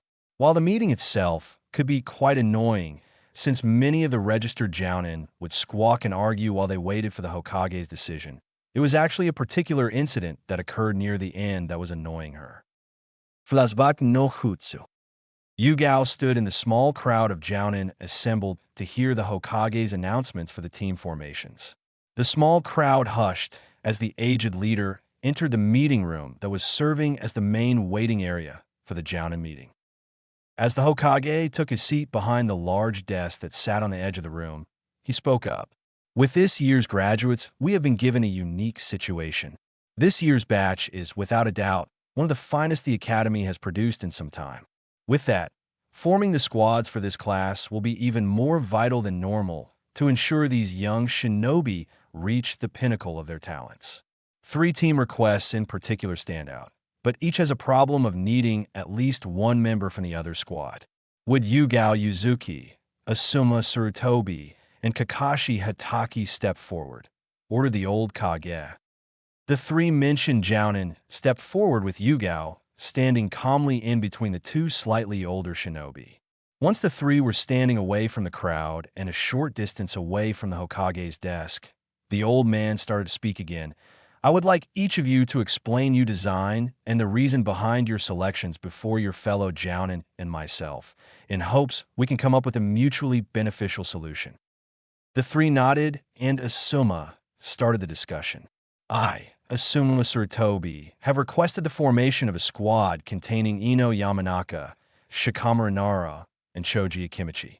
It is my belief that these 3 can be molded into a perfect information gathering, capture, and interrogation squad. Ino's clan techniques would allow her to enter an opponent's mind and extract information, as well as control them to better improve the team's chances of capturing their target alive. Shikamaru's clan techniques will allow him to capture and immobilize targets, and combined with his natural intelligence would make him an excellent group tactician. Finally, Choji is the powerhouse of the group, acting as the group's muscle and combat support in case situations get dicey. Added to their individual skills, the three are the children of the previous Ino Shikicho trio, meaning their teamwork will be naturally high due to their pre-existing relationship, intoned the bearded Jounin as he calmly puffed on a cigarette. Kakashi was the next one to speak up. I, Kakashi Hitaki, have requested the formation of a squad containing Sasuke Uchiha, Sakura Haruno, and Naruto Uzumaki. I believe that these three could form an excellent heavy combat squad. Sasuke possesses the ability to inherit the Sharingan, making him a natural ninjutsu and jinjutsu specialist, as well as an excellent taijutsu practitioner. Sakura possesses excellent chakra control, allowing her to grow into either a fine medic or jinjutsu user, depending on her preferences. Finally, Naruto possesses an immense amount of stamina and endurance, making him an excellent frontline fighter with the proper training. Since I possess the Sharingan myself, even if it's not a natural one, I am best qualified to teach Sasuke how to use his. Added to that, my combat experience makes me well suited for leading such a squad. Yugao was the last to speak up as she calmly intoned. I, Yugao Yuzuki, have requested the formation of a squad containing Naruto Uzumaki, Hinata Hyuga, and Shikamaru Nara. My belief is that the three could form an excellent bodyguard, scouting, capture, and retrieval team. Naruto possesses both of his mother's bloodlines, making him— Pardon me, interrupted Kakashi, but what bloodlines? Sarutobi frowned at that. It was mentioned in the newest copies of the team reports that were handed out over a month ago, Hitaki. Didn't you read through them? Questioned the old man. Well, yes. I skimmed through the new reports and list of names, but I didn't see the point in rereading through all the files again, stated the man sheepishly before he asked. So what bloodlines did he inherit again? His mother's, answered Hiruzen Kushina Kurosaki Ishida, getting a widened eye from Hitaki. May I continue? Asked Yugao calmly, getting a nod from Kakashi and Hiruzen. As I was saying, Naruto's bloodlines make him an extremely potent combatant in both close and long range, making him the team's combat specialist. Added to that, his clan's unique jutsu will also allow him a versatile array of skills to assist in most endeavors. Hinata's Byakugan will make her an incredible asset in both bodyguard duties and scouting, and combined with the Jukin, which could be used just as easily to immobilize as to kill, she would be an excellent close-range combatant with enough training, particularly for missions designed to capture our target alive. Finally, Shikamaru's clan jutsu make him a perfect choice for a capture and retrieval squad, and in addition, his natural Nara intellect will also perfect him for a role as the team strategist. As one of Kushina's students, I have more knowledge than any other requesting Jounin about Naruto's bloodlines and clan techniques, and my experience in Umbu make me well qualified for leading this type of squad. Finished Yugao. All three of you make excellent points. Agreed Hiruzen with a nod to each Jounin. Now, do any of you have suggestions on how to accomplish the others' goals? Asked the Hokage calmly. Actually, I have a suggestion for Asuma-san's team, stated Yugao calmly as she turned her attention to the bearded Jounin. While it is true that the Inoshikicho trio has been a great asset for our village over the years, that doesn't mean simply repeating it will be in the village's best interests. What do you mean? Asked Asuma with a touch of annoyance. The Inoshikicho is a well-known team to Konoha, its allies, and its enemies, particularly in the light of the previous generation's success in the last war. I sincerely doubt that some of those enemies have not already come up with plans or strategies to counter the trio's key strengths and combinations. If that's the case, I have my doubts a new rendition of the trio will have much of a chance against them, explained Yugao calmly. Asuma rubbed his beard thoughtfully. She makes a good point, he thought to himself. So, do you have any suggestions on how to make a correction? He asked aloud. Actually, I do, stated Yugao with a small smirk. Shino Aburame, of the Aburame clan. The Aburame clan's techniques are also designed for containment and capture, and the clan's natural logic would make him an excellent strategist and planner as well. And since the Aburame clan's techniques are quite different from the Nara's, he will be able to properly counterbalance any plans made that would render an Ino-Shikicho trio ineffective. Asuma nodded his head a little. It was a pretty good idea. I agree. I'll accept a reformation of my team to contain Ino Yamanaka, Shino Aburame, and Choji Akimichi, stated the man with a final nod. The Hokage nodded his head before readjusting one of his files and stamping it with his seal. Approved. Team 10 is now officially accepted, he stated loudly before handing the stamped folder to Asuma, who stepped back into the crowd afterwards. The Hokage then turned his attention back to Yugao and Kakashi. Yugao started to make her case for Naruto. As I stated earlier, as one of Kushina's students, I have the most knowledge of Kushina's bloodline and techniques in the participating jounin, she stated calmly. Kakashi gave a slight chuckle. Come now, Yugao. Just because you know the most about his bloodline doesn't make you the best teacher for him, he stated smugly. Yugao gave the man a quick look. Doesn't that eliminate your claim to the Uchiha as well, Hataki-san? Yugao snapped back. She didn't enjoy being mocked. That's different. I actually possess the Sharingan while you only have knowledge of Kushina's abilities, stated the man casually. Anyway, I believe I am in my rights to claim Naruto. I do have seniority. By 1 year, shot back Yugao. Seniority is seniority, stated the silver-haired scarecrow dismissively. Added to that, my team follows the tradition of putting the strongest male and female students together with the class dope. That tradition is antiquated and worthless at best, snarled out Yugao, having previous experience with such teams and not liking how they worked one bit. That is your opinion, Yugao, stated the silver-haired jounin with a shrug. Besides, why don't you take the Inuzuka boy? His skills would suit a scouting and bodyguard team. They would also easily suit a heavy combat team, returned Yugao. That is enough of this squabbling, suddenly stated the Hokage, silencing both jounin. Since you two obviously won't agree on something, I will make the decision. I want both of you to tell me exactly how you could best teach Naruto. Kakashi cleared his throat a little before he began. As the senior shinobi of the two of us, my combat experience and array of skills would allow me to teach Naruto all the necessities to grow into a fine shinobi. Added to that, my team formation followed the village tradition for a team formation, a formation you followed in the creation of the Sannin, stated Kakashi calmly, thinking his reference to Sarutobi's old team would score him some points. It did, but not in the way he'd hope. I wouldn't quote the Sannin as an excellent example, Hataki, stated the Hokage coldly, considering the crimes one of them has committed against our village. Hataki gulped as his plan for emotional appeal backfired. Yugao then spoke up. As an experienced member of Konoha Umbu, I also possess a broad range of experience necessary to teach all of my students. In addition, as the student of Kushina Kurosaki Shida, I have intimate knowledge of how her bloodlines and techniques work, knowledge that will be necessary for Naruto's growth and advancement. Finally, I know Naruto personally, and we already share a degree of trust, which would make it easier for us to function as a team.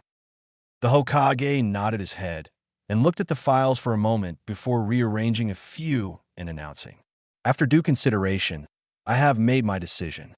Team 7, led by Hataki Kakashi, will consist of Sasuke Uchiha, Sakura Haruno, and Kiba Inuzuka.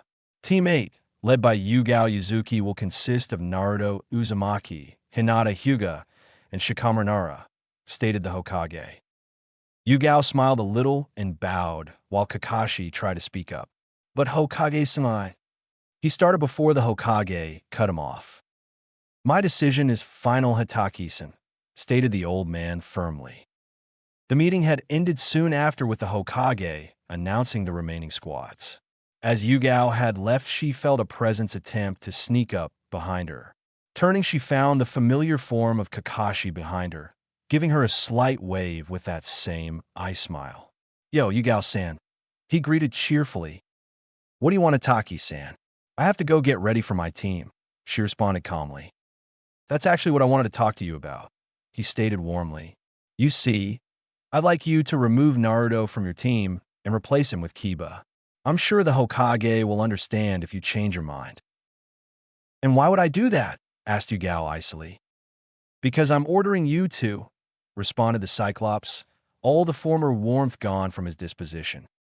Now Yugao was getting pissed.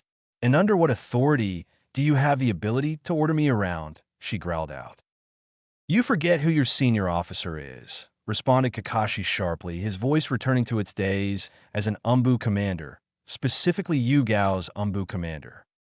"In case you've forgotten, Hitaki, neither of us are Umbu anymore, meaning your senior authority means jack squat," spat out Yugao as she turned and started to leave.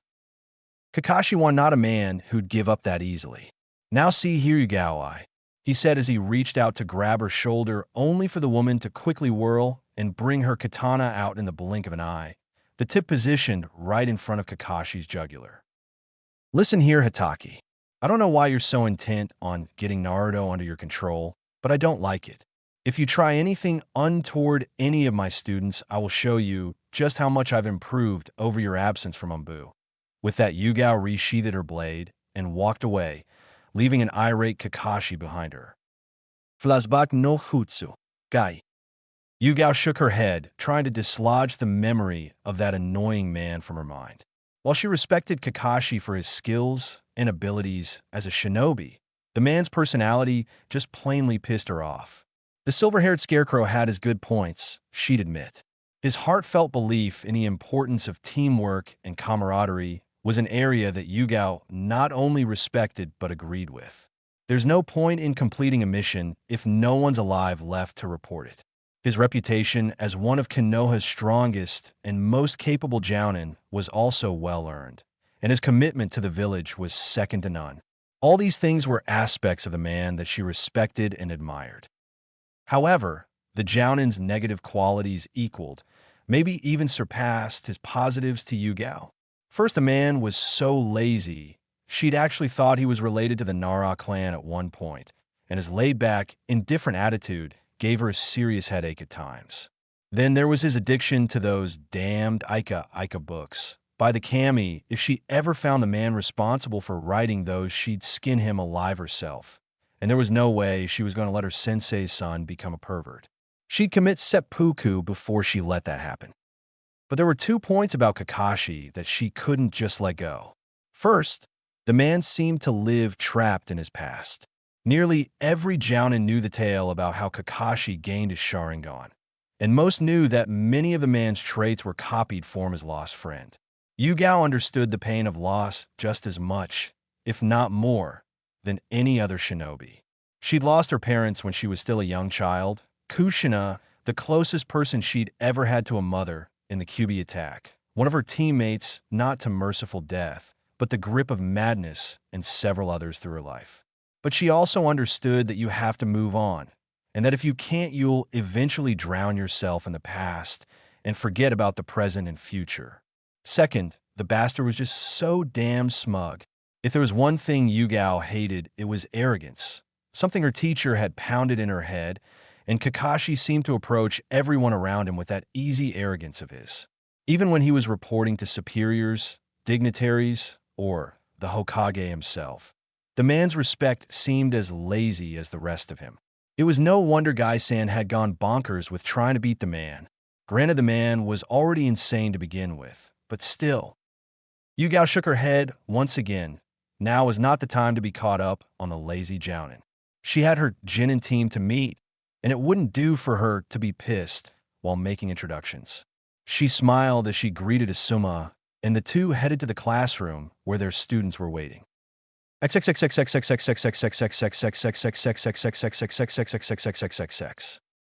Classroom. Naruto, Hinata, and Shikamaru had arrived in class about 10 minutes before they were due back.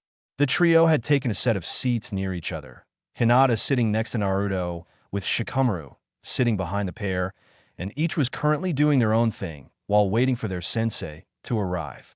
Hinata was sitting patiently, absently twiddling her finger while simply enjoying being so close to her longtime crush. Shikamaru had his head down against the desk and was taking a nap. Naruto had his sword out and was working on his chakra control. Naruto knew that his chakra control was pretty abysmal, but had previously unable to do much about it. Luckily, both his grandmother's and grandfather's scrolls had contained an assortment of control exercises. Naruto was currently using his sword and a few bits of scrap paper for one of the more basic Kurosaki exercises. The goal of the exercise was to get the paper to stick to the edge of his sword without cutting it by using their chakra to stick the paper to the blade, while at the same time protecting it with a thin shell of chakra. Too little chakra, and the paper will either fall off or be cut. Too much, and the blasted off the blade, or the protective shell around it would crush and crumble it.